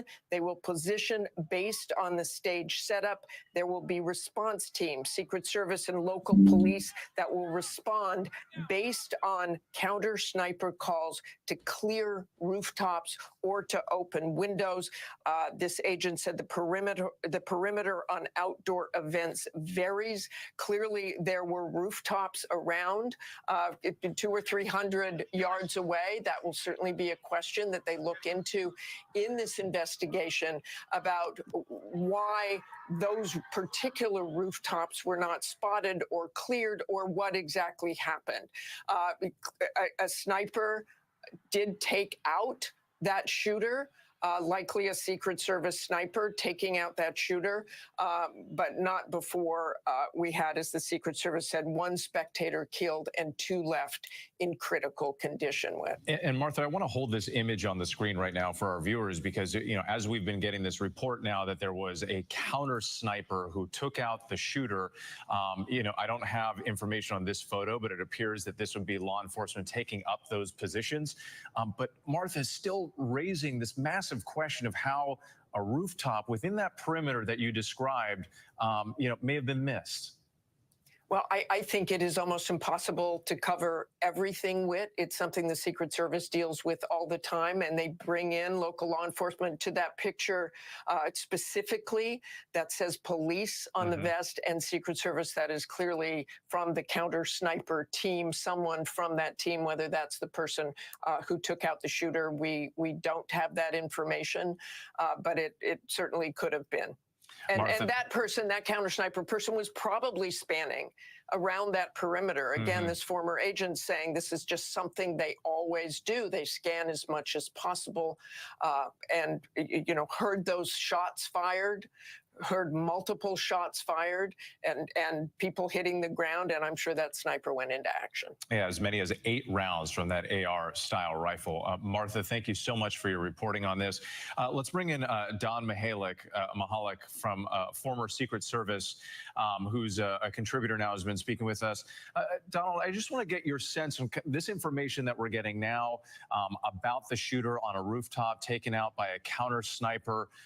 What's your take on this and how these events may have unfolded? Well, it sounds like the Secret Service counter snipers did their job. As Martha was talking about, whenever there's an event anywhere, the counter snipers go and they do their form of an advance. That form of an advance is looking at the entire area in and around the event space and setting up almost a grid pattern so they could identify locations and locations of interest. Looking and scanning all of those potential threat areas are part of what the counter snipers do, and they work with ground teams generally made up of Secret Service agents and local law enforcement called counter sniper response teams that they can call upon to respond to a potential situation and figure out what's going on. In this situation, it sounds like some of that was working, but you know what we're going to have now is the FBI is going to do the criminal investigation piece of this to look at the shooter, his motivations, what happened. But you're also going to have the Secret Service now doing a mission insurance investigation to look at the protective venue, what protective methodologies were in place, what worked, what gaps they may have had, and what they can close down in the future. Yeah, so much ground to cover and still so many details and questions left unanswered. Donald, thank you so much. We appreciate it. I want to go back to Aaron Katersky. Aaron, we've been throughout the night only had a few details about the victims in this case, confirming that at least one person had been killed, a bystander, and then as many as 2 critically injured. You're getting some more information about the victims now? Yeah, we now know that 2 others are in critical condition tonight so this has had broader ramifications. Clearly, the attempted assassination of former President Trump is rightfully getting much of the attention, but there was a bystander that was killed, according to the Secret Service, and now we know from the hospital in Western Pennsylvania that 2 others have been critically hurt after this male gunman, who has still not been identified, fired from 200 to 300 yards away from an elevated position on a rooftop adjacent to the venue. He was able to fire off about 8 shots, law enforcement sources tell us, from an AR-15 style rifle. These are some of the images here coming in, law enforcement outside that hospital where we're told that some of the victims are being treated. Aaron, thanks again. Let's go back to Mary Bruce at the White House. More information from President Biden. Yeah, what we have now learned that the president has finally connected with Donald Trump. The 2 men have spoken. The White House, though, remaining tight-lipped on what was actually said on that call. They have not offered any kind of readout of this discussion, but we do know that the 2 have connected. These are not 2 men who speak often or really at all. Of course, the last time they saw each other was at that debate just a few weeks ago, but very little interaction then. We do know, of course, that the president earlier in the evening expressed how grateful he was to hear that Donald Trump was safe and doing well. He, offered his prayers for the former president and his family at that time. We also now can report that the president is now he is now making his way back to Washington tonight. He will be leaving Rehoboth Beach, Delaware, where he was expected to spend the weekend. Those plans now changing. The president, we are also told, tomorrow morning here at the White House will be receiving an updated briefing from Homeland Security and law enforcement officials. The president has been being updated by his team, of course, throughout the evening, and we did hear him come out very forcefully earlier in the night and condemn this kind of violence, saying that it is simply sick, saying there's no place in America for this kind of violence. And he said it's one of the reasons why we have to unite this country. As we have said, his campaign is also trying to turn down the political temperature, the political rhetoric in this country by really hitting the pause button here. As would be expected, they are pulling down all of their political communications. They are trying to pull down and pulling down their ads as quickly as they can across the country that target Donald Trump in any kind of way, anything that is of political nature. Because this is a moment that shouldn't be about politics, and that is the message that we are getting from the White House and the president's campaign. We don't know yet if, how this may affect the president's travel in the upcoming days. He's supposed to be in Texas on Monday, then on to Nevada on Tuesday and Wednesday. Of course, he has been trying to pivot a lot of the attention back and a lot of the spotlight away from questions about the president's political future and back to Donald Trump's agenda. But now all of this, everything in this race has changed because of the horrific events of today. And the president now making his way back to the White House so that he can continue to be briefed and monitor this situation in the coming hours and day. Whit.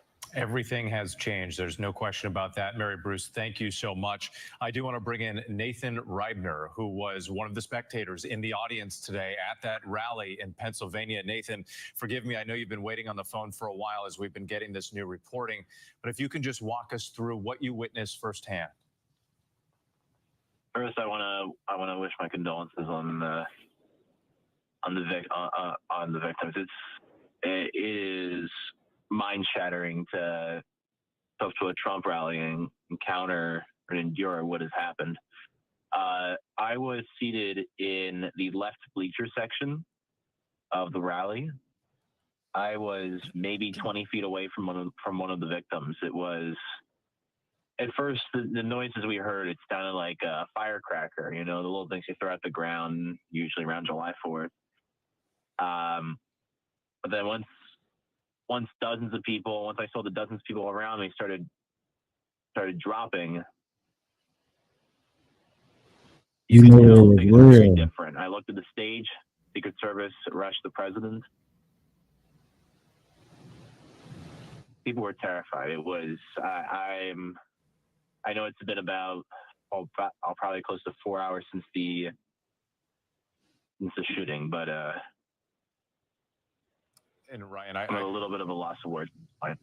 I can imagine, as anybody would be, and we can hear that emotion in your voice, in real time as you're trying to think through what happened hours ago. One of the things that has been very difficult to watch is as we played this video back, former President Trump goes down, the Secret Service pounces on him. And the one thing that you do hear in the background is you hear that screaming as members of the crowd recognize that someone has been hit. You said you were 20 feet away from one of the victims. What did you see happen to that person? I saw that people were trying to encourage them first after everyone dropped and after everyone at least thought that the threat was not immediate. People started moving away from the person to give them room so that they could be moved out. There was no medic nearby. You guys had Rico on earlier. I saw Rico afterwards. He had blood all over his shirt. I remember I took a photo. That's something I'm never gonna forget. I will never forget that image of him trying to help someone who was encountering the unimaginable. What does this say to you? And I know that these thoughts are raw. This is fresh in your mind. You're seeing these images on television and now trying to compare that to what you witnessed firsthand with your own eyes. But how would you characterize this state and this country right now? I answered an interview in late May over the Trump verdict. And right now, things are deteriorating at an even more rapid rate than even most can imagine. I mean, everything we're going through with this election cycle is historic. I understand there have been some very contentious election cycles, like you look at 1968. I understand that some cycles are very contentious, but this absolutely is that beyond the political impact that's going to have to help Trump. This is a damaging image to the world. The man who is currently polled to win the presidency, who I wish the best of recovery.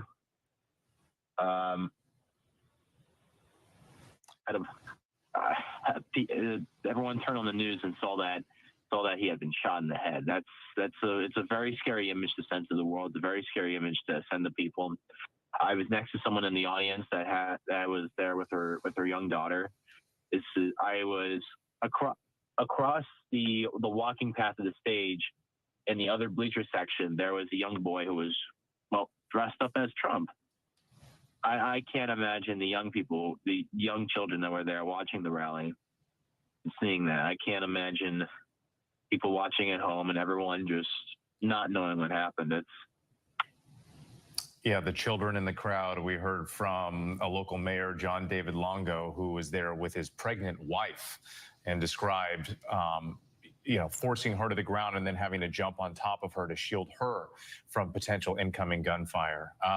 Nathan, thank you so much for your time. We appreciate you sharing your thoughts with us Deep tonight. on what people have to tell you they went through. Thanks for having me. Thank you. Once And again, then we out here coverage making does jokes. continue here, and I want to bring in Mark Updegrove, who's a presidential historian, joining us now.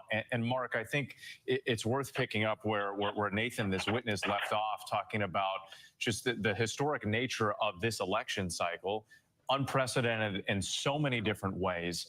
This was a moment that many law enforcement officers had feared could happen.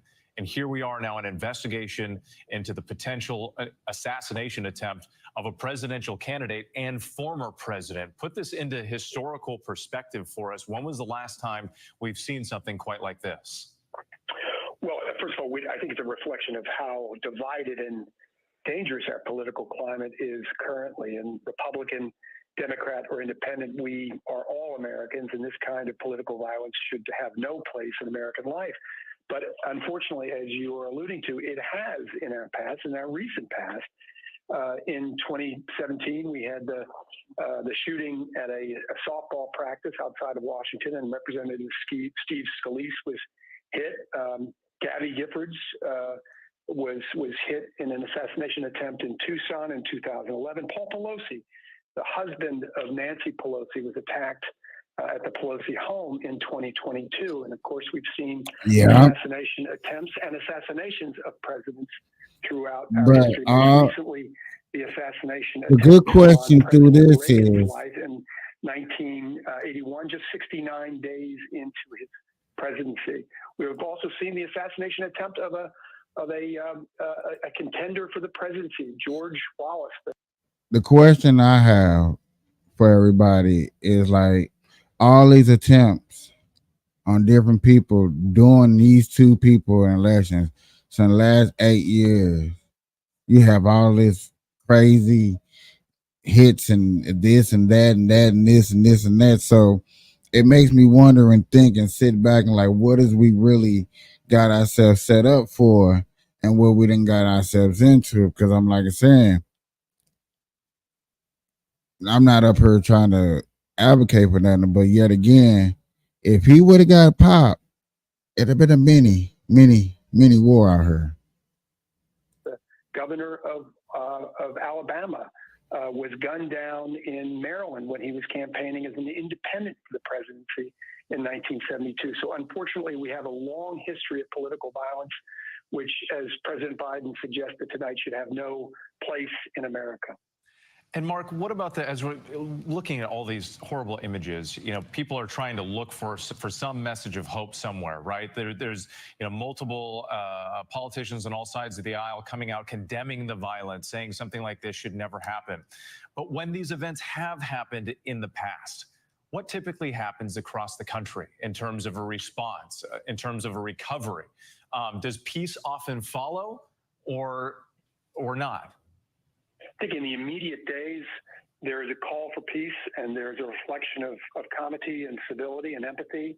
But I think then we get into debates about whether there should be gun control or gun reform in our country. And then the political divisions, once again, are sown. If you look back at the assassination attempt on President Reagan's life, America came together, and you saw approval ratings for President Reagan soar in the wake of that. It actually helped President Reagan politically. And I think to some degree, Americans united when they saw an assassination attempt of their president. So I think it's a mixed bag. We saw with the Paul Pelosi attack that I mentioned, which is the most recent of those that I enumerated, we saw more division.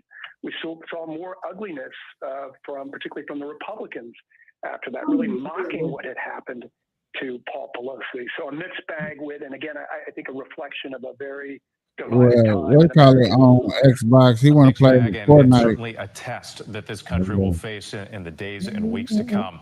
Mark Updegrove, thank you so much for your perspective. We really appreciate it. I want to go back to Milwaukee because we've got our political director and bureau chief Rick Klein there, as well as our chief Washington correspondent John Karl. The two of you have had to go inside. There was some weather threatening your live locations. But again, all of this is happening right on the eve of the Republican National Convention and all of these events that were planned and the thousands of people that are expected to participate. What more are you hearing from your sources about what we can expect in the next 48 hours? Well, the first thing we're hearing from RNC officials is that this convention is going on. I've got a statement that was just released by Reince Priebus, of course, the former chairman of the RNC, former chief of staff for Donald Trump, who is the chairman of the host committee here. He says, President Trump is in my prayers after surviving this assassination attempt. And he says, we are heartbroken that reports indicate at least one innocent person has been killed and perhaps others have been injured. This horrific violence has no place in America. But then this is the key line. Guests have already begun to arrive in Wisconsin, and we look forward to working with the Republican National Committee to welcome everyone to Milwaukee this week. This convention is proceeding as planned, and I think what you're going to see is this assassination attempt as something of a rallying cry for Republicans here. We're already seeing Republicans using the image of former President Trump with his arm raised and the blood coming down his face, used as a symbol. I did not say it. I told y'all that's going to be the next symbol that they Rick, use on that point too, all obviously over America. there's It's the over. rallying cry part of it, but also the rhetoric that we've seen. Some people, calling, condemning any sort of political violence, but then other people pointing the finger and placing blame.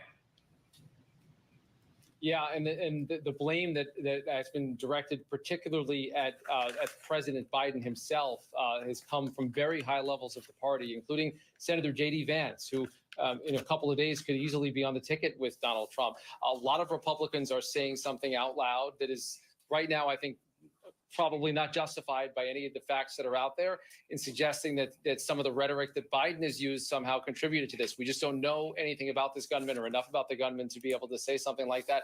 And we are at a time where people need to be calming the tensions that are everywhere right now, because they are boiling over. And I think John's right. This is going to be a rallying cry, and you're going to hear a lot of really sharp and really maybe even dangerous rhetoric in the coming days. Rick Klein, John Karl, stand by. We'll come back to you in just a moment, but I do want to go back to Mary Bruce at the White House. You've been in close contact with the Biden administration tonight. The president has been talking to his advisors. He was briefed by the Secret Service. He spoke with former President Donald Trump. What more are they saying tonight? It is notable that they are not saying much more about that conversation between the president and his rival, the former president. Just the fact that they spoke, though, is really remarkable when you consider, how rare it is. I mean, before the debate last month, it had been years since the two of them had talked. And even at the debate, they barely, I don't even think you could say, exchanged niceties. The president is now making his way back here to the White House. He's going to continue to be briefed by his team. He's going to have a briefing tomorrow morning with his national security team, continuing to try and keep a close eye on all of this.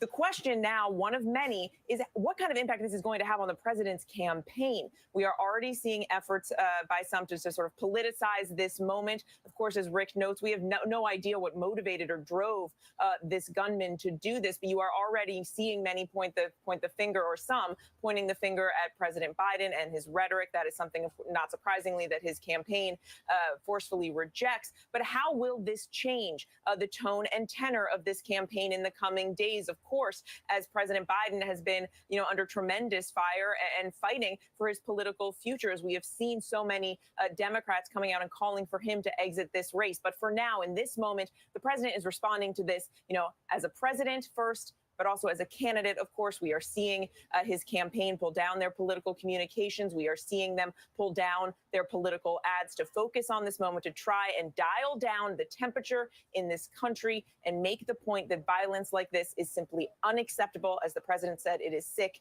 and has no place in America. And John Carl, back to you there in Milwaukee with Rick Klein, because we know that the large crowds is something that Donald Trump obviously favors. It's a hallmark of his campaign. He wants to pack as many people in as possible. So I would imagine even the idea floated towards him that they would scale back the convention in any way is not something he wants. If he is able, he's going to try to be there.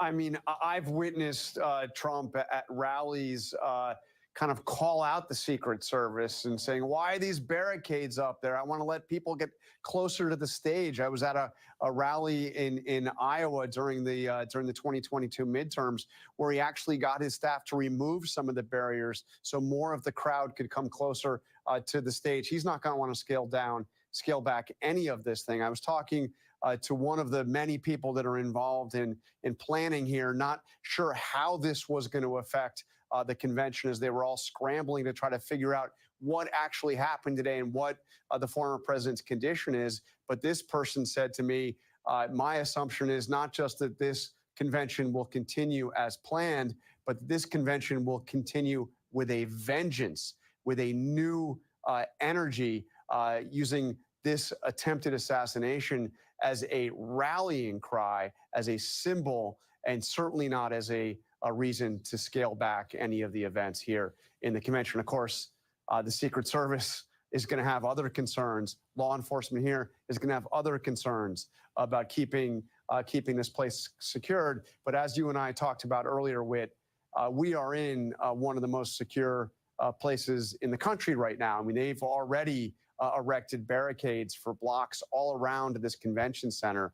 There is already a massive security presence in the city of Milwaukee. It certainly isn't going to be scaled back. If anything, it's going to be ramped up. And Rick, you and I were talking days earlier just about this event in Pennsylvania and how significant it could be. All eyes were on this event. There was, as names were being thrown out there for potential running mates, there was the possibility of at least a hint or a tease or maybe even an announcement.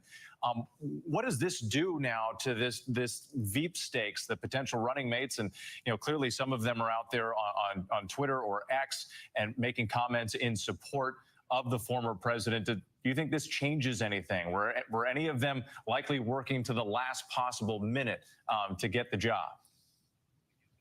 Yeah, we reported just hours before this rally in Pennsylvania that 3 finalists met with Donald Trump privately at Mar-a-Lago in the last couple of days. Somehow they avoided reporters who were tracking the movements of these individuals. We're talking about Senator J.D. Vance, Senator Marco Rubio, and the North Dakota Governor Doug Burgum. All 3 met with Donald Trump in a very small setting, maybe even as one-on-one type setting for the first time in this process. He's talked to them informally, but to be involved in the interviews, he was clearly getting close to making that decision. He was teasing the possibility in fundraising appeals and in postings and in interviews that this would be the event. This would be the time that he actually announces his vice presidential pick. The timing would sort of fit going into the convention.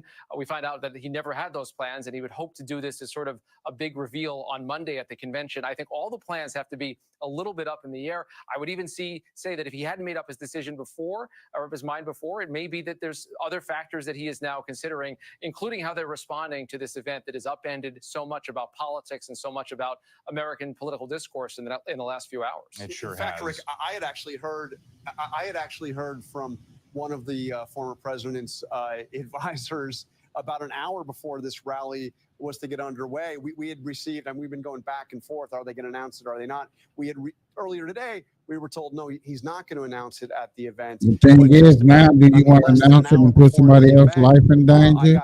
You might not announce it until you become president. He may just do it. So he can keep your life out of danger. He might not announce it now. He didn't have the typical entourage with him of other officials because so many people have already come to Milwaukee. We're already en route to Milwaukee. So a heck of a lot of the spotlight was very bright on that event in Pennsylvania today. The spotlight bright on the event, and sadly, just a horrific scene that played out.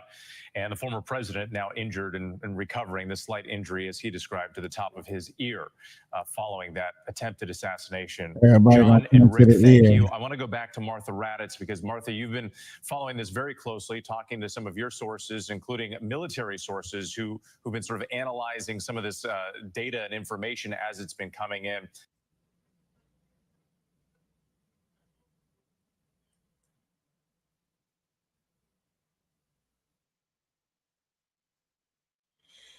There's different coverages, y'all. I'm not gonna keep giving y'all the same We one. were just speaking with Fox 5's Jessica Formoso outside of Trump Tower there. Connor joins me. Connor, thanks for being with us here. I know you've been covering this story, of course, all day. For viewers just coming to it, what do they need to know? Well, Andrew, first off, I know you've been reporting it, but just to reiterate, after seeing that shocking video that President Trump says he is okay, we're learning tonight that he did speak with President Biden over the phone. The president getting briefed on all this and did say a few words earlier tonight, but the president getting hit by one of those bullets, it grazed his ear just minutes into his speech at that rally in Pennsylvania. That shooter was killed, and tragically, one person attending that rally was killed too. There's still 2 others in critical condition who were hurt during all that shooting.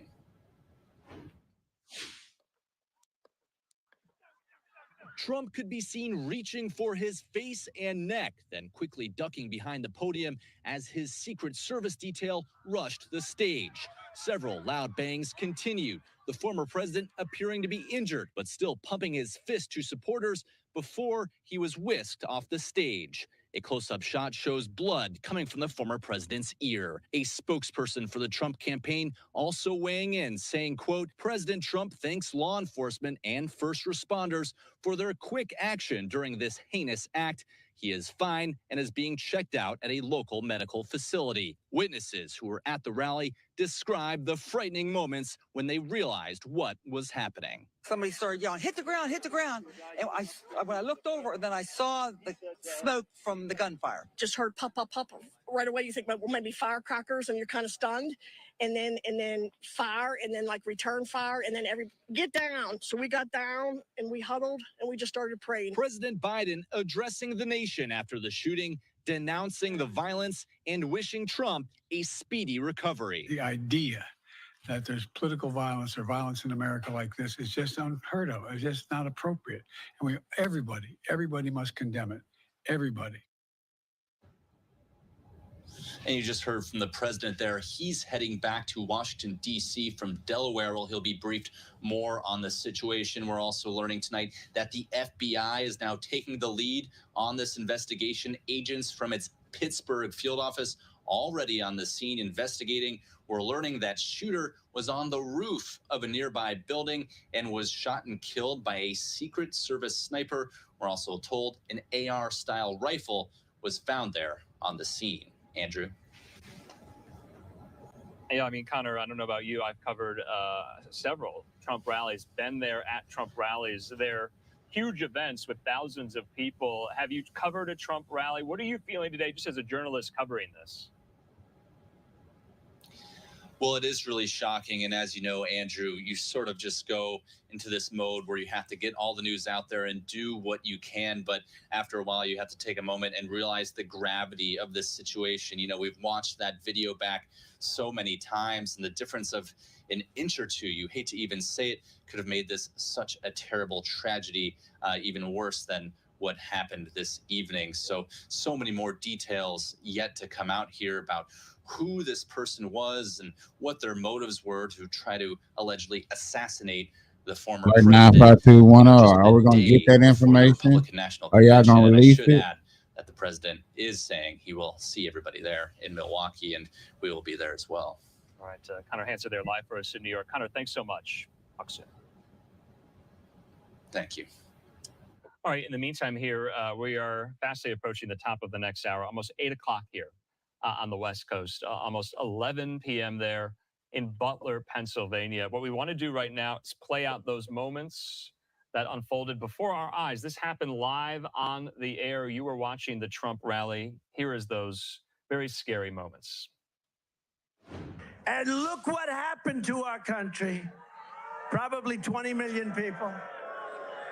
And you know, that's a little bit old, that chart. That chart's a couple of months old. And if you want to really see something that's sad, take a look at what happened.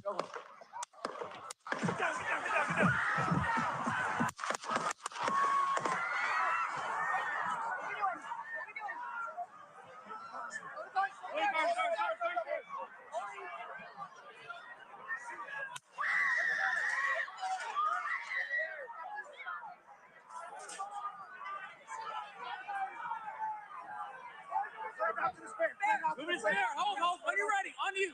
Ready. Move. Up. Move. Go. Hawkeye's here. Hawkeye's here. Move it to the stand. Stair, get ready. Stair, get ready. You ready?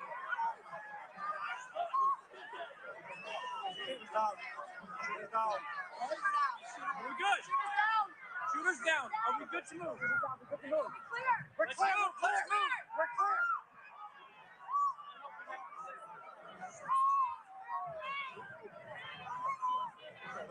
Come on. Let me get my shoes. I got you, sir.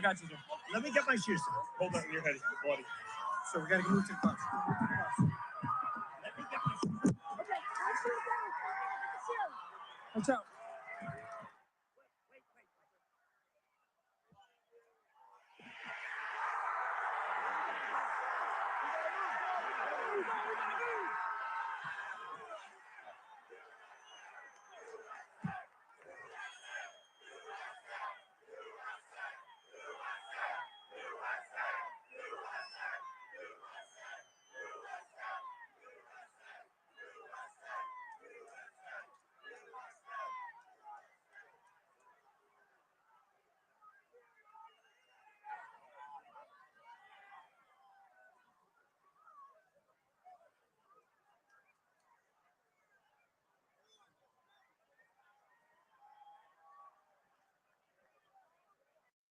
All right, I wanted to make sure you had seen that by now. You probably have. We've watched it countless times throughout the course of the afternoon and evening here. A very, very scary situation. We're talking, though, about the response, the investigation, what goes on from here as well. It's about 11 now p.m. there on the East Coast. We're going to bring into the conversation Hal Kempfer, yet again, who joins me, who's been such a reliable rock throughout this story, this key moment, infamous moment now in American history. He joins me yet again.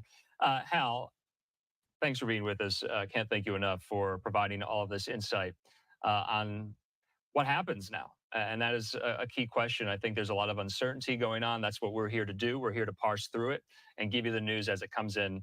Piecemeal, yes, but when it comes in here, we're getting this in.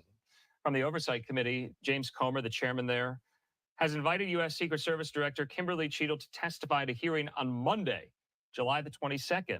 He says Americans demand answers about the assassination attempt of President Trump. So this is happening very, very quickly here. That's the letter Comer is sending to Director Cheadle of the Secret Service. It seems like people want answers, and they want them sooner rather than later about the response. And we just watched the response, and we can talk about that, Hal. We do have a picture there on the tarmac, I believe.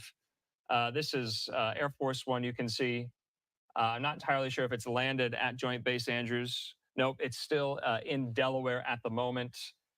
President Biden will be headed back to the White House from Rehoboth Beach, Delaware, his vacation home there, not too far from Wilmington as well. But in the meantime, Hal, you watched the Secret Service attack and surround the president, the former president there, and whisk him into the black SUV.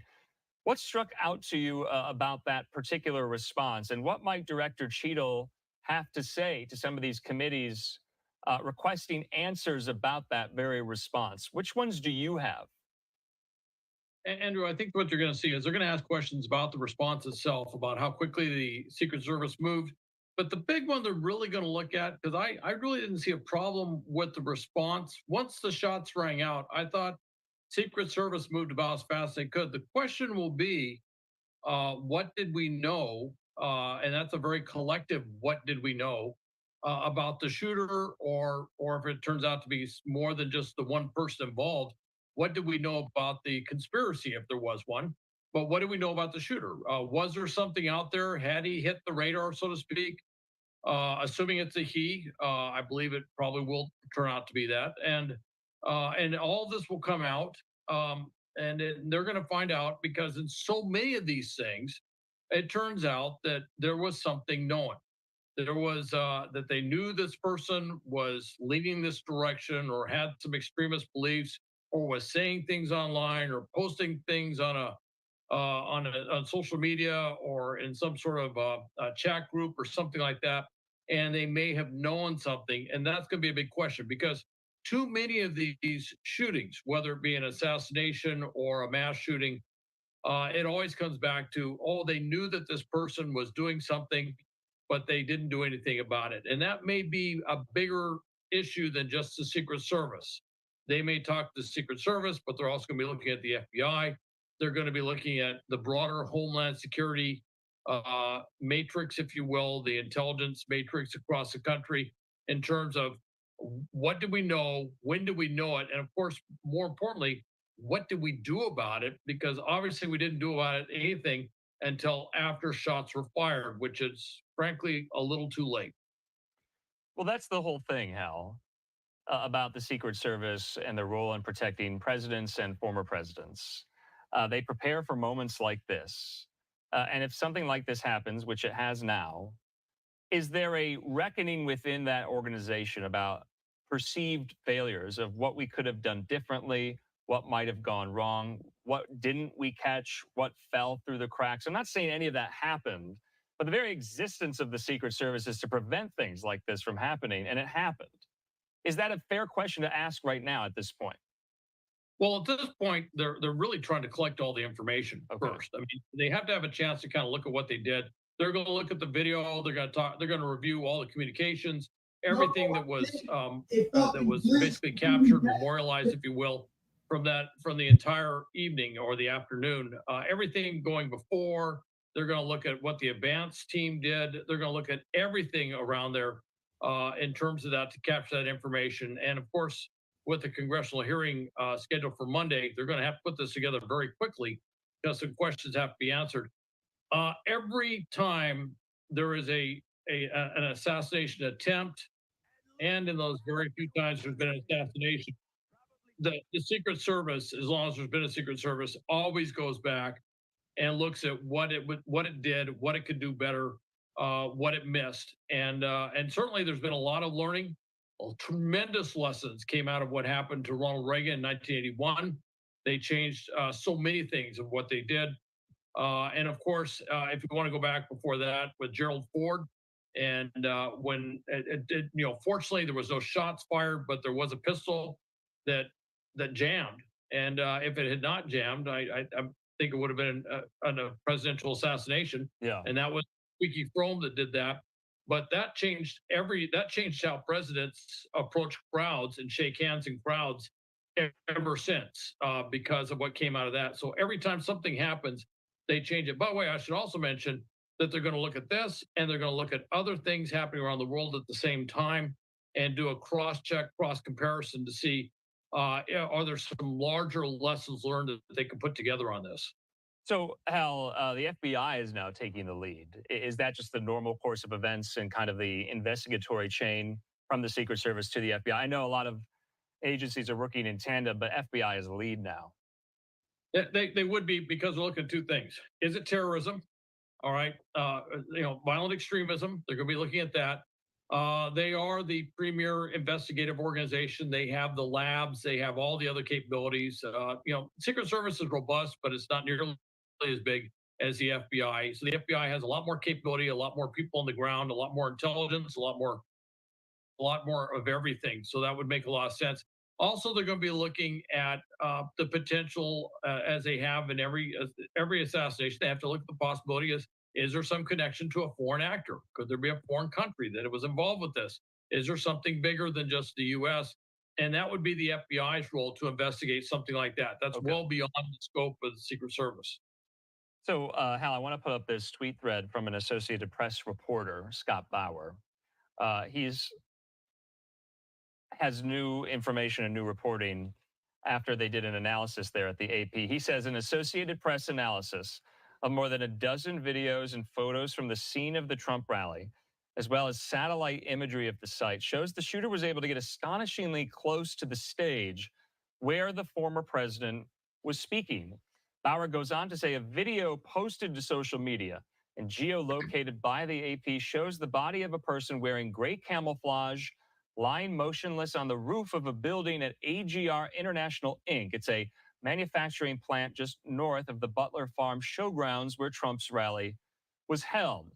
Bauer goes on to say, lastly, the roof where the person was laying was less than 164 yards from where Trump was speaking, a distance from which a decent marksman could reasonably hit a human-sized target, Hal. So in light of this new information, after the Associated Press did this analysis of all of these videos from the scene and satellite imagery, we also have a map as well here we want to put up, and you can see there the shooter location, the Trump stage in Butler, PA there, 164 yards, Hal. You know, you and I were talking about inside the Secret Service perimeter and outside the perimeter. And obviously, I don't know how expansive these perimeters are, but when it's a former president holding a campaign rally in rural Pennsylvania outside on a Saturday afternoon, they would extend it by a lot, wouldn't they, Hal? Frankly, I'm a bit surprised. I have to tell you, most of the things that I've seen, and I do, my experience was mostly working with, you know, where we have maybe like the vice president comes in and we have foreign dignitaries, stuff like that. But in situations like that, I would have assumed that we'd have somebody up there on the roof. We would have blocked off that building. It's just too darn close.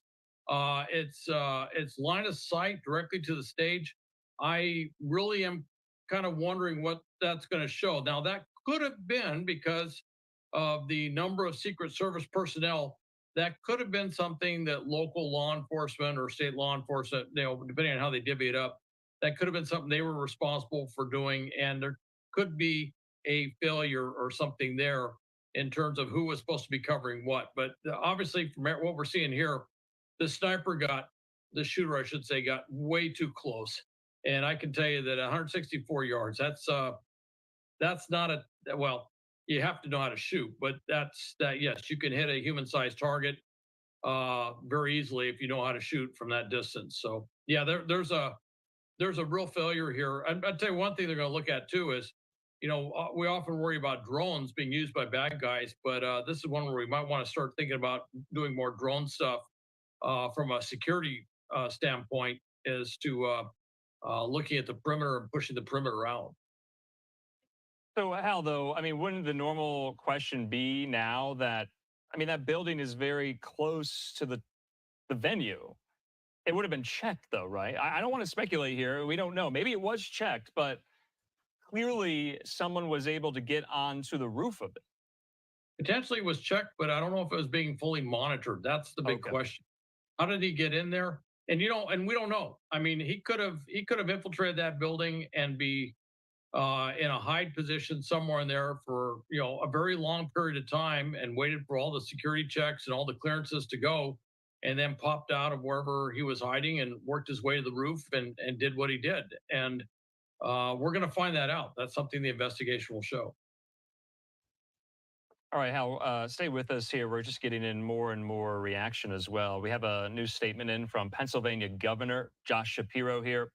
I'm going to read it now. He says, under the protection of U.S. Secret Service and with the assistance of the Pennsylvania State Police, former President Trump has now left the Butler area.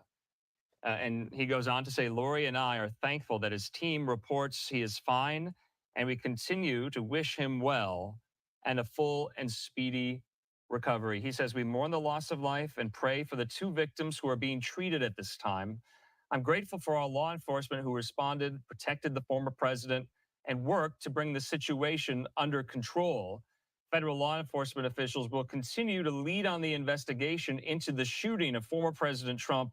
Pennsylvania State Police will lead the investigation into the shooting of the other victims. He says, I've been in regular communication with law enforcement on the ground in Pennsylvania and have spoken with President Biden, who offered his full support. As we wait to learn more from the investigations, I'm mindful of just how painful and shocking this event is to so many of our fellow Pennsylvanians. I respectfully ask that we treat our fellow Americans with respect and join together to universally condemn the unacceptable violence we witnessed earlier today in Butler there. So, Hal, to your point, that speaks to it. Pennsylvania State Police will lead the investigation into the other people who were injured and the fatality as well among one of the meeting rally attendees, rather.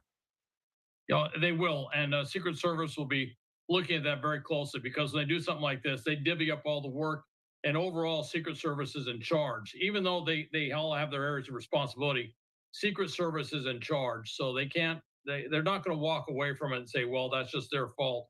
At some point, Secret Service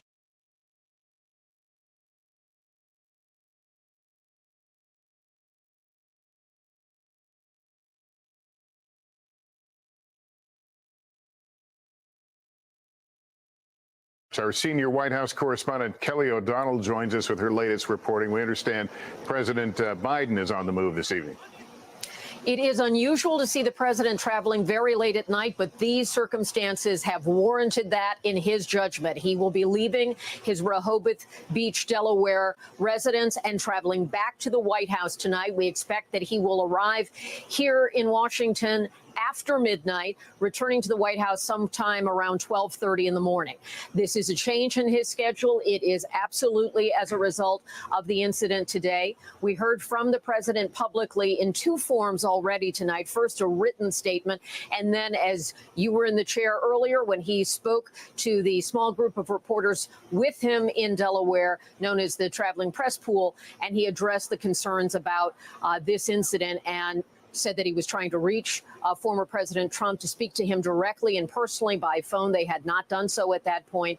He described how he has been briefed by the head of the Secret Service, his Secretary of Homeland Security, and also other officials, including his Homeland Security advisor within the White House, who would be steeped in the knowledge of any potential threats. The president saying that he, of course, wants everyone across the political spectrum throughout the country to stand against acts of political violence, saying it cannot happen in America, should not happen in America.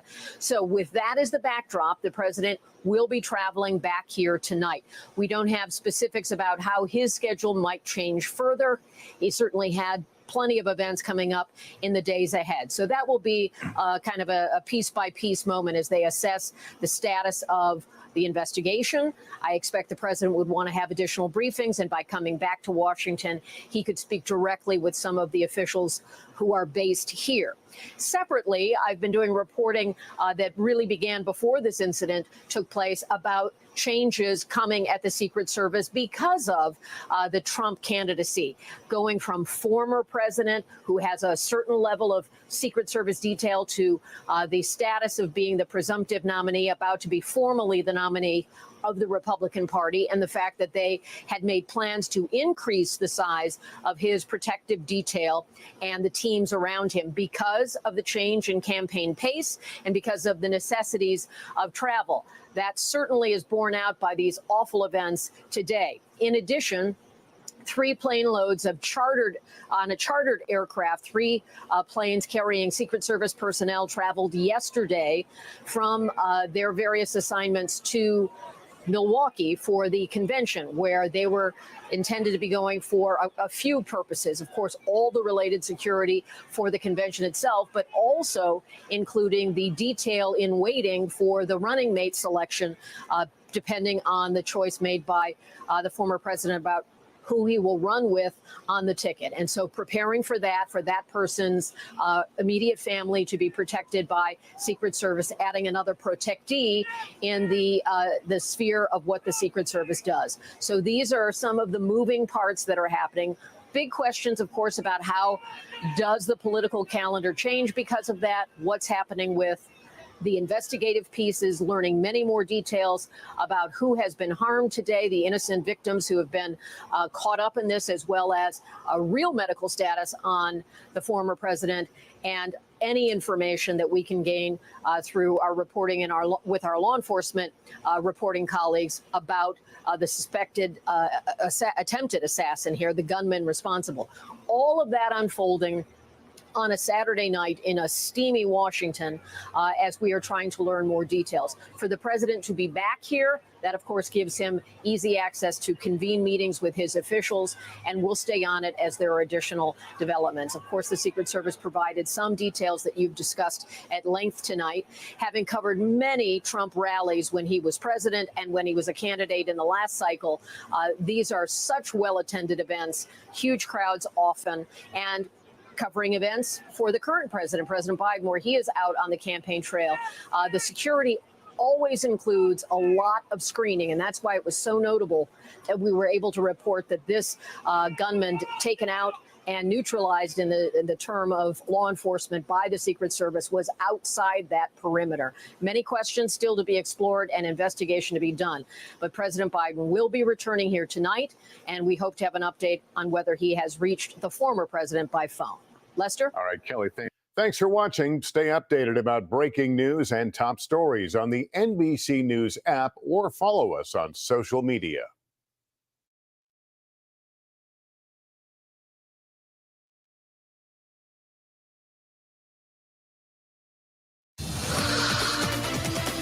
Dismissal with prejudice is warranted to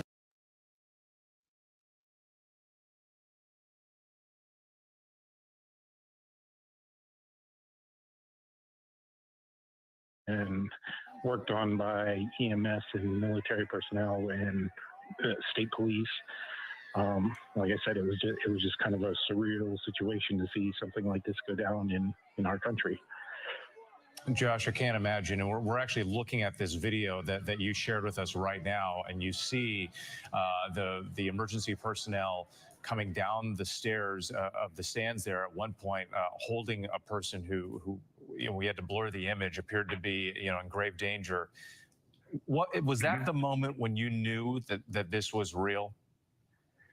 A few moments before that, it clicked in my head. At first, like I said, it kind of sounded like fireworks, and then the progressive shots, and then he saw Trump go down and the Secret Service surround him, and it was just like, oh, this is not a joke kind of thing. It wasn't somebody playing around with fireworks or whatever, and once they start bringing people out that were injured, and and it became more than real at that moment. And Josh, we've been hearing from so many witnesses tonight, really just a range of emotions from sadness to anger. Obviously their hearts going out to the people who were injured and killed. What's on your mind tonight? You bring that up. I got multiple calls from friends, family, and relatives who knew I was heading out that way today, and were like, "Are you okay?" Or, it was just everybody. Across the country, other side of the country, I have friends that were calling me and harkened back to me being there. But moments before Trump came on stage, there was a young man, 20, 30 something, with a child on his shoulders. It couldn't have been more than a year old, and he was up there patting dad on the top, on his hat, on his MAGA hat, Make America Great hat, and, pointing at people and laughing and having a good time in the sun. And, as it's going on, that the image of that little kid ran through my head, and it was just, where is this kid now, while all these people were on all fours on the ground being afraid of being shot, which, like I said, once again, made it very surreal and unnerving. We've been talking tonight about how this is no doubt going to be a big test for this country, right? What do we do next? As the American people, our politicians, how do we respond to this kind of violence? What are your concerns going forward? Man, if I had to answer to all that, I would be running for president. But I just feel it's going to divide our two-party system even further. I've already seen things online where people were saying, "Oh, this was a fake," and this, all these different conspiracy theories, which is just like, oh, great, we can't just, agree to disagree and work together kind of thing. But, only time will tell what the response to this will be. Well, Josh, thank you so much for your time tonight. And our thoughts go out to you and your family, of course, the victims, everyone who was there and witnessed all of this. We appreciate you sharing your thoughts. All right. Thank you for your time. Take care. Thank you. Let's go back to Rick Klein in Milwaukee. This, of course, is the site where the Republican National Convention is supposed to happen. That was supposed to be the big political news in the coming days. And obviously, everything has taken a dramatic and tragic turn here. Rick, what else are you hearing from officials there on the ground? Whit, as of now, there's nothing about the convention's 4 days that are set to change. I've talked to convention officials and Republican Party officials and Trump campaign officials throughout the day, and they have been adamant that nothing is changing. The intention per president, the former president, is to be here in Milwaukee to greet delegates throughout the week. A little unclear around the timing, what exactly day he will be here, but the formal process of nominating him for president and at some point nominating his vice presidential candidate, which he has not chosen yet, will take place as scheduled as of now. But all other events right now are being scrutinized. There were some welcome parties tonight that have been canceled. Tomorrow, there's a major event, some 15,000 people expected, an outdoor welcome reception that right now has to be reevaluated in terms of its basics. And I just can't stress enough how a convention is about more than just one venue. As our colleague John Carl reported earlier, you can secure and lock down the venue itself where Donald Trump will get the nomination, where the delegates will be. But they are staying at hotels spread across this city and across parts of Wisconsin. They are having receptions, they're having parties, they're having dinners, they're having breakfasts. Often members of Congress are walking around. There are so many potential security threats or incidents or soft spots that are going to be walking around the city of Milwaukee in the next couple of days that it has people on edge and reevaluating in real time. This has been a wild and chaotic day. I'll tell you, you arrive in a convention city, people are excited. I was on the plane with a couple of delegates who were going to be here for the first time, texting with them tonight. It is a totally different feeling. They are just saying prayers for Donald Trump, prayers for our country. Everything seems different about the atmospherics, even though the event itself is going on as scheduled. Yeah, everything absolutely is different. And as the event goes on as scheduled, no doubt there will be changes perhaps that they're not discussing or not aware of at the moment. Rick Klein, thank you. Let's bring in Paul Eklof, who we were speaking with earlier, a former Secret Service, to dig deeper into this, because Paul, it's one thing to say the events move forward as scheduled, but once the Secret Service and law enforcement, the FBI, take a closer look, no doubt there will be some changes ahead. What are your concerns just in terms of the challenges of this convention? My concerns for the convention would be far different than for the campaign event and the tragedy that we saw today. The Republican convention has designated a national special security event, which allows the Secret Service to partner with far more federal partners on the ground and even the military. The Secret Service does not just worry about bullets and lone assassins, though that is historically what we see. There are chemical, biological, radiological threats that can emerge from any number of locations and vectors. And then you also have to realize, and what led to today, is the open society and the free country that we live in.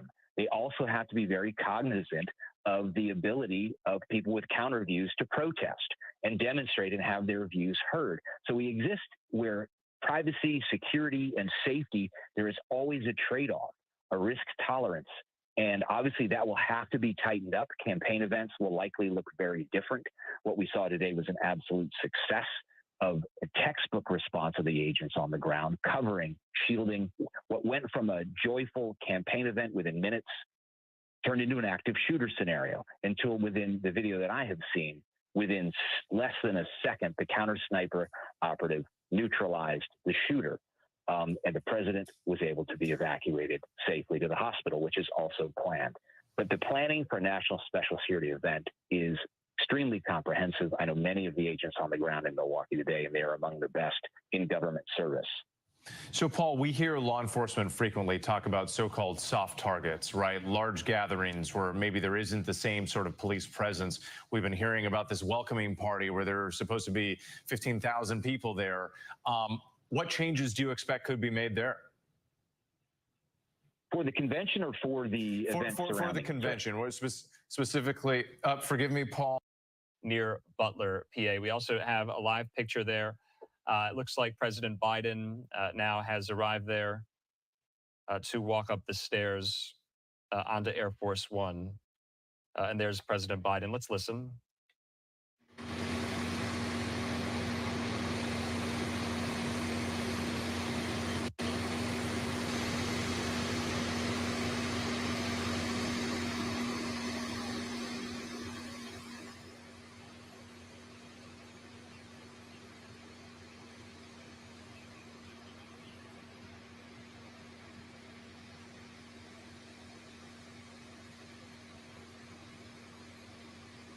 Okay, so no remarks there.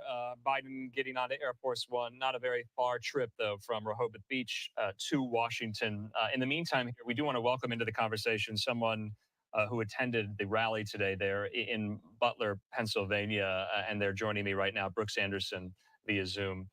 Brooks, thanks for being with us here. I know I can't imagine the day you have been through. If you could, though, just describe what you saw and what you heard. From my understanding, you drove pretty far to get to the rally today. Where were you coming from? Well, thank you for having me. And I just want to extend my deepest condolences to the family that lost their loved one today. It is a tremendous reminder of how fragile life is, especially when the event that you're trying to attend is supposed to be uplifting and positive and patriotic. And I just can't imagine going through what he went through. Yeah.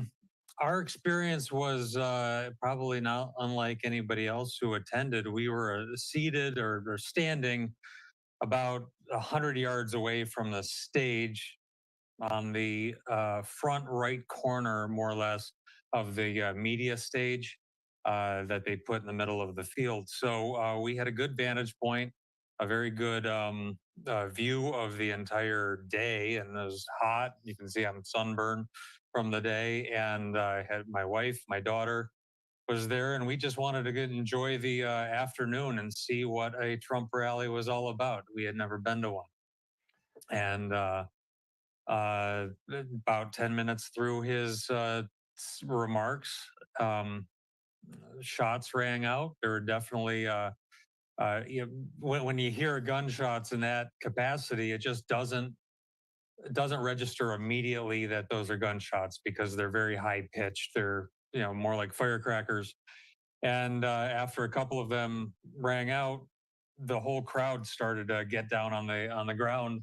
And so we followed suit, and we really knew what was going on. It wasn't until about 15 seconds later that we heard a bunch of screams that we really knew that this was a serious issue, and that that it was more likely an assassination attempt. And as it turned out, that's what it was.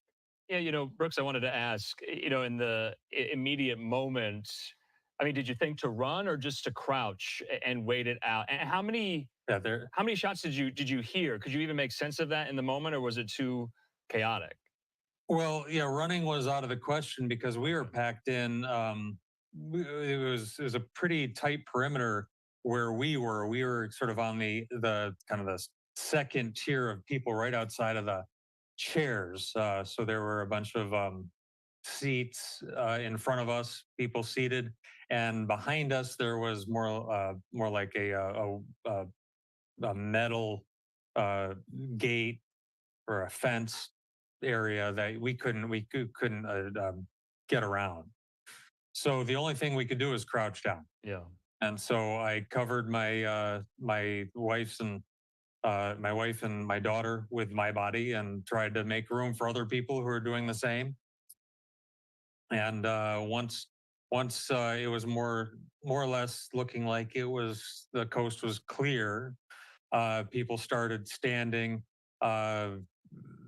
We saw Trump get up, saw him raise his fist in the air, that iconic image that's burned in everyone's sight right now. We saw it live, and we were close enough. Yeah, right there. We saw his, the right side of his face bleeding, and we knew at that point that he probably had gotten shot. Brooks, I wanted to ask too. I mean, did you encounter any law enforcement? Did you talk to any law enforcement? And how long did it take for you guys to get out of the venue and get to your car? I mean, was there a delay there, or were you kind of hunkered down for how long? Things moved pretty quickly after that, maybe 5 minutes of just staying in place. And then once people started, I think the general idea was, hey, everybody's got to clear this area.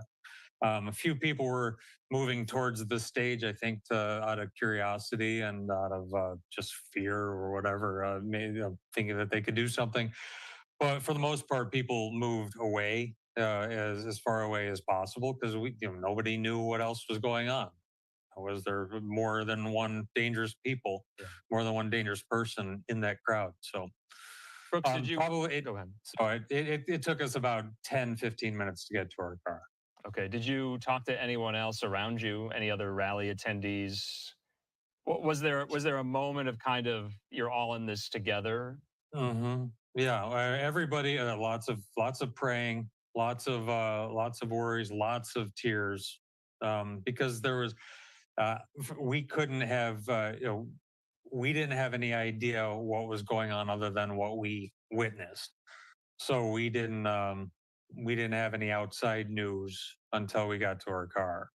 So we spoke to a bunch of people. We stopped every once in a while to listen to somebody else's broadcast out of their speaker. But it really wasn't until we got to our car to figure out that if the president wasn't even alive. So, oh, so you left the rally not knowing if the president had made it? well, we had seen him walk out, but with all the blood on the side of his face, who knew? I mean, we had no idea. So. Yeah. How are your wife and daughter doing? I mean, how are you doing after this? I'm fine, thank you. Just like I said, a little bit of sunburn. It's going to take a while to process the whole thing because, like everybody else, we just went down there to enjoy the afternoon, enjoy the patriotism, and hear what President Trump had to say, and it came back with a much different result. And thanking God that we are all right, and wishing that everybody was as well. All right, Brooks Anderson, we're going to leave it at that. Thanks so much for your time and for recounting what you heard, what you saw. Any final thoughts you want to leave with our audience? You know, it's an election year. The RNC starts Monday. This is a really scary, uncertain time for the country in the wake of something like this. If you could, Certainly. what's your message to some of our viewers watching? Well, I don't know what the message ought to be, but my message that we tell our daughter all the time, we tell friends and family, is that we have to enter into any kind of political situation with a clean heart and hopefully understanding that that there is another side to every issue, right. And maybe calm the rhetoric down a little bit so that we're not going to end up being so divisive that this is going to be commonplace. Yeah. This is not the world that I want to raise my daughter in. All right. Brooks, thanks so much for your time. Have a good weekend. All right. Thank you very much. In the meantime here, I wanted to make sure we got that conversation. And of course, at each and every Trump rally, there's thousands of attendees. Brooks Anderson there going to his first one today, and then tragedy struck as well. This is going to be a key feature of our coverage throughout the course of the evening. We've extended hours. We know there's so much interest in this history-making story, the attempted assassination of former President Trump. And so it looks like Air Force One taxiing there, taking off in just moments. The president will be headed back to Washington, going back to the White House from Delaware today. Let's just watch.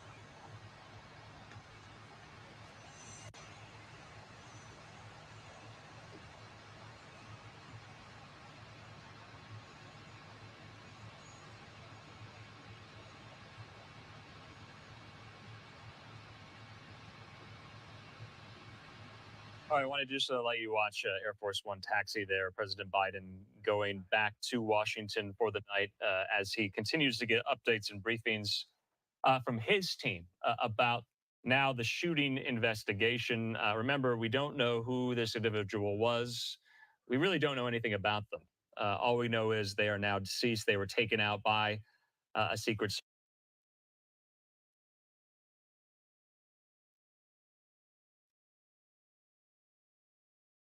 It was an enormously dangerous and volatile time in our history, and I think it reflected the divisions in our country at the same time. 1968 really shook this country to its very foundations, and we see the divisions that we see today are somewhat reminiscent of what we had in the late 1960s with. Mark, I got to say, in conversations I've been having with people recently, before this event even happened, there was this comparison to the 1960s, which, as you noted, was such a traumatic time for this country and pivotal in terms of all sorts of change that came after that. I think the idea that we are heading into a period that is anything close to that is frightening for a lot of people. It was and should be. I think we were tested as much as we have been in the modern era by the turbulence of the 1960s. And I think a lot of people wondered what the future of this country looked like. We went from that into the 1970s, which also had some uncertainty about it. We went into the Watergate scandal and the Vietnam War dragged out. So there was more uncertainty in that. But ultimately, we came out of those periods stronger, as we saw in the 1980s and into the 1990s. There is a cycle around this, but it is a very dangerous and disturbing time in our history. As we saw today, it's a poor reflection of where we are as a society at this moment in time. And as we've been talking about throughout the evening here, as we're watching this live picture, once again, all of these images today, moments in history, President Biden en route back to Washington, D.C. After the events that unfolded today in Pennsylvania, the attempted assassination of former President Donald Trump. Let's go to Mary Bruce right now, our chief White House correspondent. And Mary, we're seeing President Biden on Air Force One heading back to Washington, presumably right there at the White House in the coming moments. He should be back here at the White House within the hour, with the president cutting short his planned weekend at his beach house in Delaware so that he can continue to monitor and track all of these developments as they unfold. We do know that he has been obviously continually briefed throughout the evening. He's going to be meeting here at the White House tomorrow morning with his Homeland Security team and other law enforcement officials. And of course, he did, as we know, actually speak to Donald Trump tonight, though we know little about what was actually said in that phone call. The White House remaining mum on what that conversation entailed. The president was asked a question about how that call went as he boarded the plane a few moments ago.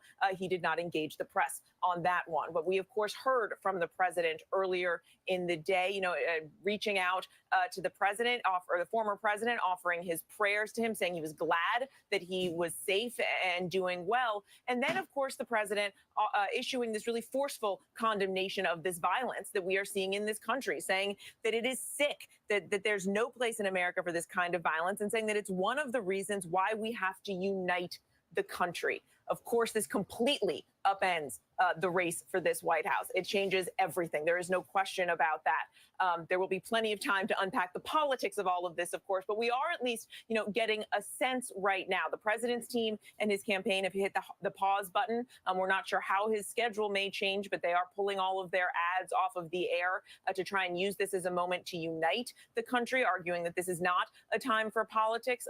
The former president's team, we are getting a sense of how they are going to lean into this, it seems.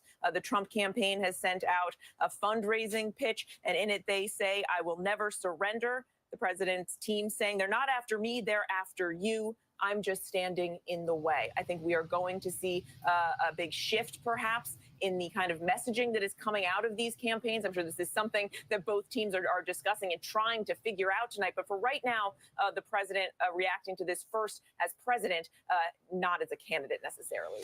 Yes, they're trying to figure this out in real time, moment by moment. Mary Bruce, thank you. And again, we are awaiting a press conference coming up from law enforcement involved in this investigation to give us an update on what happened in Butler, Pennsylvania, that assassination attempt of former President Donald Trump. Trump. But on some of those same notes there, I want to bring in Rick Klein, our political director, who once again is in Milwaukee at the site of the Republican National Convention. And Rick, on the point that Mary was making there about the Biden campaign trying to reassess everything and pause the campaign, or at least, some of the ads and some of the rhetoric, these are still two men who are trying to win an election.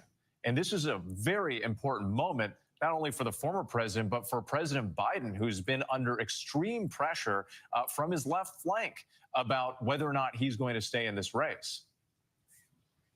Yeah, and this comes at a very odd and tenuous time for President Biden, where he has been challenged by people in his own party about his ability to do the job, people questioning whether he's in charge, whether he has the mental ability to continue. The polls have shown that so many Americans have those kind of doubts, those kind of questions. And now comes this moment, the challenge, to Mary's point, where he's got to be a president first and a candidate second. I can tell you from based on the conversations I've had already here, Donald Trump does not intend to let up in any way, shape, or form around his campaign. The fact that this convention is going on as scheduled, the messaging is going to change, and I think to reflect this reality. The imagery that we saw, the still photos of him with blood literally on his face and on his hands, those are things that we are going to see a lot here in Milwaukee in the coming days. However, President Biden hopes to or plans to use his campaign. He is not going to have another side that lets up in any way. And in fact, there are a number of individuals, including some people that Donald Trump is still considering to be his vice president, who are directly blaming, without any evidence, that Joe Biden for this incident, without knowing anything about the shooter, without knowing anything about the motivation, saying that the way that he has built up the stakes for democracy has put this literally, there's some saying that he has blood on his hands. Again, that's an irresponsible statement based on what we know right now. There's no evidence to support that. But the rhetoric that led up to this moment in some ways, or that make this moment so obviously a sad and horrific one for the nation, is not ending with this incident pretty clearly. And I think in some ways we can see it boil over even more in the days ahead here in Milwaukee. Exactly, and that's the concern from authorities, that you can throw fuel on the fire and only fan the flames with some of the language that's being used, and that's something that they're monitoring very closely. Rick Klein, thank you so much from Milwaukee. We also have on the phone with us Reince Priebus, former RNC chair, former chief of staff early on in the Trump administration. Reince, you're there in Milwaukee. What's the mood right now among Republicans? Well, I'm also chair of the Milwaukee Host Committee, which raises the money, and I lead the community group here that helps put on the convention. And obviously people are stunned and saddened, and, it's horrific and dreadful, and all the other emotions that everyone has, which, is a whirlwind of concern, but I will say that right now things are moving forward as planned, and just being a person that's been around President Trump a lot, and I still am, I would suspect that the president's going to be even stronger moving forward in both attitude and probably tone. And so I don't expect right now anything to change moving forward. I want to follow up on that because obviously, people have been thinking about the former president, and we know that he is doing fine. He suffered that minor injury to his right ear, and he says what he believed was a bullet that whizzed by. Somebody died today, at least one person, an innocent bystander who was just there for this political event. And it's a reminder that you can't protect every location 100% all the way.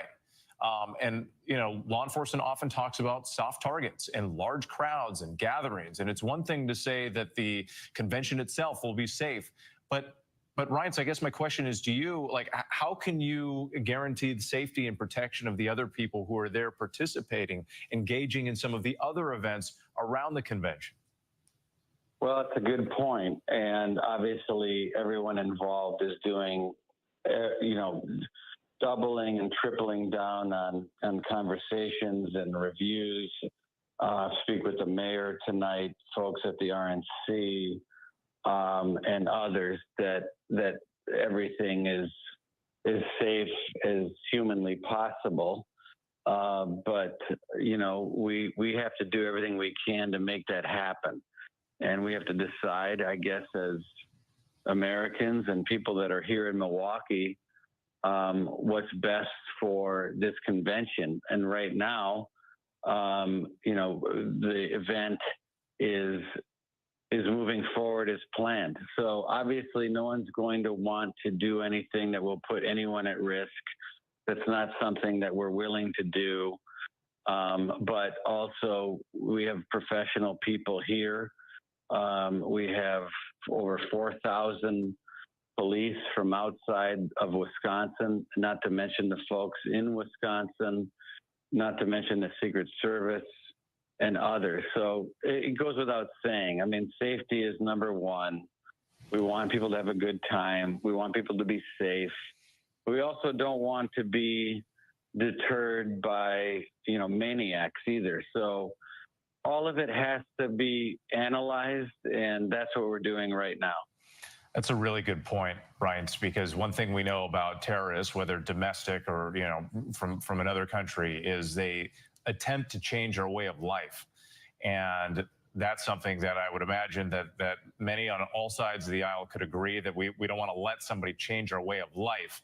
But at the same time, major questions about security at these big events going forward. Reince Priebus for us tonight. Thank you so much for your time and your perspective. We appreciate it. Let's go back to Martha Raddatz in Washington. Martha, you've been talking to a number of people, and a reminder to our viewers, we are waiting for this police press conference to hopefully give us some more information about what happened.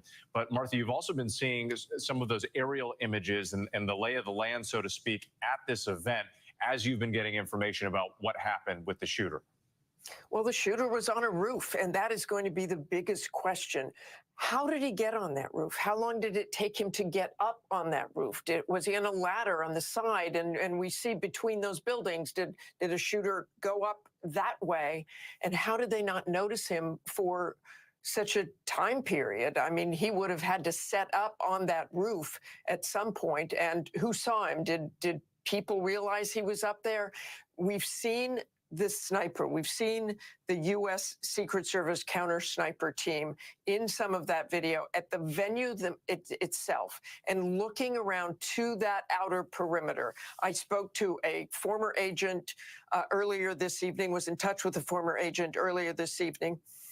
I think we're going to stop right now. Martha, yeah, forgive me. The press conference is underway. Let's listen.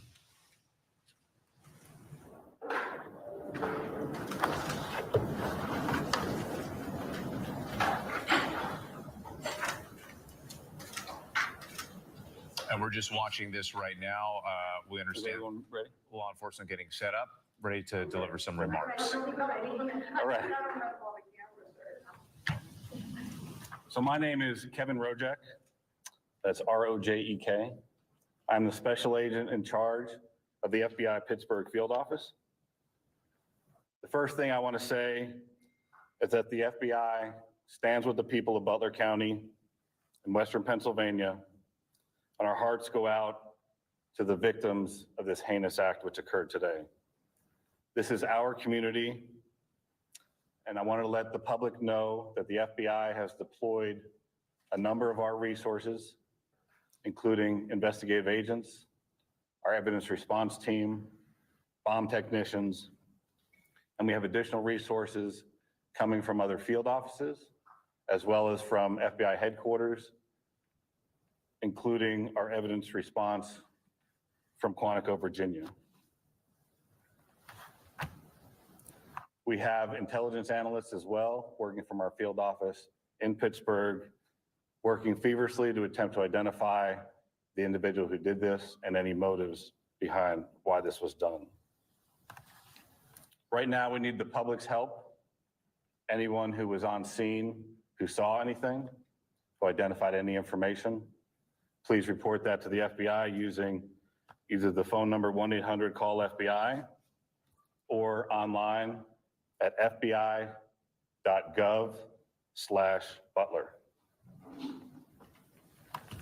This evening we had what we're calling an assassination attempt against our former president, Donald Trump. It's still an active crime scene. As I mentioned, we have a number of agents on scene. We also are working closely with other federal agencies, our state partners, and our local police partners as well. Again, at this time, we are not prepared to identify who the shooter is. We are close to that identification, and as soon as we are 100% confident in who that individual is, we will share it with the press. With that being said, also, we do not currently have an identified motive, although our investigators are working tirelessly to attempt to identify what that motive was.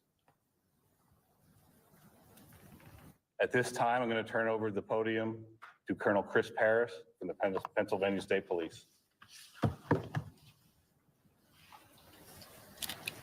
Thank you very much. My name is Colonel Chris Parris, P-A-R-I-S, Commissioner of Pennsylvania State Police. I would just like to say that the state police have been in regular contact with the governor's office, and the full support and assets of the entire agency are behind the FBI and our other federal and municipal partners to assist with this investigation. The thoughts and prayers of the Pennsylvania State Police are likewise with the victims of this terrible act. We are prepared to support this investigation in any way, shape, or form, and we stand ready to participate in a full, fair, and competent and thorough investigation. To give you an operational rundown, Deputy Commissioner of Operations, Lieutenant Colonel George Bivens, is behind me, and he will discuss the operational portion that's being conducted by the Pennsylvania State Police. Lieutenant Colonel Bivens. Good evening. So let me describe for you a little bit about the scene that we have over there. As you know, there was a grandstand, a very large area, a lot of people there when this all unfolded. The former president had come out and begun to speak shortly after 6 o'clock this evening, and within about 10 to 15 minutes, a number of sounds were heard, and it became apparent that shots were being fired in that direction. It was a chaotic scene. Law enforcement, I believe, acted heroically, quickly identifying and neutralizing the threat, as well as responding to assist the various victims. PSP had a significant presence on the scene along with all of our federal partners at the time of the shooting. We have since enhanced that presence significantly, bringing in resources from all over the Commonwealth to ensure that we have a speedy, thorough investigation. We are working very closely with the FBI as we work through this. As you can imagine, because of the variety of crimes that have been committed, some are under federal jurisdiction, some are under state jurisdiction. And so, we're working through all of that, not an issue at all. We work seamlessly, but the FBI has maintained the lead on the attempted assassination. PSP will take the lead on the homicide and the shootings of the other individuals in the grandstand area. And so there are a lot of witnesses to be interviewed, a lot of things to be processed. There were some complicators that hopefully the next time we speak, we can describe for you, but some complicators that slowed down some of the processing and the positive identification of the shooter. But know that at this time, we have no reason to believe that there is any other existing threat out there. We are doing everything we can to make sure that this is thoroughly investigated, and that if there is any information developed that anyone else was involved, that between PSP and the FBI, that will very quickly be followed up on.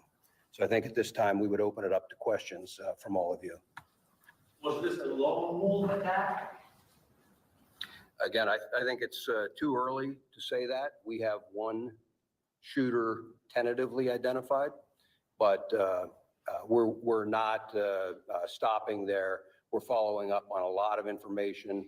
It will be some time until we can conclusively say or answer that question, I think. I hiked up there. We saw the snipers up there, as the crowd kind of mulling in and looked at that pretty good viewpoint to check everyone else. How long did that guy have out there? Again, that will all be part of the investigation, but that will all be part of the investigation. but I can tell you that preliminarily it appears everything unfolded very quickly. So, again, we'll have more information on that, but it's just too early to start definitively saying this happened at this exact time. Inside the security perimeter, right? That building was outside of the. That's correct.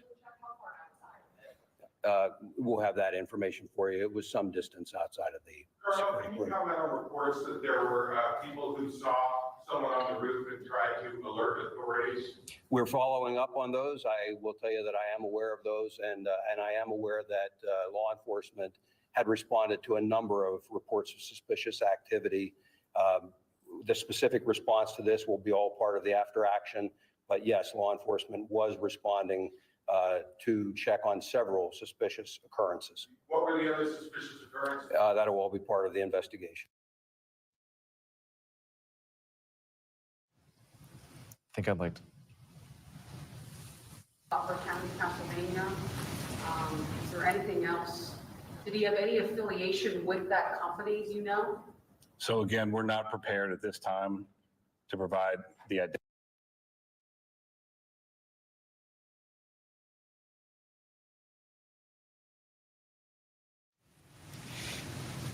Forgive us here. We are having a couple hits to the signal here with this press conference that's happening right now in Pennsylvania. Let's see if it comes back. If it doesn't, we'll continue here, or as we wait for it, I can give you some of the headlines from what law enforcement officers were talking about.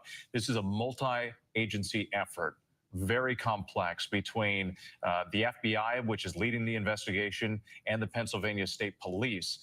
And they said that because of the different layers, they said at this time there are a variety of different crimes, some under federal jurisdiction, some under state jurisdiction, but they will be working together. They also said at this time they're not prepared to identify the shooter. They're close to identification, but they want to make sure they're 100% confident in who that person is before they share it. This is key. They also said there is no reason to believe that there is any other existing threat out there. Now, they wouldn't say specifically if they thought this was the act of a lone wolf, pointing out that they're not sure of the motive in this case. But at this point, this is significant, especially for the area. No reason to believe that there's any other existing threat out there. Now, one part of the question and answer I thought was interesting. There were reports that police confirmed of someone on a rooftop. And so let's go ahead and listen into the presser. So I think the credit goes to not only the Secret Service who was on site, but also the state and local partners who were there on site and were able to react immediately when the incident occurred. Do you know how many officers fired their weapons? I do not. I understand that it's very early and there's still going to be a lot of questions, but I mean. At this point, we're not going to make that assessment. There's an active investigation. A lot of things need to occur investigatively to make those determinations of what, if any, failures there were. So really, we can't comment on that at this time. You can say if Secret Service had checked those buildings or were keeping a close eye or. Really have to defer to Secret Service for those questions. At the AGR property prior to the event? Like, were there police at that location at any point during the event? Are you saying the location where the shooter was located? Yes. I don't have any information on that. You'd have to defer to Secret Service. When do you think you will release? When will the name of the shooter be released? I mean, any inkling of when that might happen, tomorrow or? So that'll be as soon as we've confirmed 100%, we're willing to release that. So if we have, as far as the contact information for the press, we should be able to do that within the next few hours, I imagine. There was a vehicle being checked not far from here. We've also heard of a possible related scene in Bethel Park. Is there anything you can tell us tonight about other areas where law enforcement may be searching in relation to this? Again, right now we're tracking down all leads and doing all interviews and tracking anything that we can regarding suspicious locations, vehicles, locations, interviewing individuals. So it's all related to this event, but I can't confirm or deny anything that's going on beyond that. Have you heard us about the weapon that the shooter used? Details of the weapon? Yeah, what kind of rifle? Do you want to comment on that? Would it be used? Okay, until we have the confirmation of who the shooter is.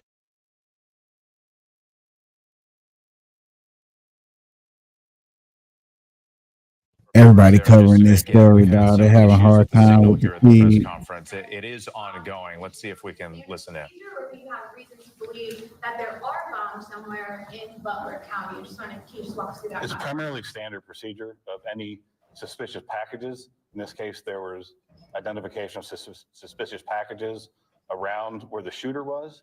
And so we deployed, in an abundance of caution, bomb assets to make sure that those were cleared for investigators to move safely in the area. We're still working on, it's still an active crime scene. So I'm not going to say that the scene is 100% clear at this time. Why are there any Secret Service agents here right now for the press conference? So Secret Service wasn't available for the press conference at this time. I understand what packages are you talking about? You're talking about packages, but the suspicious packages like what you're shooter? Really anything. I don't have specifics on what they were looking at, but you know, there's people in the crowd will leave bags as they're fleeing the scene like this. So any suspicious packages we have to treat as it may be an explosive device. And then how quickly, this goes in, I guess, the Secret Service, which we're not here to talk about, I guess, but when you guys jumped into action, all along, and were able to take down that shooter, how quickly did everybody jump in and who ended up taking him out? So it was immediate, and we're still trying to figure that out. So we'll wait till we have more definitive information regarding that investigatively. What about the person in the crowd? Do you have any information about how they were killed? My understanding was it was from the shooter, but again, those will be details that are released later. Do you search homes or apartments as a part of your method of identifying the individual? So if that's where the leads take us, absolutely. Was Donald Trump hit with a bullet, do you know for sure, or was it potentially something else that could have? I don't have that specific information as far as the injuries to the former president. I understand you're not releasing the suspect's identification right now, but as you know, is this person known to you guys? Is he somebody that you guys have been looking at through the threats he's possibly made online, et cetera, et cetera? Again, the information that we currently have, we're looking at that obviously very intently. And as we know that information, we'll release that as well. So we'll need to plan another time for a follow-up press conference. We're looking at all investigative leads and all everything from, and that's why we asked the public, because I'm sure there'll be cell phone video, there'll be all kinds of information that we'll use to fully flesh out exactly what happened here. I think you're saying you can't say what type of gun it is, but do you know how many shots were fired? I don't. And I don't have that information as far as that'll come out in the investigation as well. Is there an identification tonight on the other victims? As far as the civilians, Civilians that were injured and killed. Yeah. So we do have identification on those. We're not prepared to release it at this time. We have notified a number of family members, but they have not had an opportunity to notify extended family and things. I would confirm for you that we did have one individual killed. And I know I heard somebody say about 2 victims. There were 3 in total besides the former president. So 2 critically wounded, 1 killed. At this point, do you know if they were sitting near each other and where in relation to the former president were they? I don't have their exact seating by individual. Again, that'll all be part of the investigation, but their shots were scattered somewhat, and so they weren't just into one particular location. you're saying just one fatality as of right now? Yes, The shooter and one fatality? the shooter plus 1 fatality. Okay. So there was 1 victim of the shooter who was killed, and then the shooter was killed. And then 2 incredible. Yes, ma'am. Witnesses say they saw a semi-automatic rifle used by the shooter. Can you share any more details of it? That's what you believe. I've heard those reports as well, and again, we do have a good idea of what the weapon was, but again, that's all part of the ongoing investigation. And I'm not trying to be cagey about that. You know, when the SAC talked about the need to be very methodical and to be cautious with that scene, we are doing just that. We don't want anybody else getting hurt. And candidly, there are some concerns that we'll be able to talk more about later on about just what those concerns are and continue to be. Have you talked to the shooter's family yet? That's all part of the investigation. After the event, there were a lot of really angry people. Are you monitoring if there have been any threats in response to this? Are you worried? Have there been any specific threats? That's certainly a concern, and we're monitoring that whole situation. I mentioned that we're bringing a lot of assets to bear, and so like the FBI utilizing their analysts, we also have the Pennsylvania Criminal Intelligence Center. We will utilize the resources of our intelligence division and the Criminal Intelligence Center to be able to monitor for concerns about any threats, regardless of the side of the issue or the political spectrum. We want to make sure that we try and avoid any further violence. So no, nothing specific so far? No, sir. Without identifying them by name, can you say anything about the other folks who were injured or killed? Were they adults, men, male, female, anything at all? They were adults, and they're male. All three? Yes. How difficult of a day is this for your department though, or all your departments to go talk to these family members, including the civilians who were gunned down while they just went to a rally to try and, celebrate, I guess, the upcoming election? What are these conversations like and how do you kind of get through that? We have trained investigators and we're partnered hand in hand with the FBI, again, because we've got some federal violations, some state violations. And so our investigators are going out methodically. We have a large team of investigators that are going out, dividing up these interviews and trying to conduct them as quickly as possible. And then there'll be follow-ups. With the FBI asking for people to call in tips, I have no doubt that we will receive a lot of additional information that will also require follow-up. But again, we're working very well together, and it's only a short matter of time until we get through all of those interviews. How close a call was it for President Trump? There were no police hit with bullets. From your experience, how close a call was it for? I'm not going to speculate or comment on that.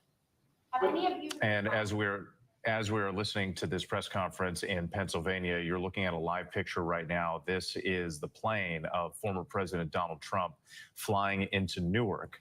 We understand that the president is going to regroup with family, with advisors in New Jersey as they get ready for what is still set to go forward with the Republican National Convention in Milwaukee starting on Monday.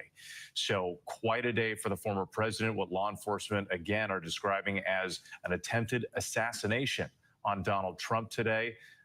Trump himself saying that a bullet whizzed past his ear, his right ear, and actually clipped part of it. He was injured slightly, taken to a hospital for medical treatment, but has since been released, left the area, and the image of former President Trump's plane landing in New Jersey right now. Once again, this press conference is playing out in Pennsylvania. We're getting a few more details of what they're looking at. I believe they're still wrapping up right now. Let's go ahead and listen in. Part of that process? It's my understanding that was outside of the perimeter. Did this shooter have any previous criminal history? We're not going to comment on anything about the Did shooter. the agency deny Trump's team extra security? Any of the agencies that are out there? Not that I'm aware of. If Trump had been the nominee already, would he have had additional security for this event?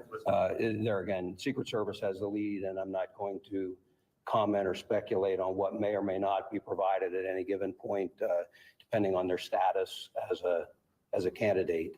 What I will tell you is that in my experience, Secret Service does an excellent job of maintaining security on protectees. They're very cautious. They don't hesitate to ask for resources. And candidly, we don't hesitate to supply those resources. Colonel, you're asking for the public's help. Can you elaborate and be more specific about what you'd really like to see from the public? If it's videos, photos, personal accounts? I think the videos and photos would be very helpful. And I think that once the shooter is identified, anyone that has specific information on that shooter, that would be very helpful as well to help us assess motive. And again, as I mentioned earlier, we are absolutely not taking for granted that this was a lone wolf attack. And so we would be looking for any additional information that might point us toward anybody else that may have had a hand in this. Sir, at this point, what is the main focus of the investigation? What's the most important thing for you right now, a few hours? Well, there's not any one single focus. I mean, certainly The immediate focus was life safety, getting the former president out of there, and to care, getting care to the other victims and trying to secure the scene as quickly as possible. It shifted then from a life safety priority to then an investigative priority. And so I guess if I had to point to where we are right now, the single greatest priority would be to identifying a motive and whether there was anyone else involved. We're just beginning the political season. Yeah, Are you prime guys example. concerned with That's the all these best. rallies That's that happen? number one thing I want to. Set up? Is this gonna change maybe the venues? Again, I would refer you to the Secret Service in terms of what they work out with the campaigns. We will continue to supply resources, as I'm sure the FBI will, and the local partners as well. When this was announced, it was, And again, you're listening to this press conference with law enforcement in Pennsylvania, the state police and the FBI speaking. But the image to the right of your screen is President Biden stepping off of Air Force One, arriving at, I believe it's at Andrews Air Force Base. At Andrews, this was just moments ago. We know that President Biden ended his trip. He was in Rehoboth, Delaware for the weekend. He ended his trip early to come back to Washington as all of this started playing out. I was just listening to see if we're going to go ahead and we're going to leave this press conference right now and go to Mary Bruce, our chief White House correspondent. Mary, a couple things that I just wanted to point out before we come to you as we're getting all of this information here. Once again, law enforcement saying that they are calling this an attempted assassination of former President Trump. I remember earlier tonight when President Biden was asked that question, he wasn't ready to go and confirm that, but now we're officially hearing it from officials. And once again, before I come to you, forgive me, I just want to point out too that they mentioned that one victim was killed, 2 critically wounded, all are adult males, and that the shots were scattered somewhat, so they couldn't identify specifically where these victims were in the crowd, but they are also highlighting the fact they do not believe that there is any other existing threat out there. They couldn't confirm whether this is a lone wolf or what the motive was or if others were involved in some way. But at this point, they do not believe there's another threat out there. Mary Bruce, I would imagine the White House, President Biden's team will be on heightened alert, regardless of what law enforcement says tonight. Of course, I think that is natural to assume here. And the president, of course, has also been briefed on all of this. And as you noted, he did say earlier today that he had an opinion when asked if this was an assassination attempt. But at the time, he noted that he didn't have enough of the facts. Well, now, of course, they clearly have been able to ascertain that, yes, this was, in fact, an assassination attempt. The president, as you noted, is now back in Washington. He'll be back here at the White House shortly. His motorcade now making its way from Andrews Air Force Base back here to the White House so the president can continue to monitor all of the developments as they continue to try and answer all of those remaining questions here. The president will, as we have been saying, get another briefing tomorrow morning. He'll be meeting with his Homeland Security team and law enforcement officials as they continue to try and unpack all of this. The public message from the president so far has been that this is a time for unity, saying that there's no place in America for this kind of violence. He has called this sick. He has said we cannot be like this. We cannot allow for this to happen. That is the message coming from the president. And I suspect that will continue to be the message in the coming days. The message coming from Joe Biden, the candidate, has been that they are pausing all of their public communications, as we've been saying. They're pulling down all of their ads, trying to make the point that this is not a time for politics. Of course, we have seen a bit of a different message coming out of the Trump campaign. They have been leaning into this moment. We noted that they put out that fundraising appeal off of this, saying, the Trump team saying, I will never surrender. They're not after me. They're after you. I'm just standing in the way. All of this, of course, coming as we head into that critical next week at the RNC. Yeah, we're seeing the politics, we're seeing the campaign, we're also seeing law enforcement start the process of carrying out this investigation, just the beginning stages. Mary Bruce, thank you. I believe that we're going to go back. We just lost the signal to the presser, but just a couple of other things that I just wanted to highlight because some things that we hadn't heard before. They did say that there were a number of reports that they heard from people, and the state police did confirm that they heard that people were trying to report suspicious activity prior to those shots being fired, and that there were reports of someone on a rooftop somewhere.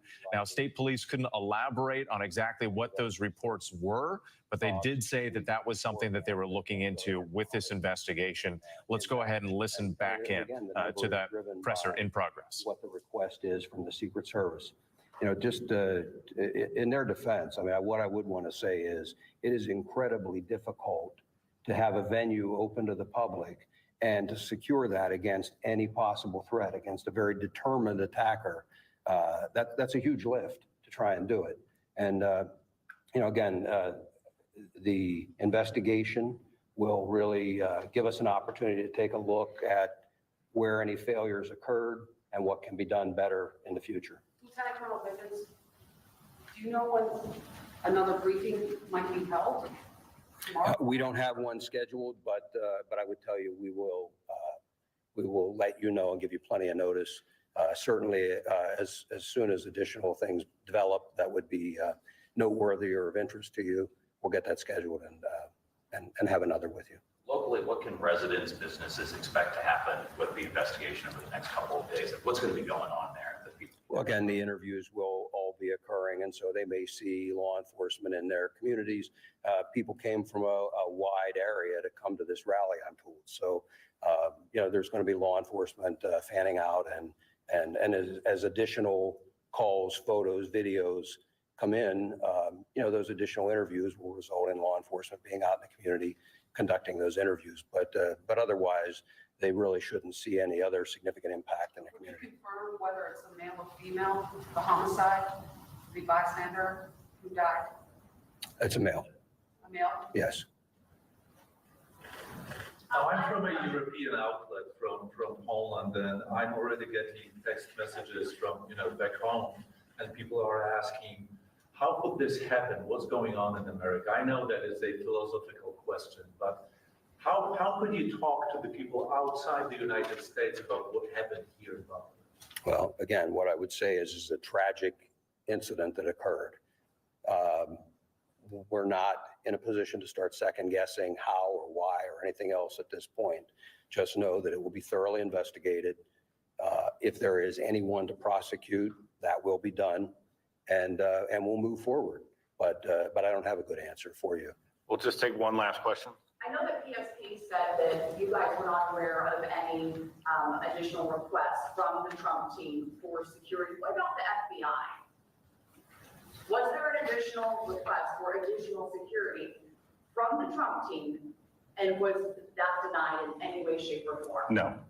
No, there was no additional request for security that was ever denied by the FBI. What does the FBI do in these events? Like, what is your rule? So we showed up after the fact. We were monitoring the event, but it was once the incident occurred that we come and we take the primary jurisdiction for the investigation. Thank you. We'll, as we have additional information, we'll provide it. Thank you. Thank you. And once again, law enforcement wrapping up this press conference. This is in Pennsylvania. It was a joint presser. The Pennsylvania State Police, also the FBI, talking about the teamwork that they'll be working together as they pursue this going forward. There was one more note that I wanted to bring to your attention that we heard. They said that, and you see it written at the bottom of your screen there, that it's still an active crime scene there at the location in Butler, Pennsylvania, where the rally occurred and where the shooting played out. They also said that there were some suspicious packages in the area where the shooter was. Remember, the shooter was shot and killed by a counter sniper with the Secret Service. They said that there were some suspicious packages, so they deployed some resources to clear that area. That's not to say that there was any sort of device that was dangerous, but out of an abundance of caution, this is the sort of thing that they have to do to clear this massive area, this massive crime scene. And you're looking at some of the aerial pictures right here. Let's go back to our team now, because Pierre Thomas has been getting a lot of information from law enforcement side. And Pierre, the one thing that we were talking about earlier that we didn't hear is they said that they're not prepared at this time to identify the shooter. They said they're close to identification, but they want to be 100% confident in who that person is. Well, they absolutely have a name that they're working with. And right now, our guidance is that there are residents and other locations that are being checked in connection with this suspect. And again, the reason why they're being so careful is that any place that they're going to, they don't want anyone who may have been involved to know that they're coming. So that's why they're being very coy about releasing the name at this point.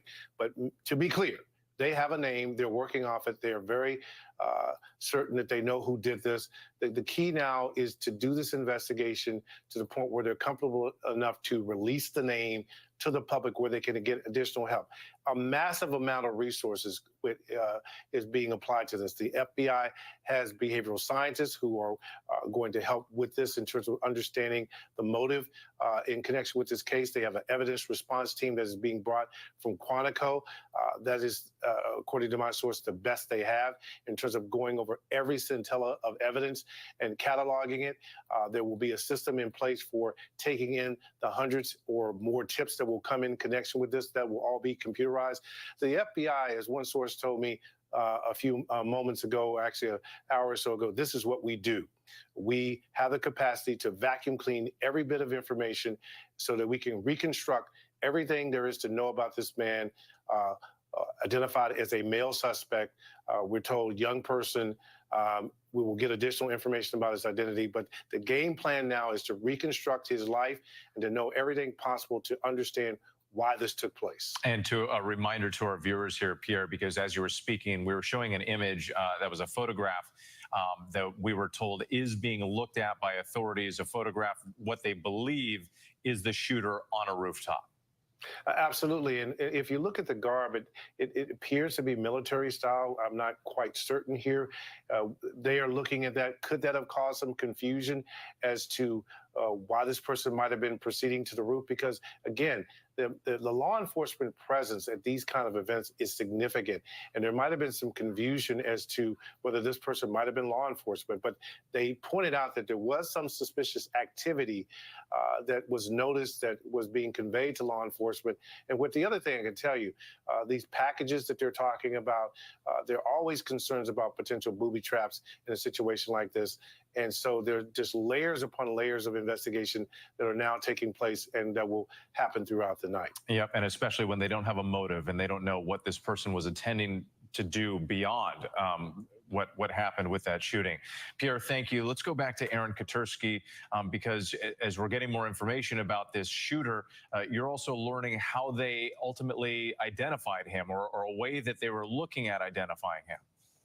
And it hasn't been easy, Whit, because authorities say the shooter was carrying no identification on his person. So they've had to use DNA technology to identify him that way. That may be what's giving the FBI some pause in formally releasing the name so they can do that biometric identification. So that also tells you that perhaps this person didn't want to be identified. And what that means as far as motive, we're not sure. The authorities have not yet identified one. But with the name they do have, even though they're not releasing it to the public, and as they wait for biometric confirmation, they've already started carrying out law enforcement operations nearby in Western Pennsylvania at locations that may be associated with this young man. They've undoubtedly tried to scour his social media, if there is any, talk to people who knew him, relatives, friends, because they do want to, as you heard the authorities say, understand a possible motive here with. Aaron Katersky, thank you. And Brad Garrett, our law enforcement contributor. Brad, let's bring you in because you've been a part of so many major investigations. This is unique. We're talking about an attempted assassination of a former president who is currently a candidate for president again. And what's your takeaway in terms of the identifying of this shooter and what we know about him already? So, the pause obviously is they do know who he is, but they probably don't know all the tentacles connected to him, if in fact there are any. And until you eliminate those, you're going to walk very carefully and you're not going to get the public involved with names until you do searches and that you have a really solid feeling that this is a lone actor, which is, it sounds like that's what they have, but they don't know that I think, 100% yet. And so you'll see this probably, I suspect, by tomorrow. We'll know who the shooter is. You won't maybe know much about motive, if any, officially for a while. And it'll also, this whole thing is a teaching moment for them, because this guy had to be, again, me guessing, outside the perimeter of what they had covered. And only, I suspect, when he started shooting, that they were able to draw a bead on him and stop him. So this will go together, I think, pretty quickly. And we should have a lot more information, I think, by tomorrow. And already in the past 5 hours or so, we have learned a lot. Brad Garrett, thank you. Let's bring in Elizabeth Newman, our contributor, our former Department of Homeland Security under former President Trump. Elizabeth, what are you learning, and what's your takeaway in this sense of the shooter profile that we're starting to get right now? Look, we don't have a ton of data about assassination attempt attackers, in part because there just aren't that many assassination attempts. But we do have a lot of data about the type of attackers that carry out targeted attacks, targeted violence attacks. And things that we know is that there's usually leakage. They usually tell people, or the people around them know that something is off, know that something has shifted. We know that many of them have some sort of life stressor in their life experience in the last year, some sort of crisis. Sometimes it's a job loss, sometimes it's a loss of a loved one. Many of them have mental health challenges, not necessarily a diagnosable illness, but just it can be a broad category of mental health challenges. And all of these things is what Brad was referencing earlier. They're going to be looking into the attackers' history here. There sometimes is an ideological motivation. And of course, because of who the target is, everybody's kind of jumping to, well, clearly this has a political motive. It might, but we also know that a lot of times, I mean, you can go back to Ronald Reagan's assassination attempt. That wasn't politically motive. It was somebody with a mental health fixation on a celebrity, trying to show off for a celebrity. So we really don't know yet motive, but we do know probably that there was some sort of crisis in their life. They're disaffected. They probably spent tremendous time online.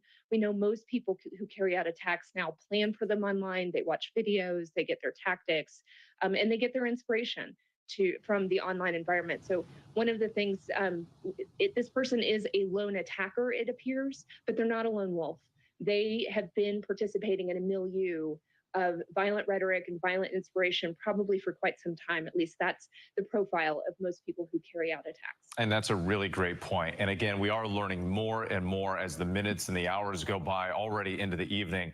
And the next 24 to 48 hours is likely to be very illuminating with more information. Elizabeth Newman, thank you so much. We cannot forget in all of this the people who are there, the witnesses and the victims. Authorities again confirming that one person was killed, two critically wounded, all adult males. We heard from so many witnesses who saw all of this. Some of them rushed in to try to help. We've been speaking with some who were at the Trump rally describing what they saw and heard. A warning, some of it is disturbing. Let's listen. I was positioned probably about maybe 20 feet away from the president at the point in time when he was making his address. I was to the right of the stage due to me being I was a speaker at the event. So I did my speech earlier today during the pre-program, and I was a few feet from where this all occurred.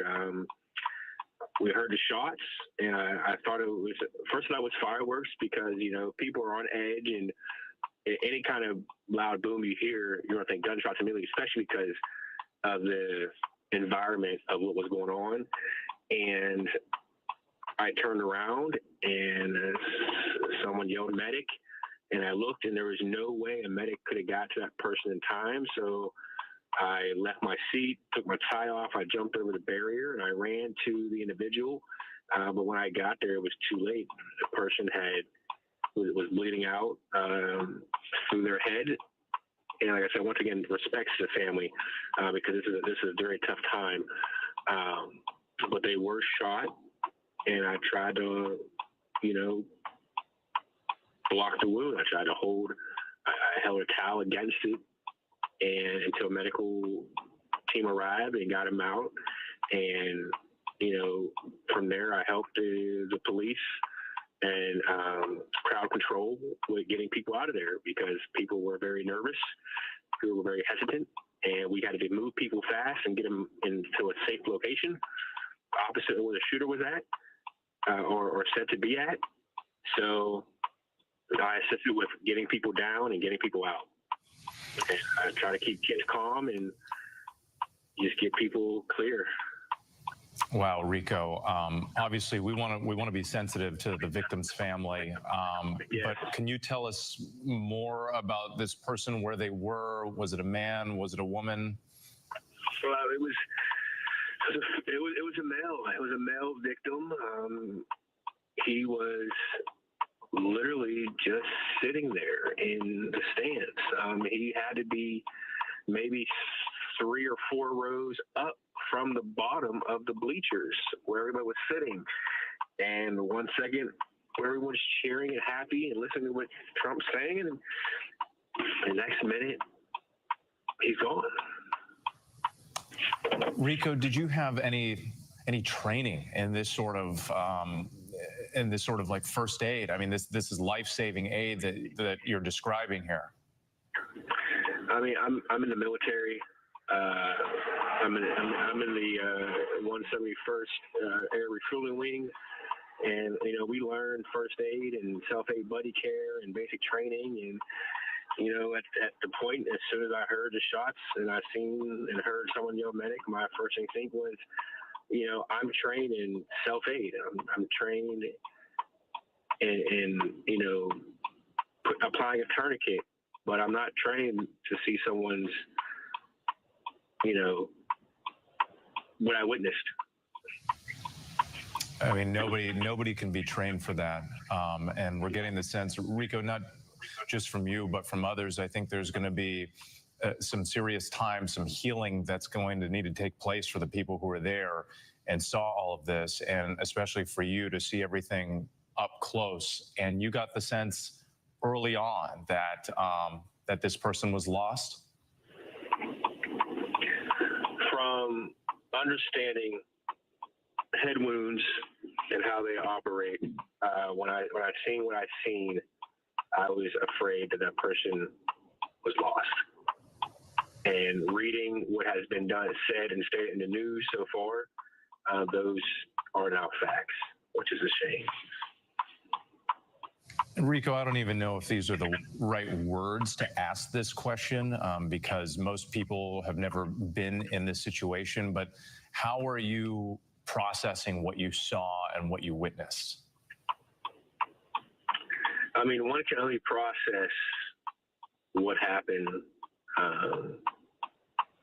you know, hopefully as slow as possible.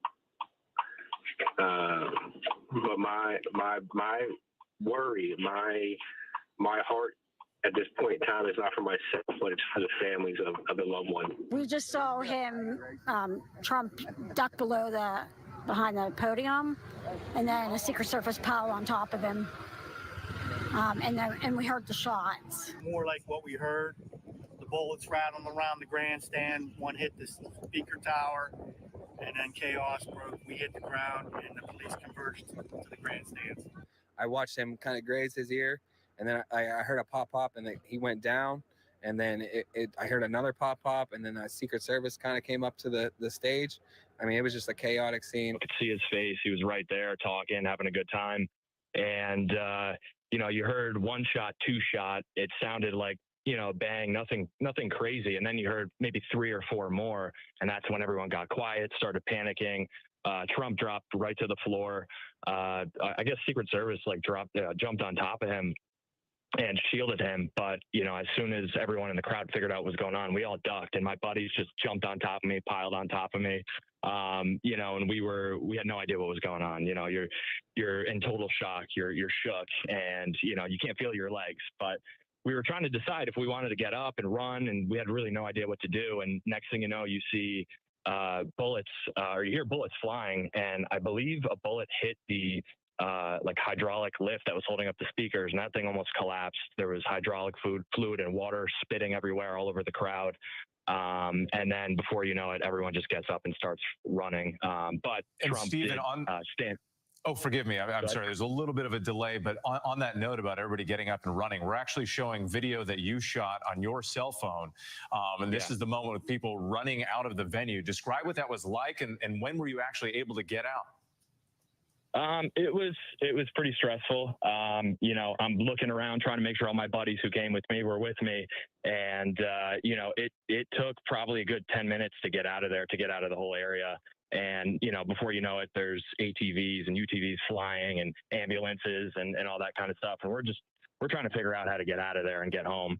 But you know, we made it. And when we walked out to the road, they had, you know, police blocking everything off. And we actually found out where the building was that the shooter was shooting from. They had it all taped off. I guess it was like an agricultural warehouse, something like that.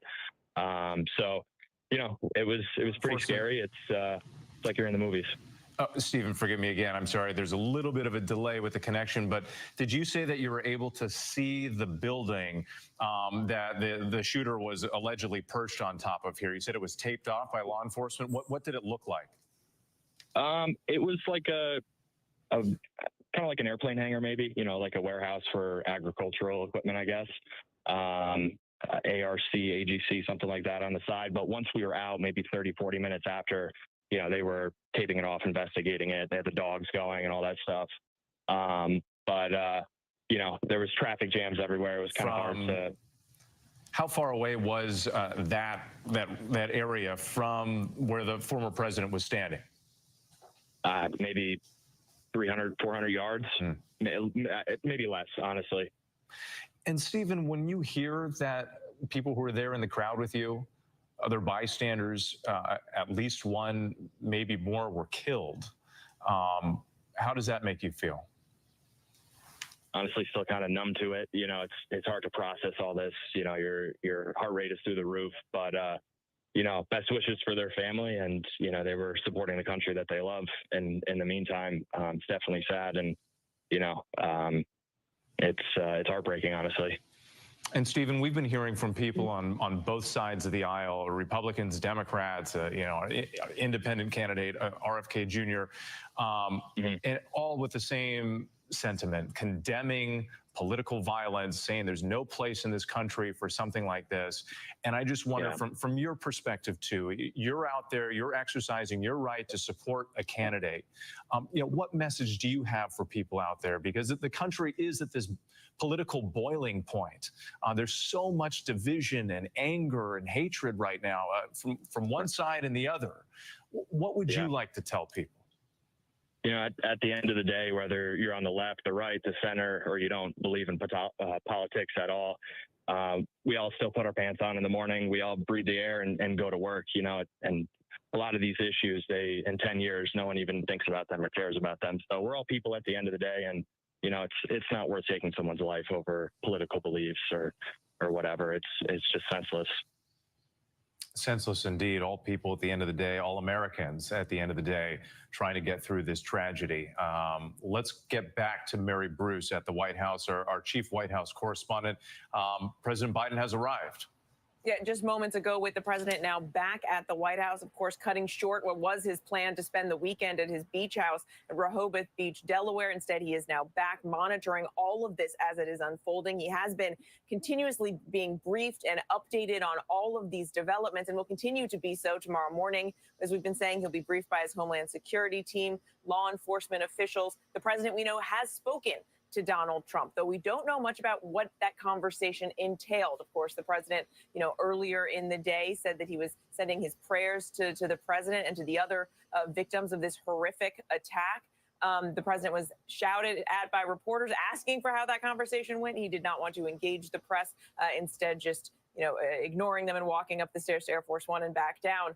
All of this has completely changed everything, about this race and this political moment. And the president, before you get to any of the politics, is simply going to have, a lot of the same questions that all of us have. And I do think it is interesting to remember that the president's events, the president's campaign events, they have a very similar security procedure, security process. So, there are a lot of questions that the president is going to have, as the president, as a candidate, about how this could have happened and what lessons can be learned going forward. So first and foremost, he is reacting to this as the president, trying to get some of those answers here in the coming hours, Whit. Yeah, as you noted earlier, president first, candidate second, and everything is being recalibrated now. This is a pool video right now that we're also getting. This was President Biden, his motorcade pulling up to the White House. Remember, he was in Delaware earlier.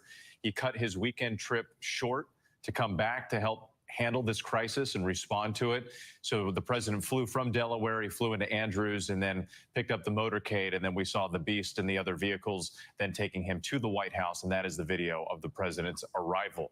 We also know, Mary Bruce, thank you. I want to go to New Jersey because we also have video of former President Trump, who flew into Newark earlier today. Then his motorcade picked him up there and took him to Bedminster. And joining us now on the phone is our executive investigative reporter John Santucci, who's been following along. And John, we're getting more response now from Trump's family and the Trump campaign and a video that they're sending out. Yeah, this is a video that one of the aides that was traveling with Donald Trump back from New Jersey just posted. I know our control room is working to turn that around very quickly, so we'll bring that to our viewers as soon as we can. But again, I think this is all just remarkable. As we've been reporting for the last several hours, as you've been leading our coverage with, the Trump team has really been learning everything in real time. I can tell you that I have been speaking to members. John, forgive me, I'm interrupting you just for a moment here because I just want to make clear to our viewers what they're seeing right now. This is video, the first video that we have seen of former President Donald Trump since the shooting earlier today. This was released by a campaign official. This is him stepping off of the plane that he flew into Newark, New Jersey. Remember, Trump was swept off the stage by the Secret Service. He waves to the camera there. He was taken to the emergency vehicles, taken off to a hospital for treatment, and was told that he suffered a graze wound to his right ear. And these are the very first images that we're seeing of the former president walking down the steps off that plane since the shooting, the assassination attempt. John, sorry again to interrupt. I just wanted to point out what the viewers were seeing. But again, you have been in touch with the Trump family throughout the course of the day. Yeah, and with that image, I can tell you something that, at the end of the day, look, Donald Trump, we all know, right, is larger than life, if you will. But for his children, he is dad. And, I can tell you that none of the children were with him today in Pennsylvania. They were all scrambling to reach their father, to get an update. They were actively in touch with Secret Service. I spoke to his two eldest sons, Donald Trump Jr. and Eric Trump. They both were able to reach their father. Donald Trump Jr. telling me that when they spoke, his father was in good spirits, commented about how much blood was coming down his face moments after that happened. But again, as both boys observed to me with, their father is resilient. And I think to see Donald Trump, as we're showing our viewers on screen right now, to think hours earlier, that image that we have played over and over again of Donald Trump, with agents swarming him and pulling him into that motorcade. I can tell you from many aides and sources of mine that I have built in 10 years of covering Donald Trump for ABC News, many were horrified. Several of whom I've known for quite some time answered the phone when I was trying to find out what was going on, in tears, crying themselves because of how special a relationship they had with Donald Trump. These people have worked for him for a decade, some even longer than that, sources of mine within the Trump Organization, the president's company, trying to learn what was happening in real time. Now, look, as far as what we know with for tonight, our expectation, you mentioned to our viewers, that Donald Trump right now is in that motorcade, leaving Newark, heading back to his club in Bedminster, New Jersey. We're expecting to spend the evening. Tomorrow is supposed to be, or was supposed to be, I think that's a more appropriate word, a quiet day ahead of the Republican National Convention. But you got to imagine with Donald Trump, he is going to want to get out there and say something to his supporters, given these images of him walking off this plane for the first time anybody's seen him since he was escorted very quickly out of that rally in Pennsylvania. The other thing that we should note with for our viewers is that, this has been a very busy time for Donald Trump, where he has really been focused on the campaign. We reported, as you know, with in just the last 24 hours, he was doing private meetings with the three finalists, if you will, potentially be his running mate. And he thought that this rally today in Pennsylvania was going to be that big event. That ended up not being the event because of the coverage. Obviously, we've been talking about something nobody could have predicted. But our understanding is that Donald Trump is still full steam ahead with the convention, expected to head to Milwaukee on Monday. And we still believe that is then and there we'll find out who his running mate is. It is, though, I have to tell you, just as an observer, someone who's covered him for this time, I'm surprised that, the fact that they are moving so aggressively ahead with the campaign, but then again, not. We know that Donald Trump has had so many twists and turns over the last year, and so often they collide with the campaign, and Donald Trump finds a way, if you will, to make it all work. And I think that's exactly what's going to happen now. Absolutely, John. And you're seeing this remarkable split screen right here. John, thank you again. On the left side of your screen, that is that image that we discussed, the first images that we've seen of the former president after the shooting, stepping off the plane and then heading to Bedminster, New Jersey. On the right, those are the earlier images of the motorcade after he flew into Newark, then escorting him to Bedminster. And joining us now, I believe on the phone, is Rachel Bate, our political contributor. Rachel, we've had many conversations in recent weeks about the state of the campaign. And once again, another unprecedented moment in this campaign, an attempted assassination of a former president. What are you learning from your sources tonight? Yeah, hey there, Whit. I mean, we can certainly say right now that this is going to further scramble a presidential campaign that is already roiling in chaos, as you just said. I mean, it is very much electrifying Republicans who are already rallying around Donald Trump, and from Democrats who already have heartburn about this campaign, they're even more worried about dimming prospects of taking back the White House. I mean, my colleagues and I were hearing just hours after this assassination attempt from Republicans who are saying, look, we think this is going to solidify Trump's chance of winning back the White House. One congressman here in Wisconsin, where I am right now, Derek Van Oren, said that President Trump survives this attack. He just won the election. We also heard from other Republicans who were talking about that sort of iconic picture of Trump pumping his fist in the air, showing that he sort of survived this, saying this is going to be an image that Republicans are going to rally around. And I think, we're also starting to see some conspiracy theories, unfounded conspiracy theories circulate on the Republican side of things, particularly from some more Trump-aligned MAGA wing officials. I mean, there was a Congressman, Mike Collins, who's tweeting things that Joe Biden sent the orders. To be clear, there has been no evidence of that. And in fact, a lot of people would say this is very dangerous to say this sort of thing right now. But these are the kinds of comments we're actually hearing from Republicans right now. And it's particularly interesting because you have a lot of folks out there saying this should be a moment to take stock in where we are as a country and how heated the political rhetoric has gotten, and that this should be a chance to sort of take down the temperature of that conversation. I mean, independent candidate Robert F. Kennedy Jr. was on television today saying, President Biden should invite Trump to jointly address the nation and make a commitment to bringing down the temperatures. Instead, what we're seeing is potentially some Republicans actually leaning into this to rev things up even more. It will be something to watch play out in the coming days, and a major moment of reflection for this country and who we are as Americans, and what this political campaign, this presidential campaign, is going to do and mean going forward. And on that note, let's bring back Mark Updegrove, a presidential historian who's been with us on this. Mark, again, as we've been getting your perspective and comparing this to other moments that we've seen in history, this just within about 6-7 hours of that assassination attempt of former President Trump, we see that image of him coming down the stairs of his airplane, landing in New Jersey, preparing to go right back to work on the campaign trail and the convention in less than 48 hours.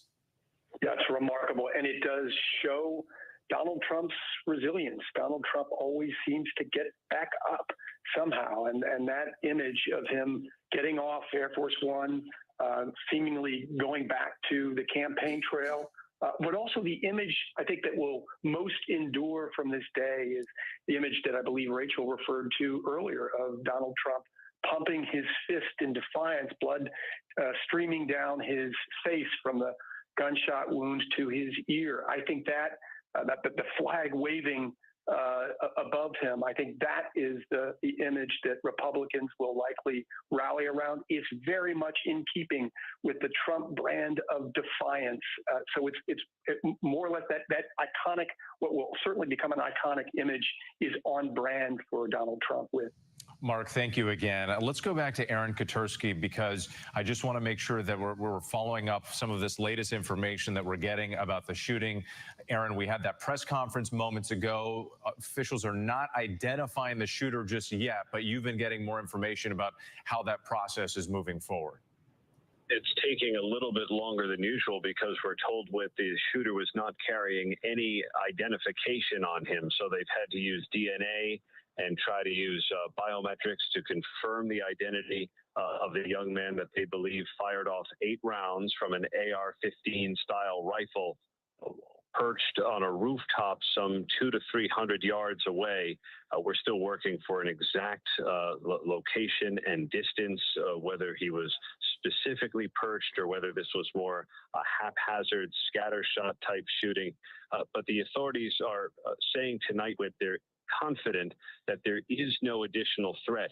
Now, we also heard Pennsylvania State Police say they were concerned for a time about other people getting hurt, but they did not reveal why they had that concern. And we know tonight that law enforcement activity is taking place at locations in Western Pennsylvania that may be associated with the shooter, and we'll see the results of those perhaps in the morning once the authorities tell us a little bit more.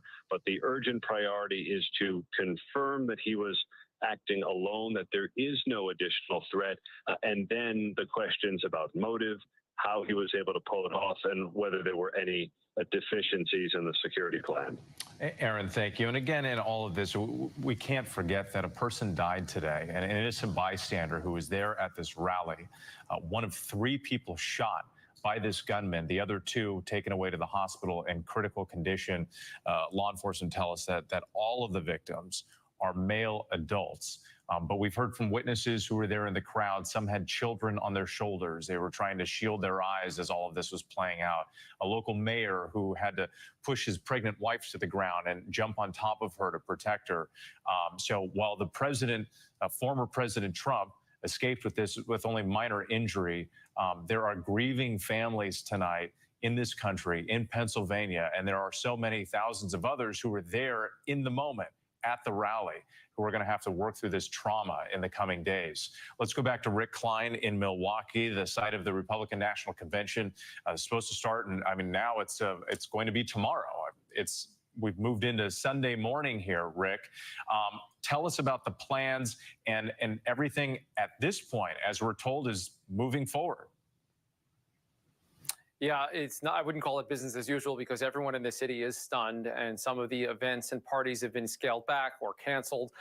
This is obviously the only topic that anyone is talking about right now and all concerned about. And I've been hearing from delegates all day say that their thoughts, their concerns, their prayers are with Donald Trump. And it strikes me on this day of just a sad and stunning manifestation of the nation's divisions that in one way it's heartening to see that Donald Trump can walk down those stairs, go back to his home, and I think good for Americans to know that he is home, as is President Biden, who returns home now. But the moments and the hours and the days ahead are extremely tenuous. The divisions that led to this moment and the fallout from this horrible incident that occurred just hours ago. It's going to be felt in Milwaukee in the coming days, where this convention is planning to go ahead as scheduled starting Monday, and it could be felt throughout the rest of this campaign and beyond. This has just cast a pall over all of America and American politics, and in closing out this really, truly sad and horrific day.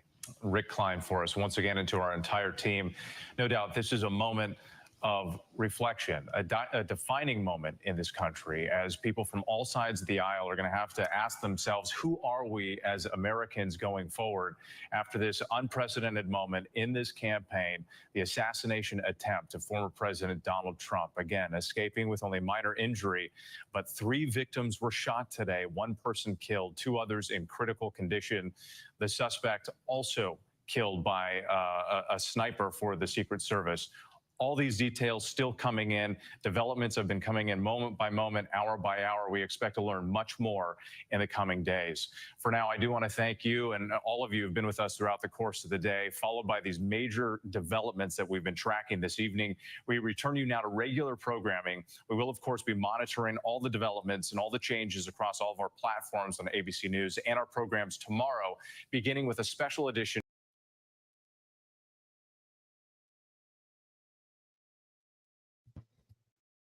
Ladies and gentlemen, I definitely went live for 6 hours and 20 minutes, giving y'all all the updated broadcasting that I can. If I see any more updates that's really official and that are dedicated,